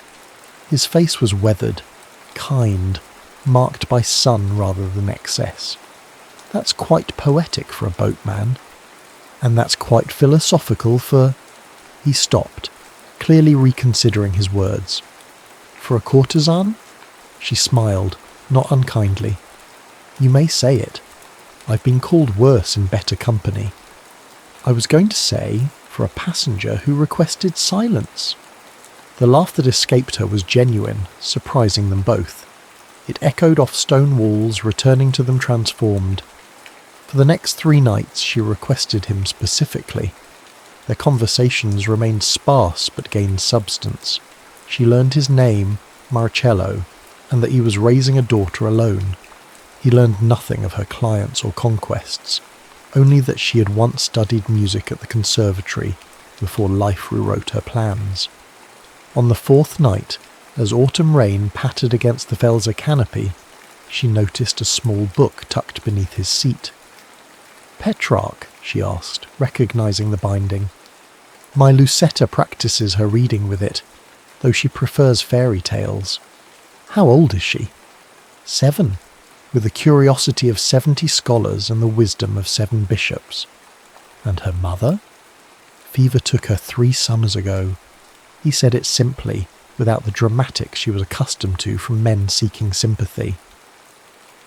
The rain intensified, drumming rhythms on the arched covering above them. Serafina watched droplets race down the curved wood, merging and parting like dancers. "I played the pianoforte once," she offered suddenly, "before I learned that music doesn't pay a woman's debts." "Do you still play?" "For myself. Sometimes, when no one's listening." "That sounds like the only time worth playing." She looked at him sharply, but his eyes remained on the water ahead.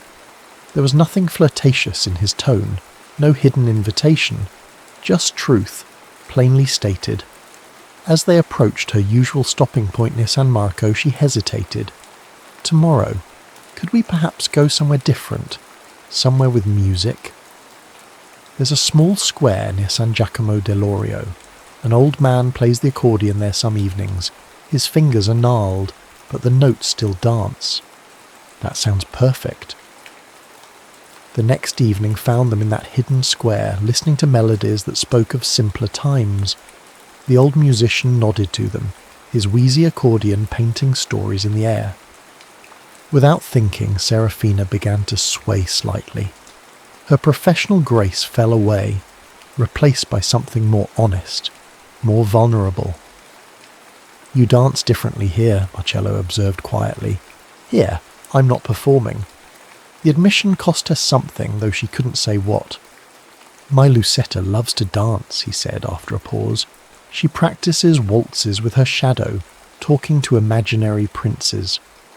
"Every girl should have her princes," Serafina replied, "real or imagined." "She has no one to teach her properly.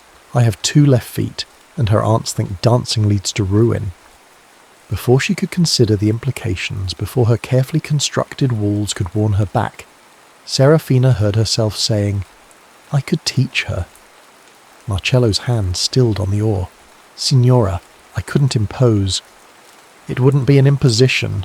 It would be," she searched for the word, "real." In the lamplight, his face revealed a struggle between protection and possibility. "She would love it," he admitted finally. "But I must think of her reputation." "Of course." Serafina straightened, the familiar mask sliding back into place. "I understand. Forget I offered." "No, I meant—" He sighed, running a hand through his dark hair. "Perhaps, if you came when the neighbours are at Mass, Sunday mornings." The accordion wheezed its final note. Around them, Venice continued its eternal performance. Lovers meeting in shadows, merchants counting coins, nobles playing their games of power and prestige. But in this small square, something genuine had taken root. Sunday morning, she agreed, after the bells of San Giacomo. As they glided back through narrow waterways, neither spoke of what they'd agreed to. But the silence between them had changed, filled now with possibility rather than mere absence. That night, alone in her ornate rooms, Serafina opened her jewellery box and withdrew a single pressed camellia, the last remnant of her conservatory days. She placed it between the pages of her journal, marking the date. For the first time in years, she had something to look forward to that required no costume, no performance, no mask, just herself. And perhaps, if she dared to hope, that might be enough. The Sunday bells of San Giacomo dell'Orio had barely finished their bronze conversation when Serafina approached the modest door on Rio Marin. She had dressed carefully, a simple wool dress, hair-bound practically, her famous pearls left behind. Still she felt exposed, like an actress who'd forgotten her lines. The door opened before she could knock. A small face peered out, framed by unruly dark curls. "Are you the dancing lady?" "I suppose I am. You must be Lucetta." The girl's eyes widened, taking in every detail with that unnerving honesty of children. "Papa said you'd be pretty, but he didn't say you'd look like moonlight." "Lucetta!" Marcello appeared behind his daughter, colour rising in his cheeks. "Forgive her, Signora. She reads too many romantic novels." "I like honest critics," Serafina replied, stepping inside. The house smelled of beeswax and fresh bread, worlds away from the perfumed chambers she knew. The parlour was small but immaculate, with a worn Turkish rug and windows overlooking a tiny courtyard. Lucetta bounced on her toes, barely containing her excitement. "Papa moved all the furniture, and I practiced my curtsy. Watch!" The girl demonstrated with endearing clumsiness.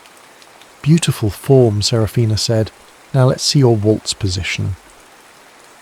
For the next hour she guided Lucetta through basic steps, humming melodies when needed. Marcello watched from the doorway, ostensibly repairing fishing nets but clearly observing every movement. 1, 2, 3, 1, 2, 3, Serafina counted. "Think of it like waves lapping the shore." "I keep stepping on my own feet." "That's because you're thinking too hard. Close your eyes. Feel the music." When Lucetta stumbled for the 5th time, frustration crumpled her small face. "I'll never be graceful like you." Serafina knelt, taking the girl's hands. "I have a secret. Want to hear it?" Lucetta nodded. "When I was your age, I fell so often my teacher called me Little Earthquake. But do you know what made me improve? Practice. Joy. I stopped worrying about perfection and remembered why I loved dancing." She glanced at Marcello. "Your father was right. I do dance differently when I'm not performing." Marcello cleared his throat. "Perhaps some refreshment? I have lemon water." They sat in the courtyard where late roses climbed a trellis and pigeons cooed from neighbouring roofs. Lucetta chattered about her friends, her cat, her dreams of attending a real ball someday. "Will you teach me every Sunday?" she asked suddenly. Serafina hesitated. "If your father agrees." "Please, Papa. I promise I'll finish my chores early." Marcello studied Serafina's face, seeming to look past the careful neutrality she'd cultivated. "If the Signora has time for us." "I'll make time." The lessons became their secret ritual. Each Sunday, Serafina shed her nocturnal identity and became simply a dance teacher. She learned that Lucetta loved strawberries, feared thunderstorms, and believed fairies lived in the abandoned palazzo across the canal. She discovered that Marcello carved wooden toys in winter, knew every bird by its song, and had once dreamed of being a map maker. "Why didn't you?" she asked one morning as they watched Lucetta practice alone in the courtyard. "Maps require patrons. Patrons require connections. I had a pregnant wife and honest work." He shrugged. "Dreams change. Or we lock them away until we forget where we hid the key." Their eyes met. In daylight, without the veil of dusk, his gaze was startlingly direct. Some keys find us when we least expect it. The moment stretched, delicate as blown glass. Lucetta's laughter broke it, sending pigeons scattering. "Papa, Signora, watch me spin!" As autumn deepened, their Sundays evolved. Sometimes they walked along the Zattere, Lucetta skipping ahead while Serafina and Marcello followed at a careful distance. She began bringing small gifts, hair ribbons for Lucetta, a book of maps for Marcello. He reciprocated with fresh figs from his cousin's garden, small repairs to her hidden jewellery box. But the world beyond their Sunday haven was less forgiving. Whispers reached Serafina's ears, servants gossiping about her mysterious absences, clients speculating about a secret lover. And Marcello faced his own scrutiny. "Signora Rossi saw you walking with her," his sister-in-law hissed one evening, cornering him at the fish market. "Have you lost your mind? Think of Lucetta." "I am thinking of her. She's learning grace, manners." "From a courtesan? What's next? Sending her to brothel for arithmetic? He walked away, but the words lingered like smoke. The crisis came on a November Sunday. Serafina arrived to find Marcello's door closed, a note tucked beneath. The neighbours talk. I must think of Lucetta's future. Forgive me. She stood there, rain beginning to fall, the note blurring in her hands. Through the window she glimpsed Lucetta's face, tear-streaked, pressed against the glass. Pride urged her to leave, to armour herself in indifference. Instead, she knocked. Marcello opened the door, his expression torn between relief and anguish. You shouldn't have come. Probably not, but I did. She stepped inside, shaking rain from her cloak. Now, are we going to let gossip dictate our lives, or shall we give Lucetta her lesson? The neighbours? We'll talk regardless, they always do. She met his gaze. The question is, what do you want to teach your daughter about courage? Lucetta appeared, clutching her father's leg. Please, Papa, I miss our Sundays. Marcello looked between them, his daughter's pleading eyes, Serafina's quiet determination. Finally he sighed. One condition. We do this openly. No more hiding. Agreed. Serafina smiled. Though I warn you, that might scandalise them more. That afternoon they opened every window. Music and laughter spilled into the street as Lucetta twirled, her joy defiant against whispered judgments. When curious faces appeared at neighbouring windows, Marcello simply waved. Later, as Serafina prepared to leave, he caught her arm gently. Thank you for not letting me be a coward. We're all cowards sometimes. The brave ones are those who open the door anyway. Walking home through sunset-painted streets, Serafina realised something had shifted.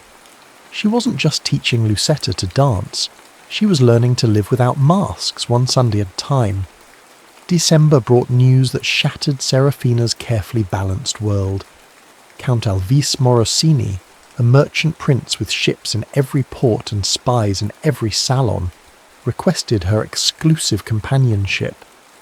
The offer came wrapped in silk and promises, a palazzo in Padua, a generous annuity, freedom from the exhausting rotation of clients. The catch? She would leave Venice immediately. Consider carefully, Cara, her mentor Madame Loretta advised over morning chocolate. Morosini's last mistress retired with enough gold to buy a vineyard. And where is she now? Tuscany, I believe. Or was it Umbria? These arrangements rarely permit correspondence. Serafina stirred her chocolate, watching patterns form and dissolve. He wants an answer by Christmas. He wants you isolated, dependent. Loretta lit her pipe, eyes shrewd. The question is, what do you want? That Sunday, distraction made her clumsy. She missed steps, forgot counts, and finally stopped mid-lesson when Lucetta burst into tears. I'm ruining everything, the girl wailed. No, darling, I'm the one who's distracted today. Serafina hugged her. Shall we try again? But Marcello intervened. Perhaps we should rest. Lucetta, go feed the cats in the courtyard. Alone with him, Serafina felt exposed. He had developed an unsettling ability to see through her performances. What troubles you? He asked simply. She nearly deflected with a pretty lie, but his steady gaze deserved better. I've received an offer. Exclusive patronage. It would mean leaving Venice. Something flickered across his face. Pain, fear, before he mastered it. A good offer? Financially, yes. Otherwise, she shrugged. I'd become a caged nightingale. Beautiful songs, golden bars. And these Sundays would end. The words tasted like ashes. He turned to the window, hands clasped behind his back. Lucetta will miss you. Only Lucetta? The question hung between them, dangerous as naked flame near gunpowder. When he faced her again, his composure had cracked. You know it's not only Lucetta. Her heart stuttered. They had danced around this truth for months, maintaining careful boundaries. Now it stood before them, demanding acknowledgement. Marcello, Number don't. He held up a hand. I have no right to influence your decision. You must choose what's best for your future. And if I don't know what that is anymore? Before he could answer, Lucetta burst in, cuddling a scraggly kitten. Look, can we keep him? Please? The moment shattered. They finished the lesson with forced cheerfulness, but everything felt different, fraught, fragile, ending. That evening, Serafina attended a reception at Courtesan where Morosini waited. He was handsome in that polished way of men who've never known hardship, his smile calculated to dazzle. Have you considered my proposal, Bella? I'm still contemplating, my lord. What's to contemplate? I offer security, comfort, devotion. And freedom. His laugh held no warmth. Freedom is overrated. You'd have everything you need within reach. As he spoke of his plans, the house he'd chosen, the jewels he'd commissioned, Serafina found herself thinking of Sunday mornings, of honest laughter and clumsy waltzes, of a man who saw her humanity before her beauty. I need more time, she said finally. Morosini's charm slipped, revealing steel beneath. Don't test my patience, Cara. Other flowers bloom in Venice. The threat was clear. Accept or be replaced. In their world, courtesans passed their prime-faced bleak futures. That night, unable to sleep, she walked to the Rialto Bridge. The market stall stood empty, fish scales glittering on wet stones like fallen stars. She found Marcello's usual mooring spot and sat, letting her feet dangle above dark water. You'll catch your death, his voice startled her. How did you know I'd be here? I didn't. I couldn't sleep either. He sat beside her, careful to leave space between them. The offer? Demands an answer soon? Ah. They watched the water in silence. Finally he spoke. Do you know why I became a gondolier? She shook her head. My father was one, and his father. But I had ambitions. University, perhaps. Then my father died, leaving debts. The boat was all we had. He paused. I thought I was sacrificing my future. Instead, I found a different one. Not better or worse, just true. Are you saying I should accept Morosini's offer? I'm saying that sometimes what looks like a cage is freedom, and what looks like freedom is a cage. Only you can tell the difference. She turned to him, sudden fierce tears in her eyes. And what if I want something impossible? His hand covered hers, warm against the stone. Nothing is impossible, only improbable. A courtesan and a gondolier, society already talks. Let them. His thumb traced her knuckles. But this isn't about me, or us. It's about you choosing the life you want, not the one others expect. Dawn was painting the sky rose and gold when they finally parted. Serafina walked home through awakening streets, her mind clearer than it had been in weeks. The next day she sent her answer to Morosini, a polite, firm refusal. His response was swift and vicious. Within hours, whispers spread through Venice. La Rosa di Notte had lost her thorn, past her prime, desperate. Clients cancelled, invitations ceased. Even Madame Loretta advised her to reconsider. You've made a powerful enemy, Cara. Without protection. I'll survive. On what? Love. Loretta's laugh was bitter.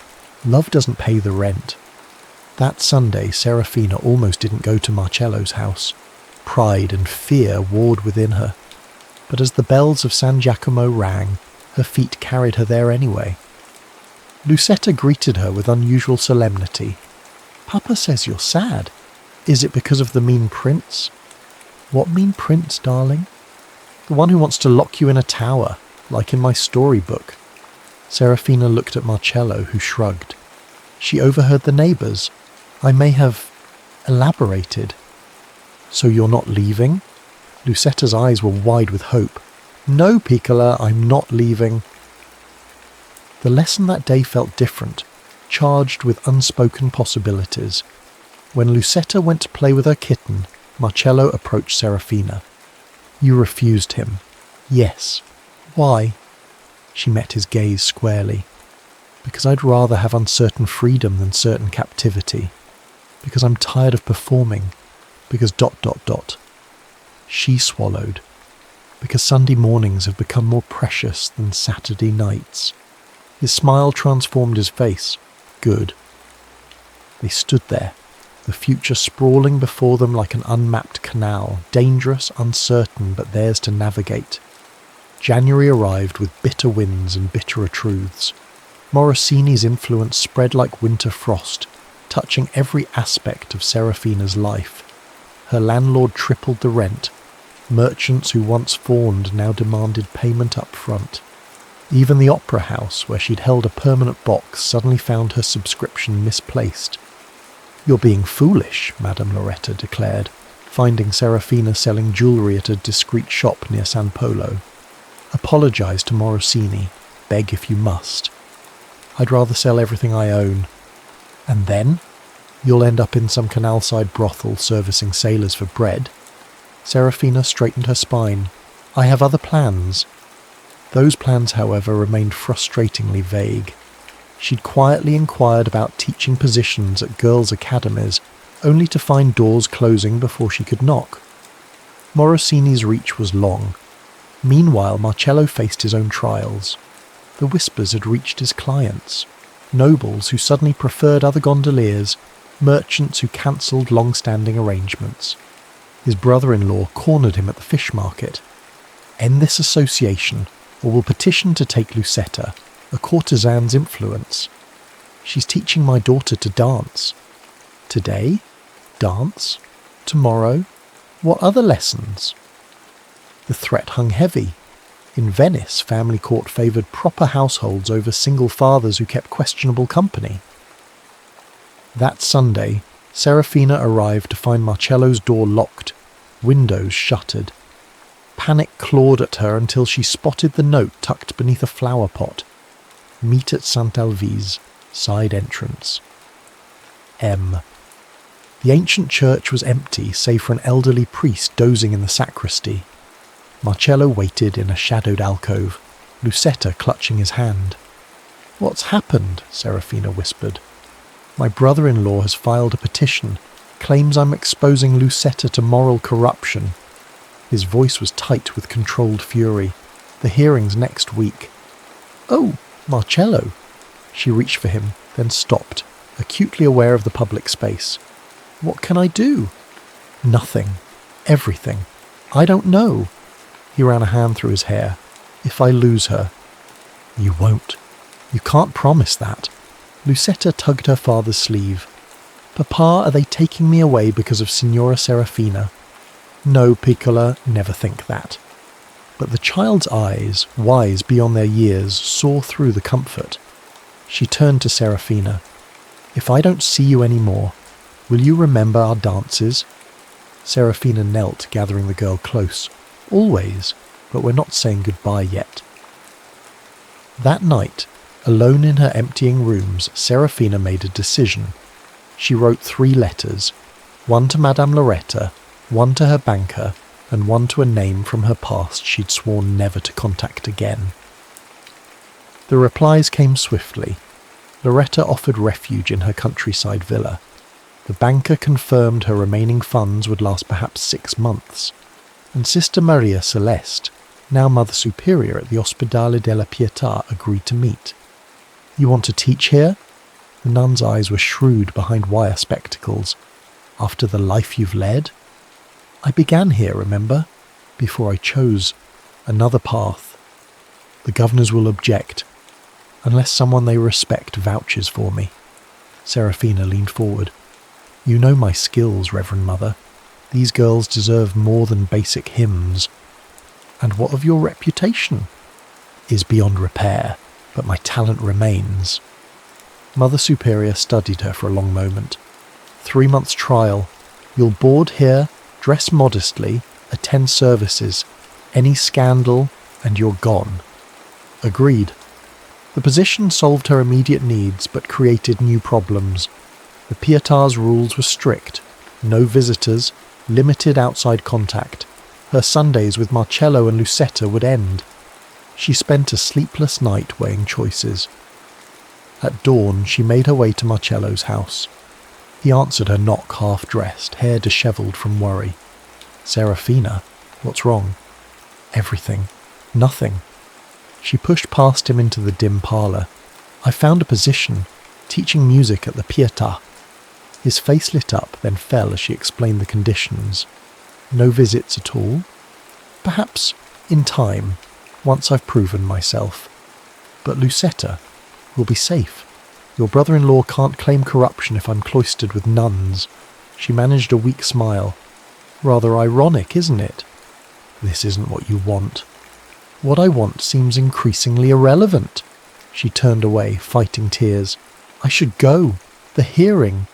"Stay." His voice was rough. "Please." She faced him, and suddenly the careful distance they'd maintained collapsed. He crossed the room in 2 strides, cupping her face in calloused hands. "This is madness," she whispered. "Then let's be mad together." His kiss tasted of coffee and desperation. She clung to him, memorizing the solid warmth of his body, the way his heart hammered against her palm. "Papa?" Lucetta's sleepy voice shattered the moment. "Is Signora Serafina staying for breakfast?" They sprang apart like guilty children. Marcello's flush would have been comical under other circumstances. Yes, if she'd like." Breakfast was bittersweet. Lucetta chattered about her kitten's antics while Serafina and Marcello exchanged weighted glances over her head. Each moment felt stolen, precious. As she prepared to leave, Lucetta presented her with a drawing, 2 figures dancing, surrounded by stars. "For your new room," the child explained, "so you don't forget us." Serafina's composure cracked. She fled with barely a goodbye, tears blinding her as she navigated familiar bridges. The day of the hearing dawned grey and bitter. Serafina, already installed at the Pietà, could only pray. She taught her classes mechanically, starting at every footstep in the corridor. Evening brought a message delivered by a breathless novice. Custody retained, conditions applied, Sunday visits supervised by clergy permitted. She read it twice, hope and heartbreak warring in her chest. They had won, but at what cost? That night, as the orphan girls sang Vespers, Serafina listened to young voices rising through ancient stones. Their sweet harmonies spoke of resilience, of beauty born from abandonment. Perhaps, she thought, broken things could still make music. 6 months passed in rhythm of sacred music and secular longing. Serafina's days filled with teaching, not just music, but deportment, literature, the gentle arts that might lift her charges above their circumstances. The orphan girls bloomed under her tutelage, their voices soaring in concerts that drew Venice's elite. Sundays brought carefully chaperoned visits. Sister Margherita, a kind soul who'd taken Serafina under her wing, accompanied her to Marcello's house. They maintained perfect propriety, Serafina teaching Lucetta, Marcello offering refreshments, conversation flowing within acceptable bounds. But beneath the surface, their connection deepened through glances, brief touches, words layered with meaning. "Your pupils performed beautifully last week," Marcello mentioned one April morning. "The Doge himself attended, they say." "You were there?" Serafina looked up from adjusting Lucetta's posture. "In the back. Sister Margherita has keen eyes." Their chaperone coughed delicately from her corner, but her eyes twinkled. Spring surrendered to summer. Serafina's transformation from courtesan to respectable teacher became Venice's favourite tale of redemption. Even Morosini, his pride salved by a new mistress, ceased his vendetta. Her old life faded like watercolours in rain. Yet she felt suspended between worlds, no longer the rose of night, not quite the woman she was becoming. The crisis came in September. Mother Superior summoned her after Vespers. "You've exceeded expectations, my child. The governors wish to offer you a permanent position." "That's wonderful news." "With conditions." The nun's face grew stern. "You must take preliminary vows, not full orders, but a commitment to our community. It would mean severing all worldly attachments." Serafina's throat tightened. "All attachments." "The Sunday visits would cease. We've been lenient given the circumstances, but permanent faculty cannot maintain such connections." That night Serafina walked the Pietar's cloisters till her feet ached. The choice seemed impossible. Security and purpose versus love and freedom. By dawn, she'd made her decision. She found Marcello at his morning mooring preparing for the day's fares. He took one look at her face and led her to a quiet campo. "They've offered me permanence," she said without preamble, "if I take vows." Understanding dawned in his eyes. No more Sundays. No more anything. I'd be committed to the Pietar. He absorbed this silently, then asked, "What do you want?" "I don't know anymore. I thought I wanted respectability, safety. Now ... She gestured helplessly. Now I want impossible things. You, Lucetta. A life that doesn't demand I choose between heart and survival." He caught her hands. "Then choose both." "How?" "Marry me." The world stopped. Around them, Venice continued its morning dance. Merchants opening shops, housewives bargaining for fish, children chasing pigeons. But for Serafina, everything crystallized to this moment, this man, this outrageous proposal. "Marcello, be serious." "I am. Marry me. Not for reputation or convenience, but because I love you. Because Lucetta loves you. Because Sunday mornings aren't enough anymore." A gondolier and a former courtesan, Venice would talk. Let them. They already do. He drew her closer.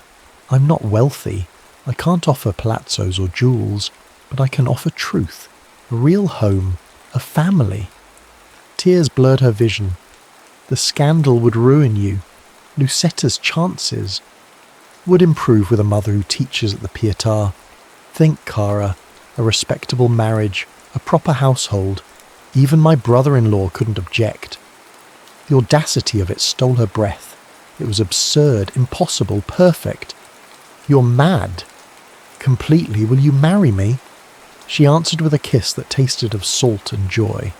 The next week's world passed in preparations and negotiations. Mother Superior, surprisingly pragmatic, agreed that a married music mistress was preferable to none. Marcello's family, faced with his determination, grudgingly accepted the match. Even Madame Loretta sent congratulations and a generous wedding gift. They married in October in the small church of San Giacomo dell'Orio, where they'd first danced to accordion music. Lucetta served as flower girl, scattering rose petals with enthusiastic abandon. The wedding party was modest, a few gondolier friends, several Pietar sisters, some of Serafina's former musicians who'd remained loyal. Their wedding night was spent in Marcello's house, now their house. As moonlight silvered the canal outside, Serafina unpacked her belongings, including the pressed camellia she'd saved from their first meeting. "What's that?" Marcello asked, watching her place it reverently on the mantel. "A reminder of who I was, who I am, who I'm becoming." He wrapped his arms around her waist. "And who is that?" "Serafina Fontana, wife, mother, teacher, myself." The months that followed brought their own challenges. Venice's memory was long, and whispers followed them. But gradually the reality of their life, Serafina's dedication to her pupils, Marcello's steady work, their obvious devotion to Lucetta wore down prejudice. A year after their marriage, as autumn painted the city in amber, Serafina discovered she was pregnant. The news filled their small house with joy and terror. "What if Venice remembers who I was?" she fretted one night. "What legacy am I giving our child?" Marcello smoothed her hair. The legacy of courage, of choosing love over fear. Their son arrived with the spring floods, healthy and squalling. They named him Marco after Marcello's father. Lucetta proclaimed herself the greatest big sister in Venice and proved it by teaching her brother to dance before he could walk. Years blended into a tapestry of small joys and quiet victories. Serafina's pupils won prestigious competitions. Marcello expanded his business, eventually owning 3 gondolas. Lucetta grew into a poised young woman who played violin in the Pietà Orchestra. One evening, as they celebrated their 10th anniversary, Serafina found herself in their courtyard garden. Marcello joined her, bringing wine and comfortable silence. "Do you ever regret it?" she asked softly. "Choosing me?" He kissed her temple. "I didn't choose you. My heart did, long before my mind caught up. But the difficulties made us stronger." He turned her to face him. "Do you know what I see when I look at you? Not La Rosa di Notte, not the Pietà's music mistress.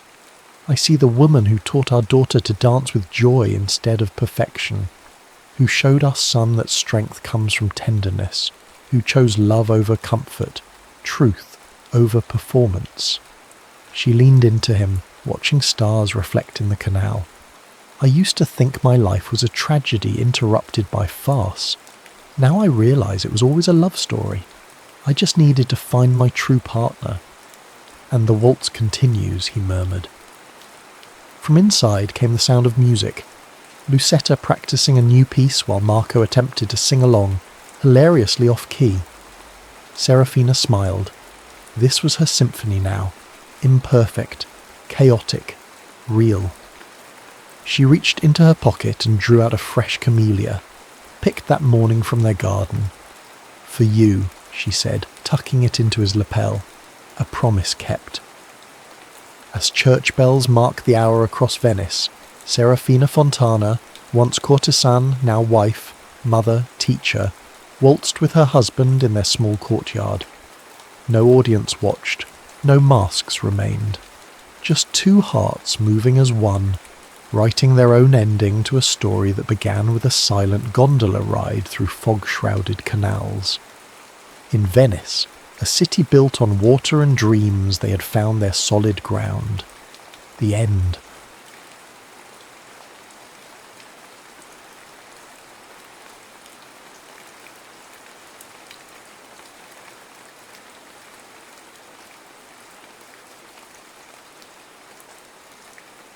Concrete shadows.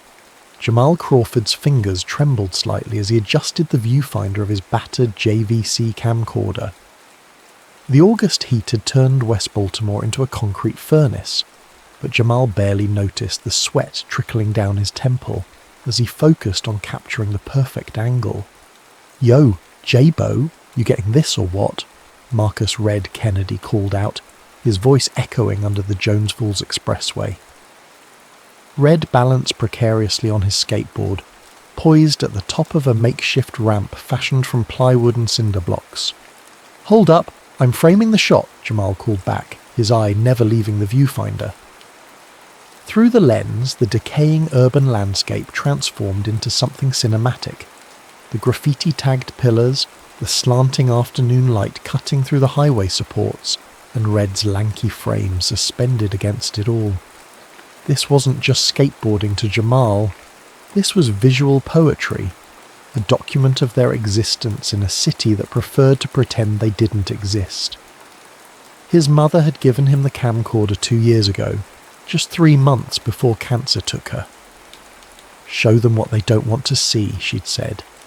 Jamal had been filming ever since.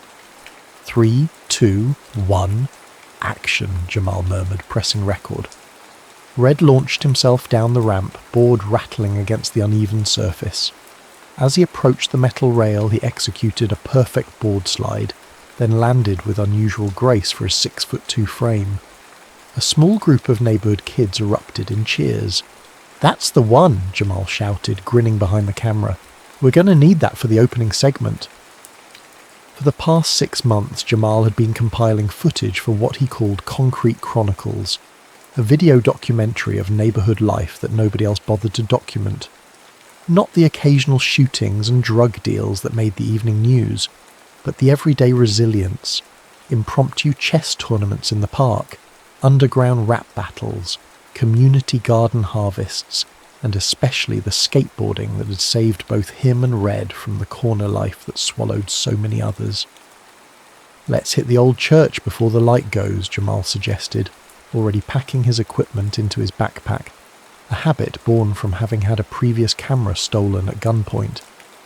"I want to get that stained glass before it's too dark." The condemned St. Augustine's Church stood like a forgotten sentinel 4 blocks east, its Gothic spires incongruous against the backdrop of low-rise projects and corner stores.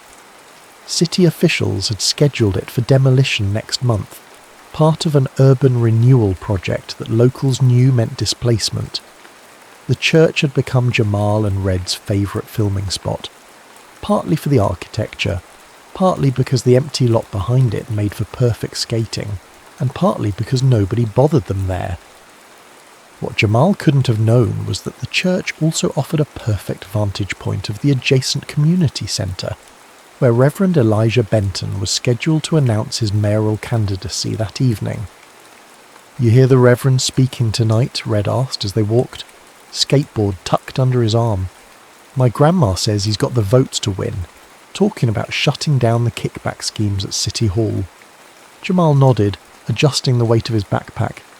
That's exactly why he won't win. People who talk about that stuff around here tend to disappear or worse.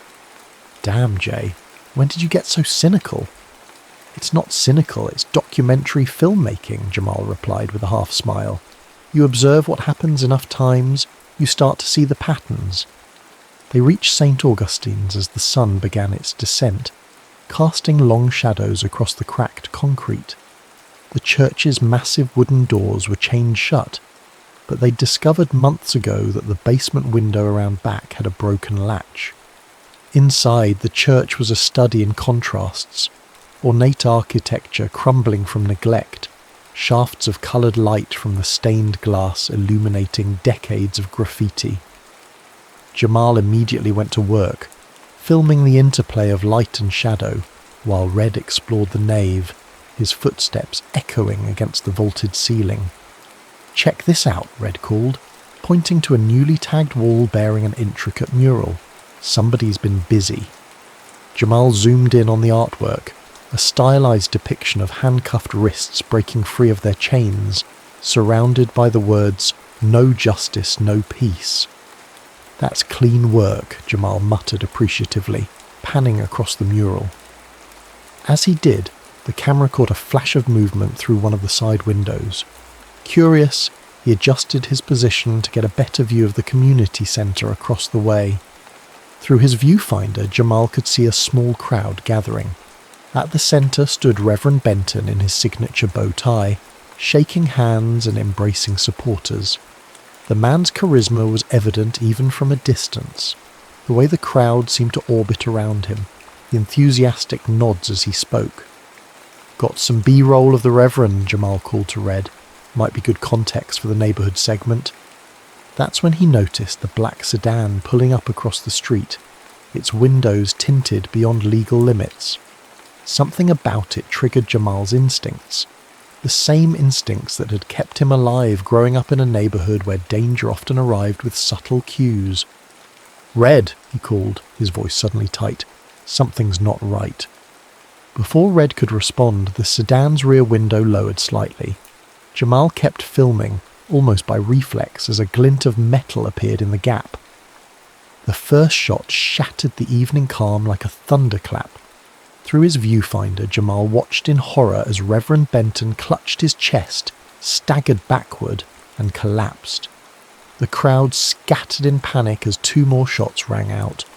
Jamal's hands were shaking so badly he nearly dropped the camera, but he didn't stop recording. Not when the sedan peeled away, not when he caught a glimpse of the driver's face reflected in a shattered church window, a face he recognised all too well. Sergeant Lionel Ramsey, the most feared cop in West Baltimore. "Jay, we gotta go. Now." Red was pulling at Jamal's arm. "Did you get that on tape?" Jamal nodded numbly, unable to form words. "Then we're both dead if they find us here," Red hissed, dragging Jamal toward the exit. "Move!" As they fled through the basement window, sirens already wailing in the distance, Jamal clutched the camcorder to his chest. He'd come for skateboarding footage, but had captured something else entirely.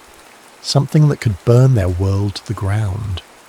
What he didn't know then was that 17 years of trying to remain invisible were about to end.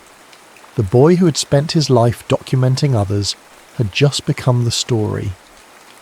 Samantha Klein's office smelled of instant coffee and desperation. 17 case files were stacked on her desk, each representing a human being lost in the machinery of Baltimore's criminal justice system. 6 months into her role as a public defender, the idealism that had carried her through law school was developing hairline fractures. She pushed aside a half-eaten sandwich and reached for the newest file. The photo clipped to it showed a black teenager with observant eyes and a guarded expression. Jamal Crawford, 17th, picked up for defacing public property, specifically spray painting "Witness" in massive red letters across the boarded-up community centre where Reverend Benton had been murdered 3 days earlier. A symbolic cry for help if she'd ever seen one. "Klein, you're up," the supervisor barked, poking his head through the doorway. "Arraignment in 20, the graffiti kid." "Got it," she replied, scanning the file. "No priors. Lived with his aunt and younger sister. Mother deceased, father incarcerated. Nothing that would typically grab her attention among the parade of disadvantaged youth moving through the system. But something about this case nagged at her. The timing and location of the vandalism were too specific to be coincidental. The murder of Elijah Benton had dominated the news cycle, with police pushing a narrative about gang retaliation for the Reverend's anti-violence stance. It didn't track with what Sam knew about Benton's community standing, but the media had swallowed it whole. In the courthouse holding area, Jamal sat with his shoulders hunched, looking younger than his 17 years. When Sam introduced herself, his eyes assessed her with a filmmaker's scrutiny, taking in every detail of her discount suit and scuffed briefcase. "They assigned you to me?" he asked, voice low and cautious. "I'm your public defender, yes." Sam sat across from him. "Want to tell me about the graffiti?" "Not really." "They've got you on camera, Jamal. Security footage from a building across the street." A faint smile. "Ironic." Sam tilted her head. "How so?" Jamal leaned forward slightly. "Because camera footage only seems to matter when it works against people like me." There it was, the opening she'd been looking for. "And when it works for people like you?" Jamal's eyes widened almost imperceptibly before his expression shuttered again. "I don't know what you mean." "I think you do." Sam lowered her voice. "The vandalism location wasn't random. You were making a statement about Reverend Benton's murder." Jamal said nothing, but his fingers tapped an anxious rhythm against the table. "They're holding your friend too," Sam continued. "Marcus Kennedy. Red, right? Picked him up yesterday on a parole violation.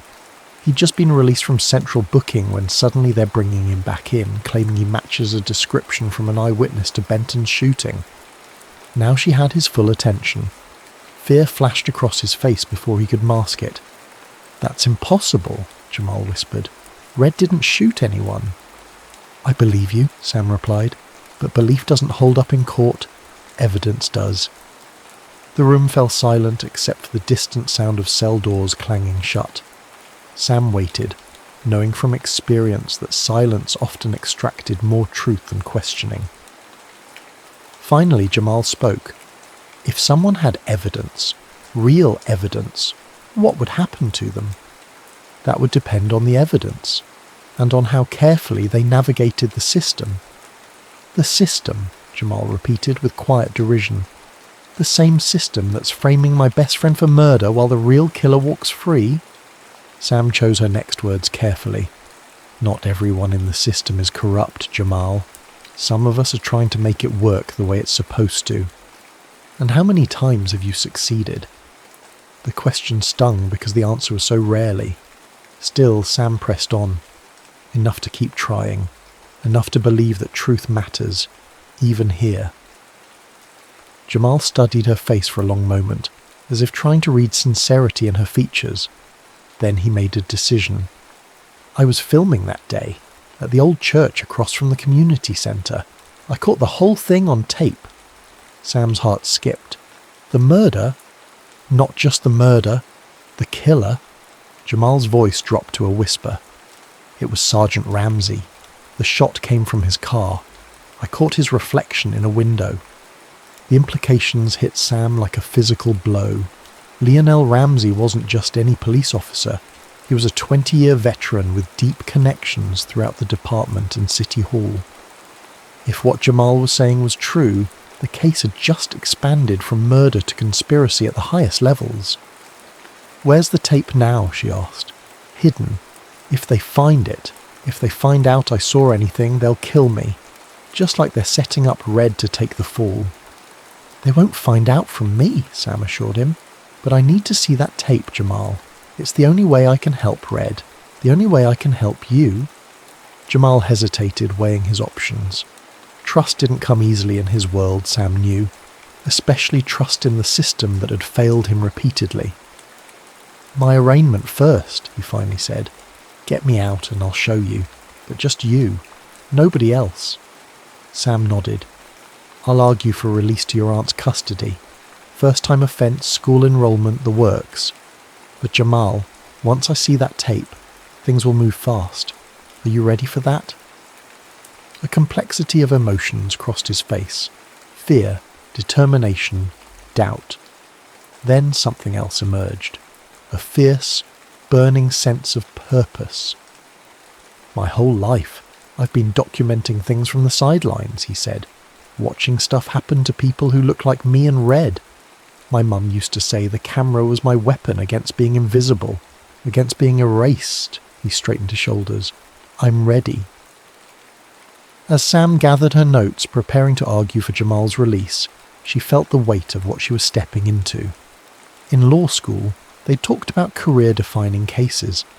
They hadn't mentioned that such cases often came disguised as routine arraignments, or that they might require facing down the very power structures you operated within.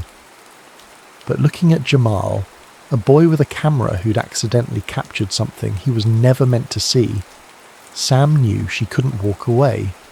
Not when the tape might be the only thing standing between his friend and a murder conviction. Not when it might expose a conspiracy that reached into the highest echelons of Baltimore's power structure. Not when it might finally prove what so many in the city had been saying for years, that the system wasn't broken at all. It was functioning exactly as designed, to protect those in power, no matter the cost. The pawnshop television flickered with static as Red's face appeared on screen. 3 days after the leaked footage hit the street, every news channel in Baltimore was running the story. The tape, grainy but unmistakable, showed the black sedan, the muzzle flash, and most damning of all, Sergeant Ramsey's reflection in the shattered church window. "Turn it up," Jamal told the pawnshop owner, who obliged with a suspicious glance. "Continues to deny any connection to the shooting," the anchor was saying, but sources close to the investigation confirm that Sergeant Lionel Ramsey has been placed on administrative leave pending an internal investigation. Meanwhile, Marcus Kennedy, the teenager initially charged with Reverend Benton's murder, remains in custody despite growing public outcry. Jamal's fist clenched. The plan had been simple. Sam would use the tape to get the charges against Red dropped.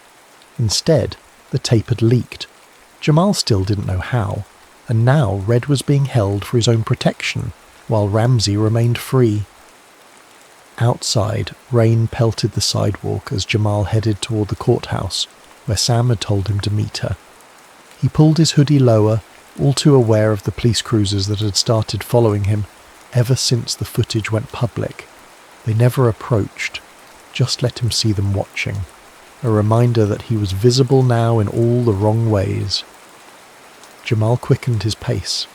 Since the leak, journalists had camped outside their apartment building, along with activists, conspiracy theorists, and occasionally men in unmarked cars who didn't identify themselves at all. He'd stopped sleeping at home 3 nights ago, crashing instead at a series of friends' places, never staying anywhere long enough to put anyone at risk. At the courthouse steps, protesters had gathered despite the rain. Some held signs with Red's face, others with Reverend Benton's. A smaller contingent, mostly police officers' families, carried blue-lined flags and signs supporting Ramsey. The two groups faced off across the courthouse plaza, their chants overlapping into unintelligible noise. Jamal bypassed the main entrance, heading for the service door where Sam had told him to meet her. He found her waiting in the stairwell, her usual neat appearance dishevelled, dark circles under her eyes. "You okay?" he asked. "Better than you, I'd guess." She handed him a cup of coffee. "Your aunt called me, says you haven't been home." "Not safe there." Jamal sipped the coffee, grateful for its warmth. "What's happening with Red?" "That's what I wanted to talk to you about." Sam glanced around to ensure they were alone. "The DA's office is stalling. They're not dropping the charges against Red, but they're also not moving forward with the case." "What does that mean?" "It means they're waiting for the heat to die down, for people to forget about the tape, about Ramsey's face in that window. They're hoping for something to replace it in the news cycle." Jamal kicked the wall in frustration.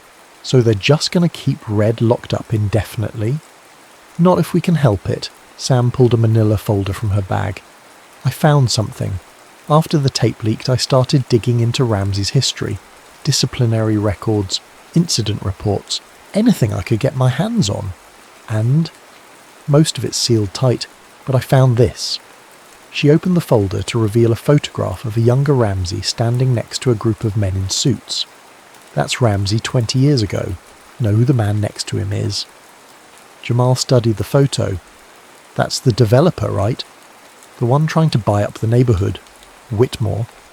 "Exactly. Calvin Whitmore. Back then he was just getting started in real estate. Now he's one of the biggest developers in the city, and one of the mayor's biggest donors." So Reverend Benton was leading the opposition to Whitmore's latest development project, the one that would demolish 6 blocks of your neighbourhood, including the community centre. Sam pulled out another document. "And guess who authorised over $50 million in city contracts to Whitmore's company last year?" "The mayor," Jamal guessed. "The mayor's office, yes, but specifically the Urban Development Committee, which is chaired by—" "Dear Cheryl Landon," Jamal finished, the connections clicking into place. "The same DA who's prosecuting Red. The same DA who's also running for mayor herself now that Benton's out of the picture." Sam nodded grimly. "It's all connected, Jamal. The development deals, the kickbacks, Benton's opposition, and now his murder." Jamal felt a chill that had nothing to do with the rain. "We need more than just the tape, don't we? We need all of this." "We do, and that's where you come in." Sam lowered her voice further. "The station manager at WBAL agreed to give you 5 minutes on air, live, unedited, tonight." Jamal's eyes widened. "Why would they do that?" "Because the tape made you a minor celebrity, whether you wanted to be or not, and because their ratings will go through the roof." Sam's expression was deadly serious. "This is your chance, Jamal, to tell the whole story, not just what was on the tape, to make them see what's really happening here." Fear and resolve battled within him. "What about Red? What about my aunt and sister? If I do this—" "I've arranged for them to stay somewhere safe until this blows over," Sam assured him. "But I can't promise there won't be consequences, Jamal. This goes higher than just Ramsey." Jamal thought of his mother's words. Show them what they don't want to see. Of Red sitting in a cell for a crime he didn't commit. Of Reverend Benton's body falling to the pavement, his voice silenced just as he was about to speak truth to power. "I'll do it," he said finally, "but I need something first." "Name it." "My original tape, not the copy that leaked. There's more on it than people know." Sam frowned. "More? Like what?" "Like license plate numbers. Like a conversation I picked up on the audio track. Like proof that this goes even higher than the DA Jamal met her gaze steadily." "I've watched that tape 100 times since that day. I know exactly what's on it and exactly how to use it." For the first time since they'd met, Sam looked genuinely startled. "You never mentioned any of this." "You never asked." Jamal gave her a faint smile. "Everyone sees the kid with the camera. Nobody asks what else he sees through that lens." As they finalised the details for the interview, Jamal felt a strange calm settling over him. For years he'd been documenting life from the margins, capturing moments that the wider world ignored or misunderstood. Now, finally, he was stepping into the frame himself, with a story that couldn't be ignored. It was terrifying, it was dangerous, but it was also, in its own way, exactly what his mother had prepared him for. "You know," he told Sam as they parted ways, "when I was filming Red that day, right before everything happened, I was thinking about how to capture the truth of our lives. Not the truth they show on the news, but the real truth about how we live, how we survive. And now?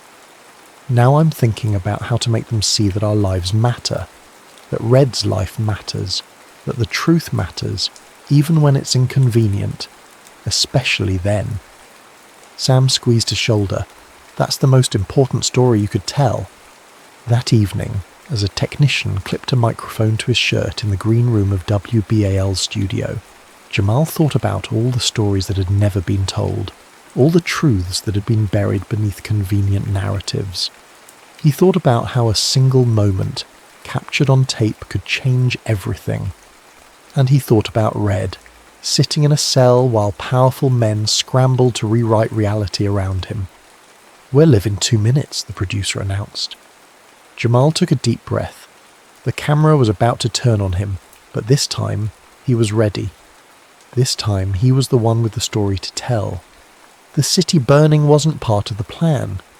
48 hours after Jamal's television appearance, Baltimore was gripped by the largest civil unrest it had seen in decades. His careful presentation of evidence, the enhanced audio revealing Ramsey's voice saying Whitmore sends his regards before the shots, the license plate visible in the reflection that traced back to a shell company owned by the developer, the document Sam had uncovered linking the mayor's office to the questionable development deals, had struck a match to dry tinder. Now Jamal watched from Sam's apartment window as distant plumes of smoke rose from the direction of City Hall.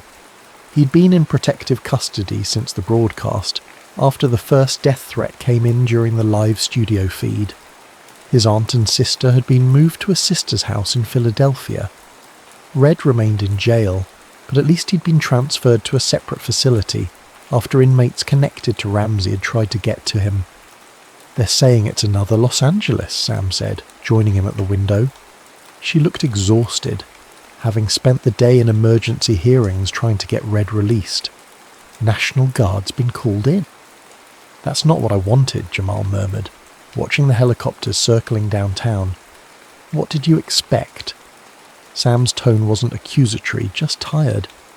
"You exposed corruption at every level of city government. You showed how a respected civil rights leader was assassinated to protect wealthy developers. You named names, Jamal. That doesn't just go away." "I know, but..." Jamal gestured helplessly at the chaos beyond the window. "People are getting hurt out there, arrested. This isn't just about Red anymore, or Benton. It's about everyone who's been stepped on for years." Sam's phone buzzed with an incoming call. Her eyebrows rose as she checked the display. "It's the DA's office," she said, answering and putting it on speaker. "Klein here." "This is District Attorney Landon." The voice was clipped, businesslike. "I'm calling regarding your client, Marcus Kennedy." Jamal leaned forward, breath caught in his throat. "What about him?" Sam asked, her professional mask firmly in place. "In light of new evidence, we're dropping all charges. He'll be processed for release within the hour." Sam's eyes met Jamal's, both of them too stunned to speak for a moment. "I appreciate that, Madam DA," Sam finally replied, "but I have to ask, what about Sergeant Ramsey and the others implicated in Reverend Benton's murder?" A long pause.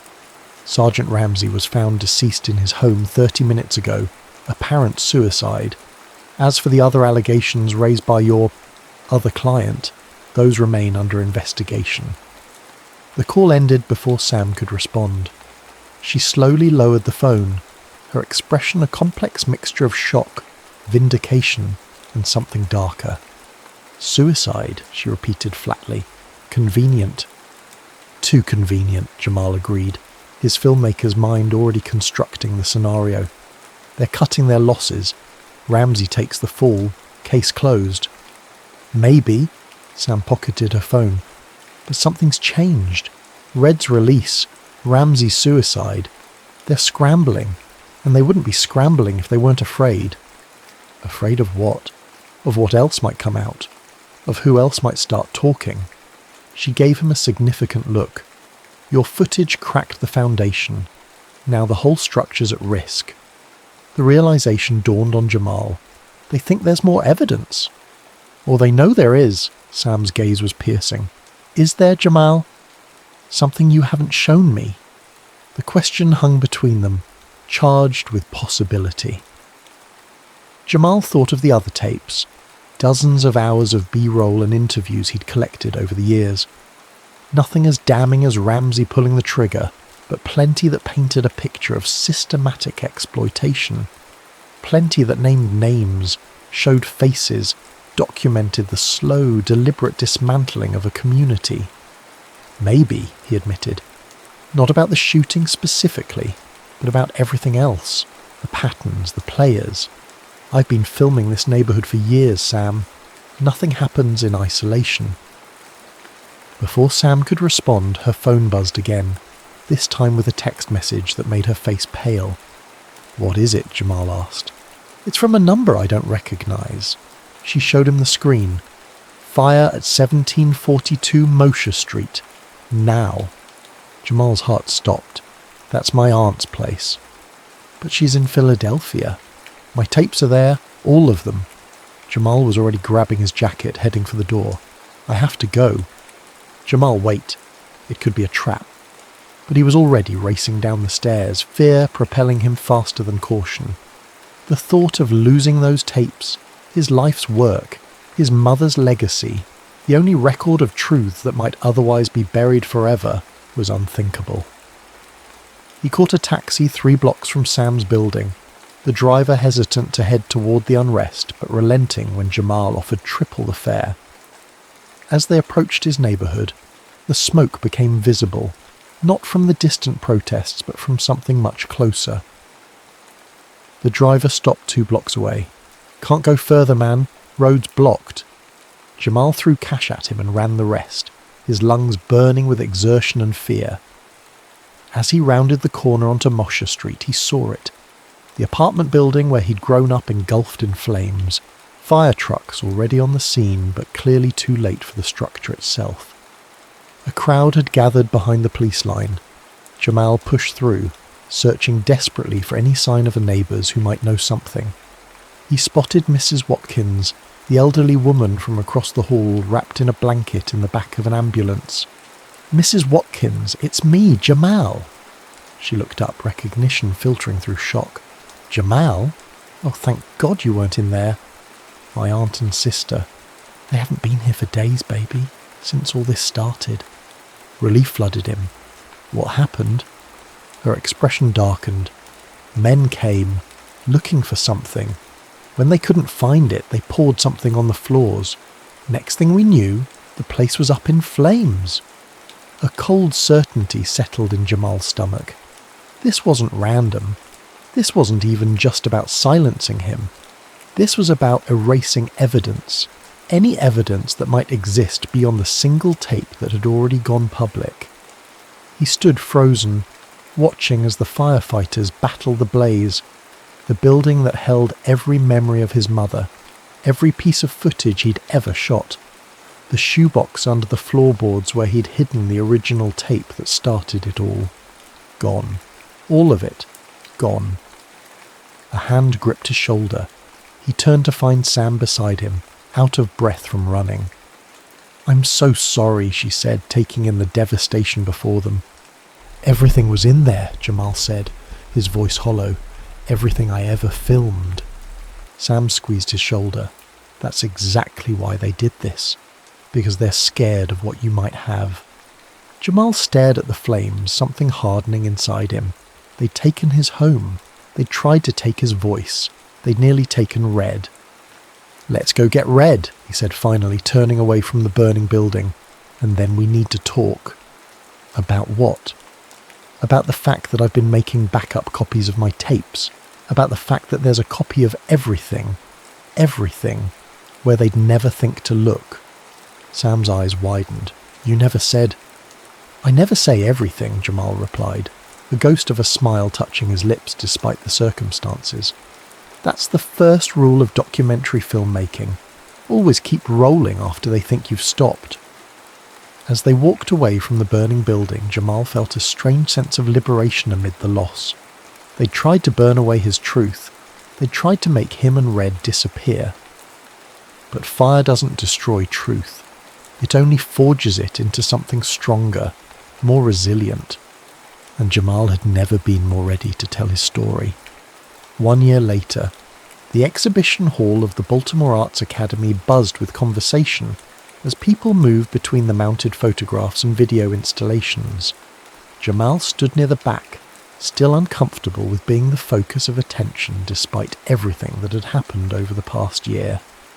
"There you are," Red said, appearing at his side with 2 plastic cups of punch. "Hiding again." "Observing," Jamal corrected, accepting one of the cups. "Old habits." Red snorted. "Man, you got a full ride to film school and your first documentary won at Sundance. Time for some new habits." Jamal couldn't argue with that. Concrete Shadows had indeed taken the documentary world by storm, expanding far beyond the original footage of Reverend Benton's assassination to tell a broader story of systemic corruption in Baltimore, and the community that had fought back. The legal fallout had been equally seismic. The mayor had resigned in disgrace, DA Landon faced federal charges for her role in the cover-up, and developer Calvin Whitmore was currently awaiting trial for conspiracy and racketeering. "I still can't believe your aunt let you put her in the film," Red remarked, gesturing toward where Aunt Luella was holding court near a display of Jamal's childhood photographs. "She's going to be signing autographs next." Jamal smiled.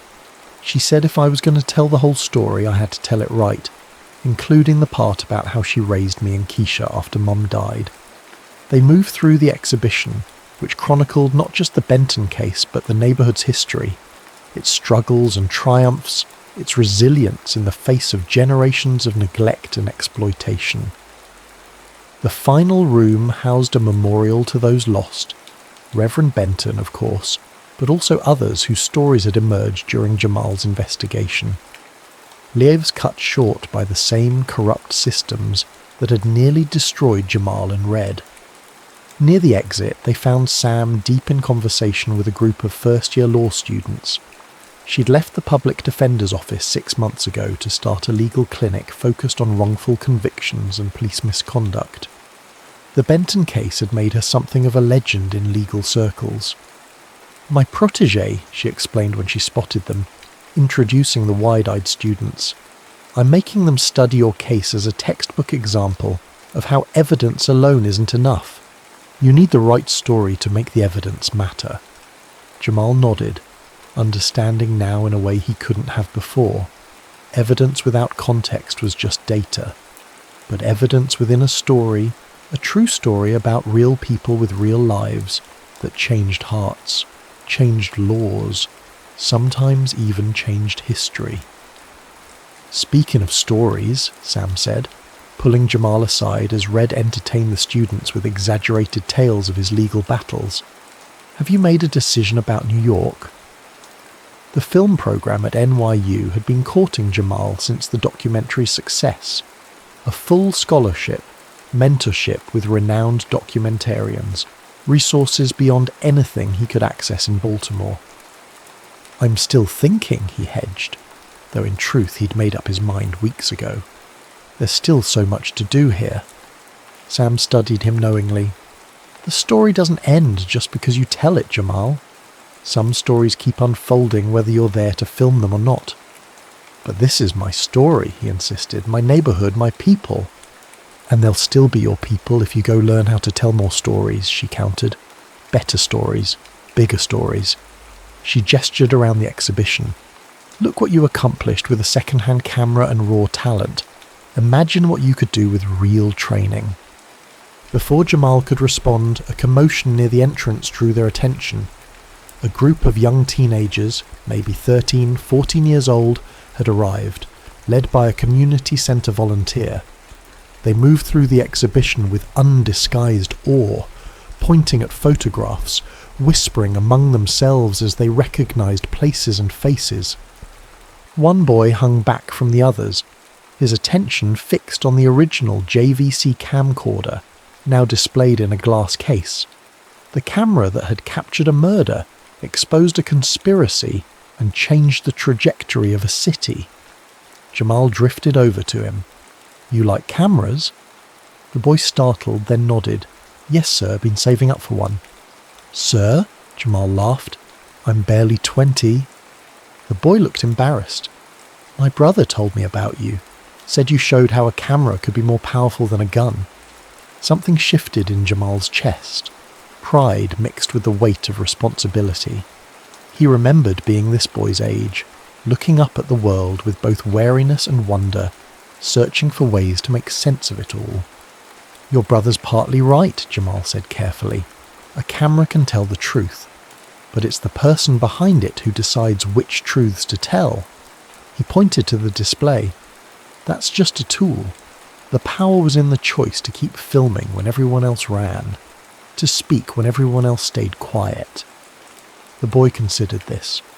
"You going to make more films about other places like ours?" And there it was. The question that had been haunting Jamal for months. The pull between staying to document the ongoing struggle of his community and stepping out to bring other stories into the light. Before he could answer, Red appeared at his side. "Go ahead, tell him," Red prompted. When Jamal hesitated, Red turned to the boy. "My man Jabo here just got the green light to make a documentary series. Concrete voices. Going to cities all over, finding kids like him, giving them cameras, teaching them to tell their own stories." The boy's eyes widened. "For real?" Jamal shot Red an exasperated look. He'd been keeping the project under wraps until the details were finalised, but now, seeing the boy's excitement, he couldn't deny it. "It's still coming together," he admitted, "but yeah, that's the plan." "And the first episode's filming in New York next month," Red added, ignoring Jamal's warning glance. "Which means someone needs to decide if he's actually going." The boy looked between them, confused by the undercurrent of tension. "You'd leave Baltimore?" Jamal sighed. "It's complicated." "No, it's not," Red countered. "You got a chance to do something bigger, to help other kids tell their stories the way you told ours." He gestured around the exhibition. "All of this. It doesn't disappear if you go. It's the foundation, not the ceiling." Jamal fell silent, the truth of Red's words sinking in. Perhaps this had been the real lesson all along, not just in documenting reality, but in changing it. Not just in witnessing, but in empowering others to witness for themselves. Later that night, after the exhibition closed and the crowds dispersed, Jamal found himself alone in the final room. He stood before the wall of photographs, faces of those lost and those who fought on. Reverend Benton at a community rally, Red on his skateboard, mid-flight against an urban backdrop. Sam at her desk, surrounded by case files, determination etched in the lines of her face. And there, in the centre, his mother. The woman who had placed a camera in his hands and told him to show the world what it refused to see. "I think I get it now, Mom," he whispered to her image. "Why you gave me the camera. It wasn't just to document. It was to change things." He ran his fingers over the plaque beneath her photograph. Denise Crawford, 1958 to 1993. She taught us to see. The security guard poked his head in. "We're closing up, Mr. Crawford." Mr. Crawford, still strange to hear. "Just one more minute," Jamal requested. Jamal walked over to the payphone, picked up the receiver, dropped in a quarter, and dialed the number he'd been avoiding for weeks. Professor Levinson? It's Jamal Crawford, about the program at New York University. I'd like to accept the scholarship. He paused, listening to the professor's enthusiastic response, his eyes still on his mother's photograph. Yes, sir. I understand it starts next month, and about that documentary series we discussed. I've been thinking about it, and I'd like to expand the concept. Not just giving cameras to kids in different cities, but teaching them to become the storytellers their communities need. As he outlined his vision, Jamal felt something settling into place. Not an ending, but a continuation. The story that had begun with a single shot captured on tape had expanded, evolved, transformed. Now it would multiply, as new voices picked up where his left off. That was the true power of the lens, not just to witness, but to inspire. Not just to expose darkness, but to illuminate paths forward. Reverend Benton had died trying to change the system from within. Jamal would honour his legacy by changing it from without, by arming a new generation with the tools to document their own truths, their own struggles, their own triumphs. And as he stepped out of the exhibition into the cool Baltimore night, Jamal couldn't help but smile at the thought of those young eyes he'd seen today, filled with the same hunger that had driven him to keep filming when the shots rang out. The hunger to see and be seen, to speak and be heard, to transform shadows into light. As he walked home through familiar streets, past buildings marked for demolition that now stood preserved as community spaces, past corners once dominated by dealers now occupied by neighbourhood watchers, Jamal felt the weight of his camera bag against his shoulder. Not a burden, but a reminder. The most powerful weapon against injustice wasn't rage or revenge. It was truth, framed with purpose and shared without fear. That was his mother's legacy. That was Reverend Benton's legacy. And now it was his.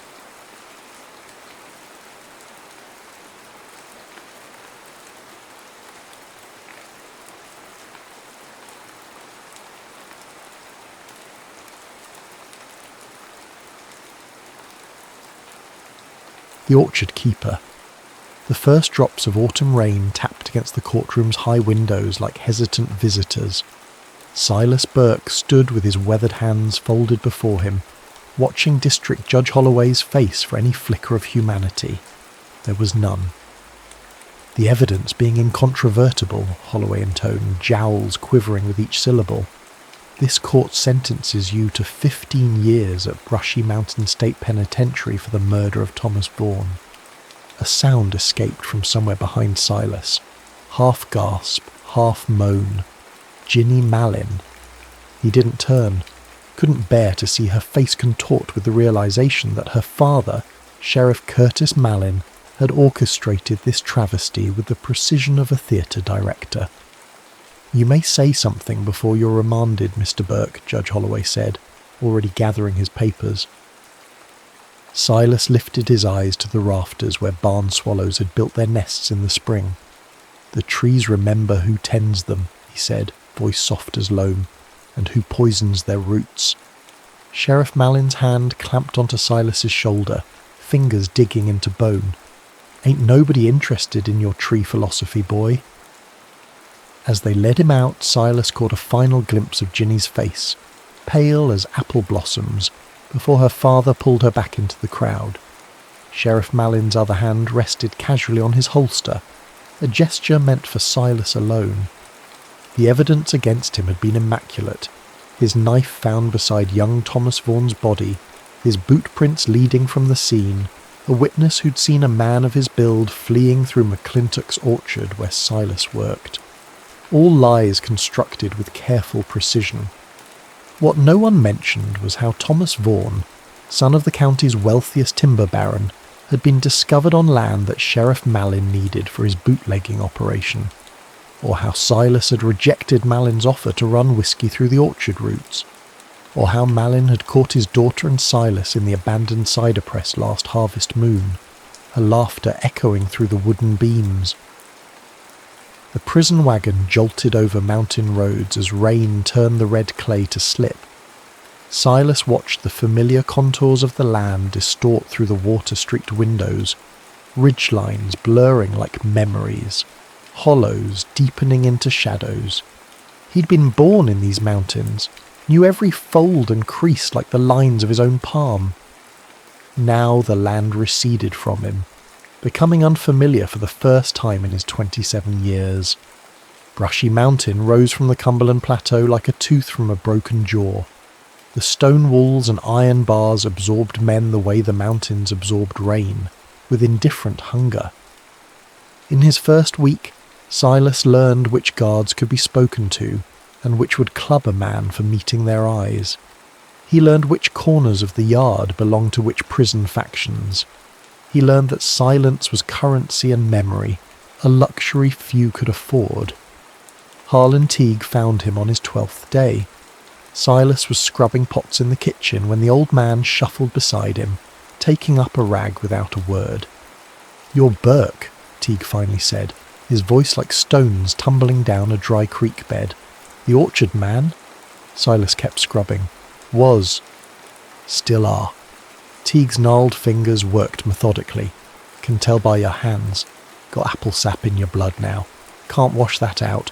No more than you can wash coal dust from a miner's lungs." Later, in the thin light filtering through barred windows, Teague showed Silas a hand-drawn map creased and softened from years folded in a tobacco tin. "Was a surveyor before I started running Shine," Teague explained. "Mapped every holler and ridge in 3 counties. His finger traced a faint line that snaked between 2 mountain ridges. This here's mine. 140 acres. Got papers to prove it." "Why show me?" Silas asked. Teague's eyes were roomy but sharp. "Because I'm dying, and land needs someone who understands it. Got an orchard there. Old trees, varieties most folk have forgotten. Trees my great-great-grandfather planted. Some bearing fruit sweeter than any hymn you ever heard. Why not family, dead or scattered?" Teague coughed, a wet, rattling sound. "My boy went to France in 17, never came back except as a name on paper." That night, as other prisoners snored and muttered through nightmares, Teague whispered stories of heirloom apples with names like poetry, rusty coats, sheep's nose, Arkansas black, limber twig. He described how to craft apple brandy that tastes like summer held captive in glass, and shared the locations of springs that never ran dry, even in the worst droughts. Months passed. Teague's cough worsened. The old man spent more nights in the infirmary than in his cell. On a bitter February morning he pressed the tobacco tin into Silas's hand. "Land deeds in there," he rasped, "and a letter saying you're my kin from up Pittsburgh way. Nobody'll know different. You take it when you get out. Make it live again." "I've got 15 years, Silas reminded him. Teague's laugh dissolved into coughing. "No, you don't," he said when he could speak again. "This place, it floods. Every few years the Clinch River rises up and takes a bite." He gripped Silas's wrist with surprising strength. "Next big rain, you be ready." 3 days later, Harlan Teague died in his sleep. Silas helped dig his grave in the prison cemetery, unmarked save for a number chiselled into a small stone. The flood came 14 months later. Spring rains had swollen the rivers for weeks when the dam upstream gave way. Brushy Mountain's lower sections filled like a bucket. In the chaos of evacuation, with guards shouting and sirens wailing, Silas slipped away through a maintenance tunnel Teague had once mapped for him on a scrap of brown paper. By dawn he'd put 10 miles between himself and the prison. By nightfall he'd crossed the county line. Silas Burke was dead now, drowned in the prison flood, body never recovered. In his place walked Eli Harron, a quiet man with land papers in a rusted tobacco tin and the memory of apple blossoms behind his eyes. Teague's land lay hidden between North Bear Ridge and a nameless hollow locals called the Devil's Spoon for its curved, steep walls. The cabin was mostly collapsed, reclaimed by wild grapevines and bittersweet. But the orchard, or what remained of it, still stood in crooked, overgrown rows. Ancient trees with trunks wide as rain barrels, their branches twisted and gnarled like arthritic fingers reaching for the sky. Silas spent his first month clearing brush, sleeping in a lean-to cobbled together from salvaged timber. The work was a meditation, each swing of the machete a prayer. By day, he uncovered the bones of Teague's homestead, a stone foundation, the rusted skeleton of a cider press, a root cellar half collapsed but still sound enough to store his meagre supplies. By night, he studied Teague's maps and notes by lamplight, learning the secrets of the land that was now his. The tobacco tin had contained more than just deed papers. There was a faded daguerreotype of a stern-faced couple standing before an orchard in bloom, a Swiss pocket watch that no longer ran, a tarnished locket containing a curl of dark hair, and most valuable of all, Teague's brandy recipe, written in a spidery hand on the back of an old land survey. Spring unfurled across the mountains like a green flag of surrender.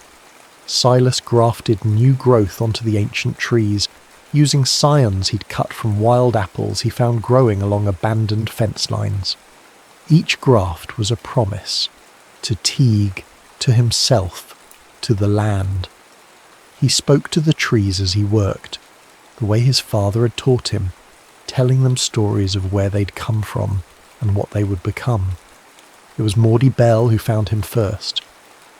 She appeared one May morning as Silas was digging irrigation channels, a shotgun cradled casually in her arms and suspicion in her eyes.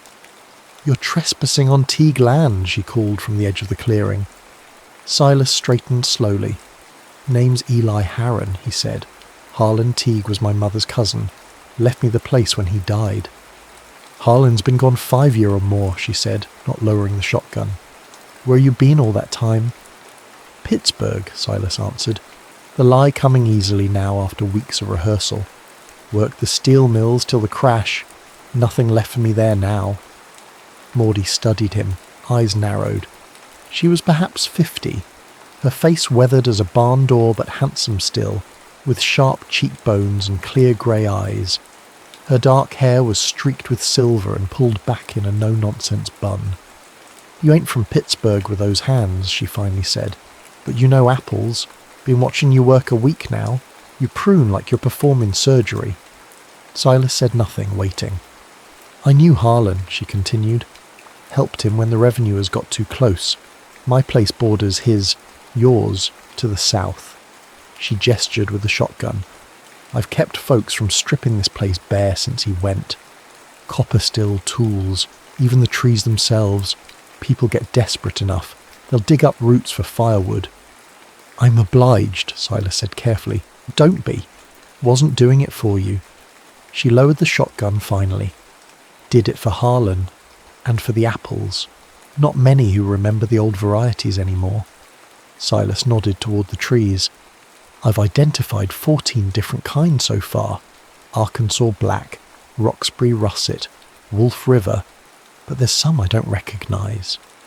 Something softened in Maudie's face. "Those would be Teague's ghost apples. Harlan's grandfather bred them. Don't grow anywhere else but this ridge." She shouldered her shotgun. "You'll need help getting a proper roof up before summer storms hit." That was how it began. Maudie brought cedar shingles from her own barn and helped him rebuild the cabin, bigger and sturdier than before. She taught him which local families could be trusted and which couldn't, which stores in town would deal fairly with newcomers and which would cheat him blind. She never asked about his past, but sometimes Silas would catch her watching him with a look that suggested she knew more than she let on. Once, when he mentioned Sheriff Malin, her eyes sharpened like flint struck against steel. "Curtis Malin's a snake," she said flatly. "Killed my husband 12 years ago over a property dispute. Called it self-defense. No witnesses except his deputy." Silas absorbed this, feeling the information settle like a seed. "He's still sheriff." Got himself elected 4 times running, Maudie spat. Runs the county like his personal kingdom, enforces in every township, most folk too scared to speak against him. By late summer, Silas had a working still hidden in a cave behind a waterfall, a location marked on one of Teague's maps with the simple notation, "Good water, better hiding." The first batch of apple brandy was aging in charred oak barrels, but it would be years before it reached its potential. Meanwhile, he distilled enough corn liquor to trade for supplies and to solidify his reputation as a man who minded his own business and expected others to do the same. Through Maudie's cousin in Knoxville, he established a market for the small batch spirits. The money wasn't much, but it was enough to begin the next phase of his plan. He needed to re-enter the world he'd left behind, not as an escaped convict, but as a man of means and consequence. The irony wasn't lost on him that he was now doing exactly what Sheriff Malin had tried to force him into years ago, running liquor. But this was different. This was his land, his trees, his recipe. And every bottle sold brought him one step closer to the reckoning that had burned in his chest for 3 long years. Autumn painted the mountains in fire colours. As the air grew sharp with frost, Silas harvested the ancient apples, sorting them with reverent hands, some for cider, some for brandy, some for winter storage. The Teague's ghosts were last to ripen. Pale yellow fruit blushed with the faintest pink, flesh white as bone and sweet as first love. As he worked, a plan took root and began to grow, nourished by patience and the certainty of seasons. In Flint Hollow, 12 miles as the crow flies, Sheriff Curtis Malin still ruled with fear and favouritism. Ginny would be married by now, probably to James Fowler, the banker's son who'd been pursuing her before Silas's arrest. But first things first. Before Silas Burke could rise from the dead, Eli Harron needed to become someone worth noticing. 5 years after his escape from Brushy Mountain, Eli Harron walked into the Flint Hollow Bank wearing a store-bought suit and carrying a leather portfolio. The teller's eyes widened slightly at his appearance. He was clean-shaven and respectably dressed, but there was something in his bearing that suggested wildness barely contained, like a timber wolf in a collar. "I'd like to speak with Mr. Fowler about establishing a line of credit," he said, his voice rusty from disuse. He'd grown accustomed to silence, to speaking only to Maudie and the trees. James Fowler Jr. was now the bank president, having inherited the position when his father died 2 winters past. He was soft around the middle, with thinning hair and suspicious eyes that darted constantly as if expecting threats from all corners. "Mr. Harron," he said, waving Silas to a chair, "what brings a gentleman farmer to our establishment?" "I'm expanding my orchard operation," Silas explained, sliding across documents that Maudie's lawyer cousin had prepared. "I've acquired several adjoining parcels and need capital for equipment, labour, infrastructure." Fowler scanned the papers with growing interest. The land surveys, the projections, the letters of reference from a fictitious Pittsburgh banking house all suggested a man of means undertaking a serious agricultural enterprise. "You've been selling apple brandy, I understand," Fowler said, a note of disapproval in his voice. "Quite popular in Knoxville, they say." "A small batch operation," Silas replied. "Traditional methods, premium pricing, but the real money's in the orchard itself. Heirloom varieties are gaining popularity with wealthy buyers up north.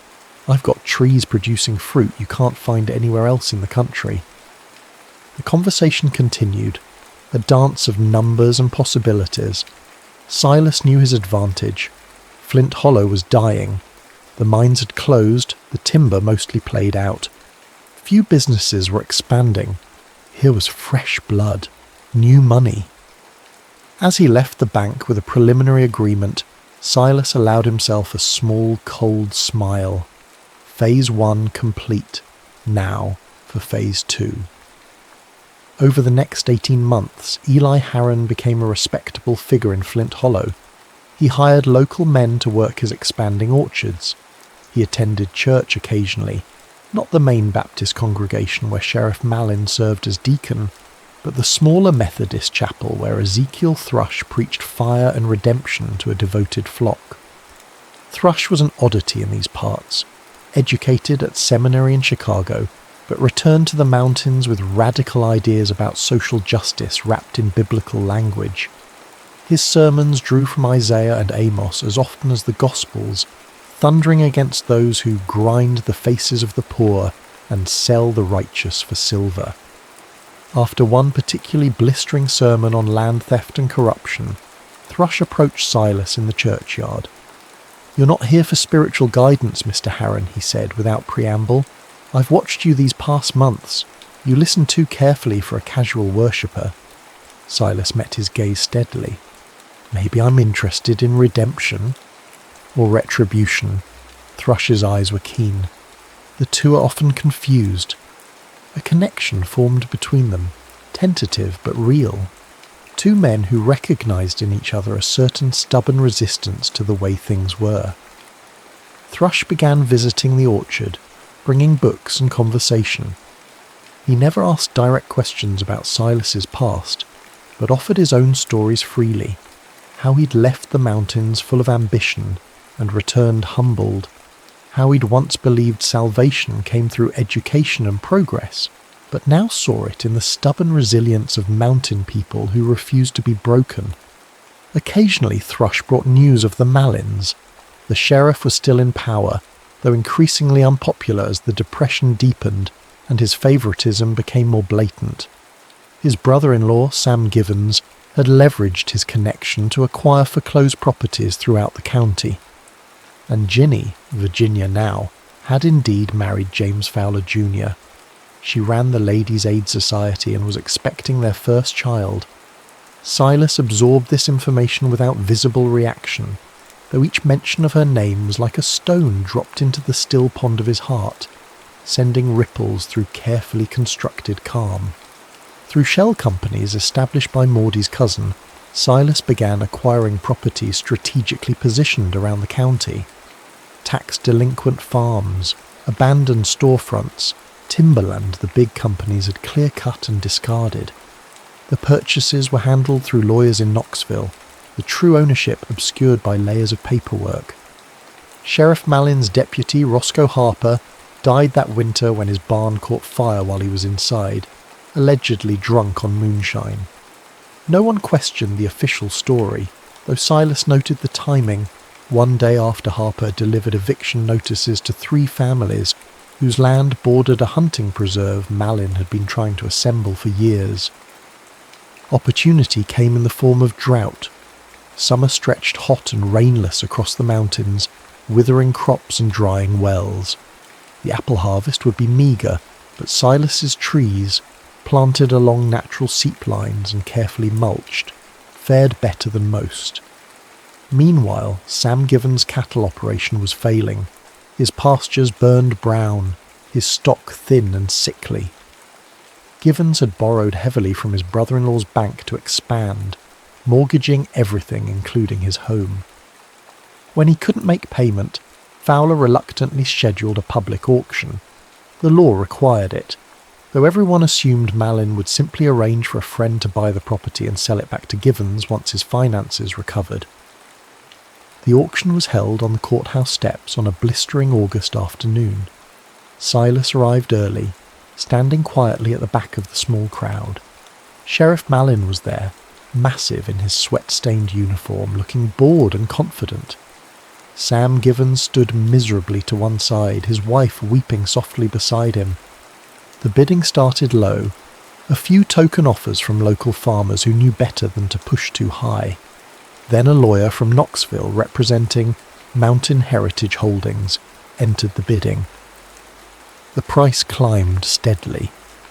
Malin frowned, whispered to one of his deputies. When the lawyer won with a bid nearly double the property's assessed value, Malin shouldered his way forward. "Who exactly is Mountain Heritage Holdings?" he demanded. The lawyer smiled blandly. "A consortium of investors interested in preserving traditional agricultural practices in the region." "Bullshit," Malin spat. "This is my county." I know every legitimate business operator for 50 miles. Then perhaps it's time you expanded your acquaintance, said a quiet voice from the back. The crowd parted. Silas stepped forward, meeting Malin's eyes for the first time in 8 years. Recognition didn't come immediately. Silas had changed. Harder now, leaner, his once boyish face weathered into angular planes. But something in his eyes must have triggered Malin's memory, because the sheriff's florid face suddenly drained of colour.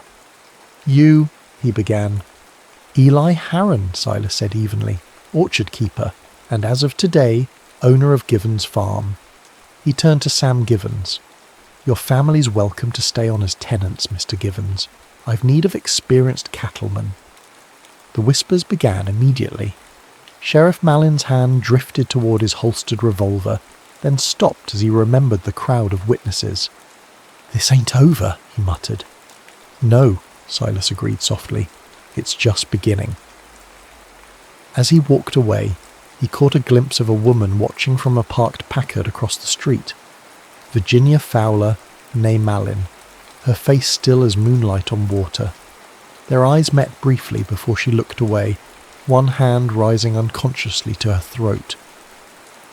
Silas felt something crack inside him. Not his resolve, but the protective shell he'd built around older, softer feelings. It was a dangerous fracture. He couldn't afford sentiment now, not when he was so close to completing what he'd returned for. That night, alone in his cabin, he took out the locket from Teague's tobacco tin. Inside was a curl of dark hair, not Harlan's, he'd realised long ago, but likely belonging to the wife or sweetheart of a previous owner. He'd carried it as a talisman, a reminder of connections severed and promises broken. Now he added something new, a scrap of newspaper announcement of Virginia's marriage to Fowler, carefully preserved these 3 years. Closure, perhaps, or acknowledgement that some losses can never be recovered, only carried forward into whatever future remains. Sheriff Curtis Malin's world began collapsing with the precision of a well-planned demolition. First came the foreclosure on his brother-in-law's property, then the mysterious investor who bought the mortgage on his hunting lodge. The whispered rumours that someone knows something about old cases, the sudden death of Maudie Bell's husband, the disappearance of a revenue agent in 31, the convenient fire that had destroyed county records the same year Silas Burke was convicted. Eli Harron was becoming unavoidable, a shadow that lengthened across Malin's carefully constructed kingdom. The orchard keeper now owned significant properties throughout the county. His apple brandy was featured in gentlemen's clubs as far away as Nashville. Respectable people sought his company, his business advice, his support for community initiatives. It was Ezekiel Thrush who confronted Silas about his true intentions one crisp October evening. They sat on the porch of the rebuilt cabin, watching sunset paint the ridgelines gold and crimson. Maudie had just left after delivering a fresh batch of preserves and tart observations about the upcoming county commissioner election. "You're systematically destroying Curtis Malin," Thrush said without preamble. "Not just his power, his family, his reputation, his future." Silas sipped his brandy, letting the sweet fire warm his throat before answering. "He murdered Thomas Vaughan and blamed me for it. He stole 8 years of my life. He took everything I had." "Including Virginia?" Thrush's voice was gentle but inexorable.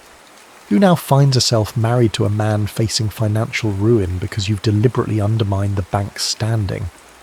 Silas's hand tightened on his glass. "I never meant to hurt Ginny." "And yet you will, just as surely as if you'd aimed at her directly." Thrush leaned forward. "Revenge is a pruning hook that doesn't discriminate between diseased wood and healthy growth. Cut enough, and eventually you destroy the entire tree." "What would you have me do?" Silas demanded. "Forgive? Forget? Let him continue to profit from his crimes?" "Justice isn't the same as vengeance," Thrush said. "One restores, the other only destroys." He gestured toward the orchard. "You of all people should understand the difference between cutting back for death and cutting back for new growth."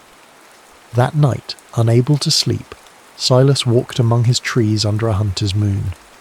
The oldest ones, Teague's heirlooms, stood like sentinels, their gnarled branches reaching towards stars scattered like apple blossoms across the black sky. Beneath one ancient trunk he knelt and pressed his palm against the cool earth. The land remembered everything, every rainfall, every drought, every seed that took root or failed to thrive. It held the bones of those who had worked it, their blood and sweat mingled with the soil. What was human justice compared to this patient accounting? 3 days later, Virginia Fowler appeared at his orchard. She came alone, driving her husband's Packard up the rutted access road with more determination than skill. Silas was grafting saplings when she arrived, hands sticky with tree sap and healing wax. She stepped from the car wearing a blue dress and sensible shoes, her hair pulled back in a simple chignon. In her face, Silas could see the ghost of the girl who had once laughed with him in the abandoned cider press, who had wept as they led him from the courtroom. "I know who you are," she said without greeting. "I've known since that day at the auction." Silas set down his grafting knife. "Does your father know?" "Number not yet. He suspects something isn't right about you, but..." She smiled faintly. "His imagination has certain limitations." "Why are you here, Ginny?" "Virginia," she corrected automatically, then shook her head. "Number, I suppose I'm still Ginny to you." She looked past him to the neat rows of young trees. "You've built something here. Something real." "I had a good teacher," Silas said, "and now you're going to destroy my father." It wasn't a question. "And in the process, my husband's bank, our home, my children's future. Your father's crimes." "I know what he is," she interrupted, her voice suddenly fierce. "Do you think I didn't understand? That I didn't see him come home that night with blood on his cuffs, with that look in his eyes? That I didn't hear what he said to Deputy Harper when they thought I was asleep?" Silas went still. "You knew I was innocent." "I knew," she whispered, "and I did nothing. What could I do? I was 19, still living under his roof. By the time I had my own home, you were gone, reported drowned." "But not mourned," Silas said, an edge creeping into his voice. "Every day," she contradicted, "but the living go on living. We make choices with what remains." She stepped closer. "What do you want, Silas? To see him humiliated, imprisoned, dead? I want justice." "There's no such thing," she said flatly. "Not the way you mean it. Nothing you do to him will give you back those lost years. Nothing will restore what was broken." "Then what would you have me do?" he demanded, echoing his words to Thrush. "Stop." Her eyes held his. "Walk away from this vendetta before it consumes whatever's left of the man I loved, before it damages more innocent people." She laid a hand on his arm. "I have children, Silas. 2 girls. Whatever their grandfather has done, they don't deserve to inherit his punishment." The touch of her hand sent a jolt through him, memory and possibility tangled together. For an instant he could see another future unwinding before him, one where he let go of the past, where healing took precedence over settling scores. "I need time," he said finally, "to think." Virginia nodded once, then turned to go. At the car she paused. "Whatever you decide about my father, know this. I never stopped believing in you, even when they told me you were dead." After she left, Silas stood motionless among his grafted saplings, part of him still with her, part forever altered by prison and pain, like these young trees with their spliced identities, carrying forward both old lineage and new possibility. The winter of 1938 arrived with unusual ferocity, sealing the mountains under ice and snow. Silas spent the darkest weeks in quiet preparation, not for violence, but for a different kind of reckoning. He wrote letters, prepared documents, consulted with lawyers in Knoxville. When the thaw finally came in late February, he was ready. Sheriff Curtis Mallin was alone in his office when Silas entered, the afternoon light casting long shadows across the worn floorboards. The years had not been kind to Malin. His once powerful frame had grown slack, his face mottled with broken blood vessels, eyes rheumy and suspicious. Recognition came immediately this time. "Burke," he growled, reaching for his service revolver. "Should have known you'd crawl back eventually." "Your gun won't fire," Silas said conversationally. "I paid your deputy $50 to remove the firing pin while you were at lunch." Malin pulled the trigger anyway. The hammer fell with a dull click. "You've grown careless," Silas observed. "Time was, nobody could buy your men." "What do you want?" Malin demanded, dropping the useless weapon onto his desk. "Come to kill me?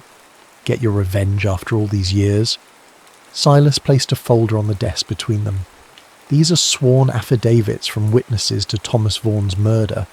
Your former deputy Harper confessed everything to Preacher Thrush before that barn fire. A genuine accident, as it happens." Thrush kept detailed notes. Fear flickered across Malin's face. "Nobody'll believe."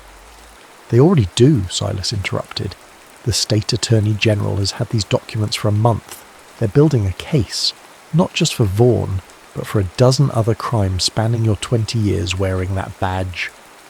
Malin lunged around the desk with unexpected speed, hands grasping for Silas's throat.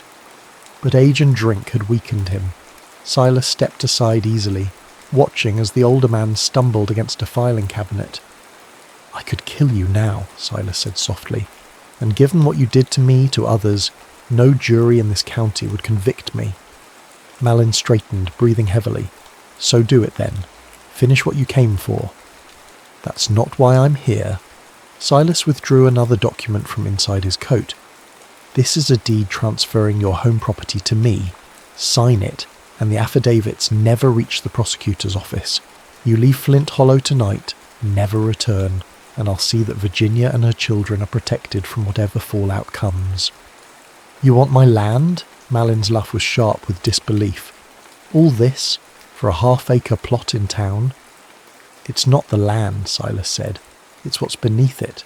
The evidence you buried in your cellar, the strongbox with Vaughan's real murder weapon, the ledgers detailing your bootlegging operation, the money you've skimmed from county funds for 15 years.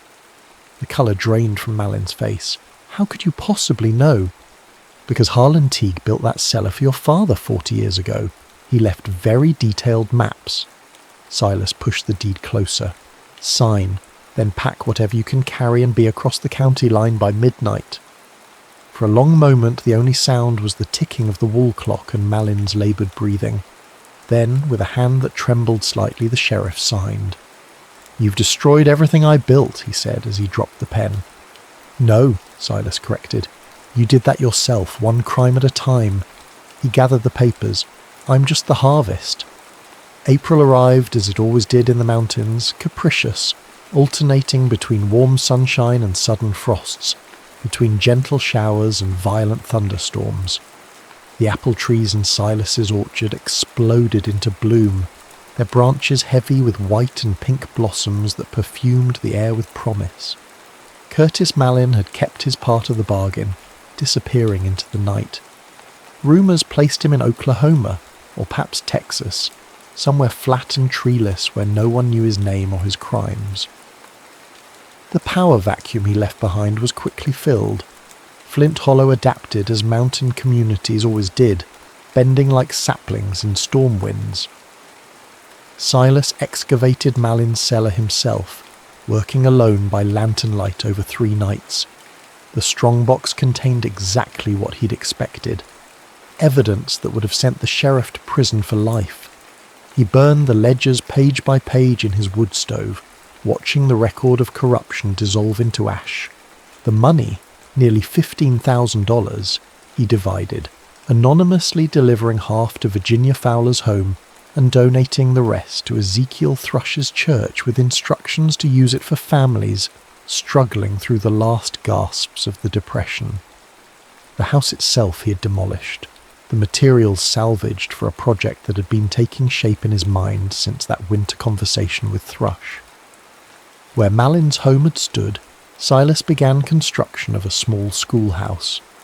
"You're a study in contradictions, Burke," Thrush observed one afternoon as they surveyed the progress. The preacher was one of only 3 people who knew his true identity now: Thrush, Maudie, and Virginia. You orchestrated a man's downfall with the patience of a biblical prophet, then used the spoils to build a place of learning. Not contradictions, Silas corrected, just different seasons of the same life, like winter pruning that looks like death but enables spring growth. He ran a hand along a newly installed window frame. Besides, I've had my fill of destruction. Time to build something. The schoolhouse opened that September with 12 students from the surrounding hollows. Maudie Bell served as teacher. Her sharp tongue softened when addressing the children, but her standards uncompromisingly high. The curriculum included traditional subjects but also practical knowledge, grafting techniques, weather prediction, the identification of wild plants and their uses, wisdom that had sustained mountain people for generations but was increasingly forgotten in the rush toward industrialization. Thrush came weekly to conduct classes on ethics and community responsibility, his theological training tempered now by hard-won mountain pragmatism. The children thrived under this unconventional education, bringing their learning home to parents who began, cautiously, to see Eli Harron as more than just the wealthy orchard keeper who had driven out their corrupt sheriff. Silas himself taught apple cultivation to the older students, leading them through his orchards in all seasons, showing them how to read the land's subtle signals, which slopes retained moisture, which soil yielded the sweetest fruit, how to encourage beneficial insects and discourage harmful ones. "You're healing this place," Virginia said one crisp October afternoon. She had come to collect her daughters, both enrolled in the school despite her husband's initial reluctance. They stood watching the children help with the apple harvest, small hands carefully placing fruit in lined baskets. "The land was never broken," Silas replied, "just waiting for the right attention." Virginia studied his profile, the afternoon sun casting his features in sharp relief. "And you? Are you healing too?" The question caught him off guard. He had been so focused on his plans, first for vengeance, then for restoration, that he had rarely considered his own internal landscape. "I'm becoming something different," he said finally. "Not what I was before prison, not what I was during those years of planning retribution. Something new grafted onto old rootstock." She smiled at that. "Always back to your trees. They're patient teachers." A comfortable silence settled between them as they watched her daughters laughing with the other children. The older girl, Anne, had inherited her mother's quick intelligence and quiet determination. The younger, Sarah, was more reserved but showed a natural affinity for growing things that reminded Silas painfully of himself at that age. "James has asked for a divorce," Virginia said abruptly. "The bank is failing. He blames me for not intervening with my father when there was still time." Silas turned to face her fully. "I never meant for you to suffer for your father's crimes." "Didn't you?" Her voice held no accusation, only a clear-eyed assessment. "You knew what would happen to James when you undermined my father's power structure. You knew what that would mean for me." "I did," he admitted, "and I chose to proceed anyway. I told myself it was justice, but Thrush was right. Vengeance cuts indiscriminately." Virginia shook her head. "James and I were unhappy long before you returned. He married the sheriff's daughter, not me. Now he'll go to his cousin's firm in Nashville, and I—" She looked out over the orchard, where the late afternoon light gilded every leaf. "I don't know yet, but for the first time, I'll choose my own path." Winter descended early that year. By Thanksgiving, snow blanketed the mountains, transforming the orchard into a crystalline forest. The schoolhouse, insulated with clay and straw in the old mountain tradition, remained warm and bright, a refuge for learning and community gatherings. On the darkest evenings, Thrush led discussions on everything from Plato to the New Deal, while Maudie organised traditional music sessions that kept nearly forgotten ballads alive. Silas expanded his brand, now marketing Teague's Ghost Apple products throughout the region. The profits he reinvested in the community, better roads, a medical clinic staffed by a young doctor from Tennessee's new TVA settlements, agricultural improvements for struggling farmers. He lived simply himself, still occupying the cabin he'd rebuilt, though now it contained a substantial library and a collection of scientific instruments for monitoring soil and weather conditions. Virginia and her daughters moved to a small house on the edge of town after her divorce. She took a position as the county's first female clerk, her meticulous organizational skills bringing order to records neglected during her father's administration. Occasionally she joined Silas for dinner, their conversation flowing easily between childhood memories and future possibilities. There was no dramatic rekindling of their youthful romance. Too much had changed. Too many years and experiences separated them. But something else grew in its place. A friendship rooted in shared history and mutual respect, with tendrils that might, in time, develop into something more. One unseasonably warm day in late February, Silas hiked to the highest point of his land, a stone outcropping that offered views across 3 counties. The air held the first tentative promise of spring, though winter would likely reassert itself before the season truly changed. From his vantage point he could see the patchwork of his domain, the original teak orchard, now expanded to cover 60 acres, the experimental plots where he grafted new varieties adapted to the mountain's particular conditions, the schoolhouse in the distance, smoke rising from its chimney in a straight column that suggested fair weather would hold at least until nightfall. The years of imprisonment had left their mark on him, in the grey that now threaded his dark hair, in the deep lines that bracketed his mouth, in the nightmares that still occasionally woke him sweating and disoriented. The years of plotting revenge had marked him too, hardening something essential that could never be completely softened again. But the land beneath his feet had taught him its patient wisdom. Growth after dormancy, renewal after loss, the slow, inexorable healing that comes not from forgetting wounds, but from transforming them into something useful, marrow rather than scar tissue. Below, in the oldest section of the orchard, the ancient apple trees were still dormant, their gnarled branches stark against the winter sky. But within those seemingly lifeless limbs, sap was already beginning to rise from roots that reached deep into mountain soil, preparing for another season of bloom and fruit and harvest. Silas Burke, once prisoner then fugitive, now orchard keeper, turned his face to the strengthening sun and felt for the first time in many years fully present in his own skin. The past would always be there, like rings in a tree's heartwood, but so would the future, waiting to be shaped by careful hands and the courage to begin again. The mountains would remember this story long after its actors were gone.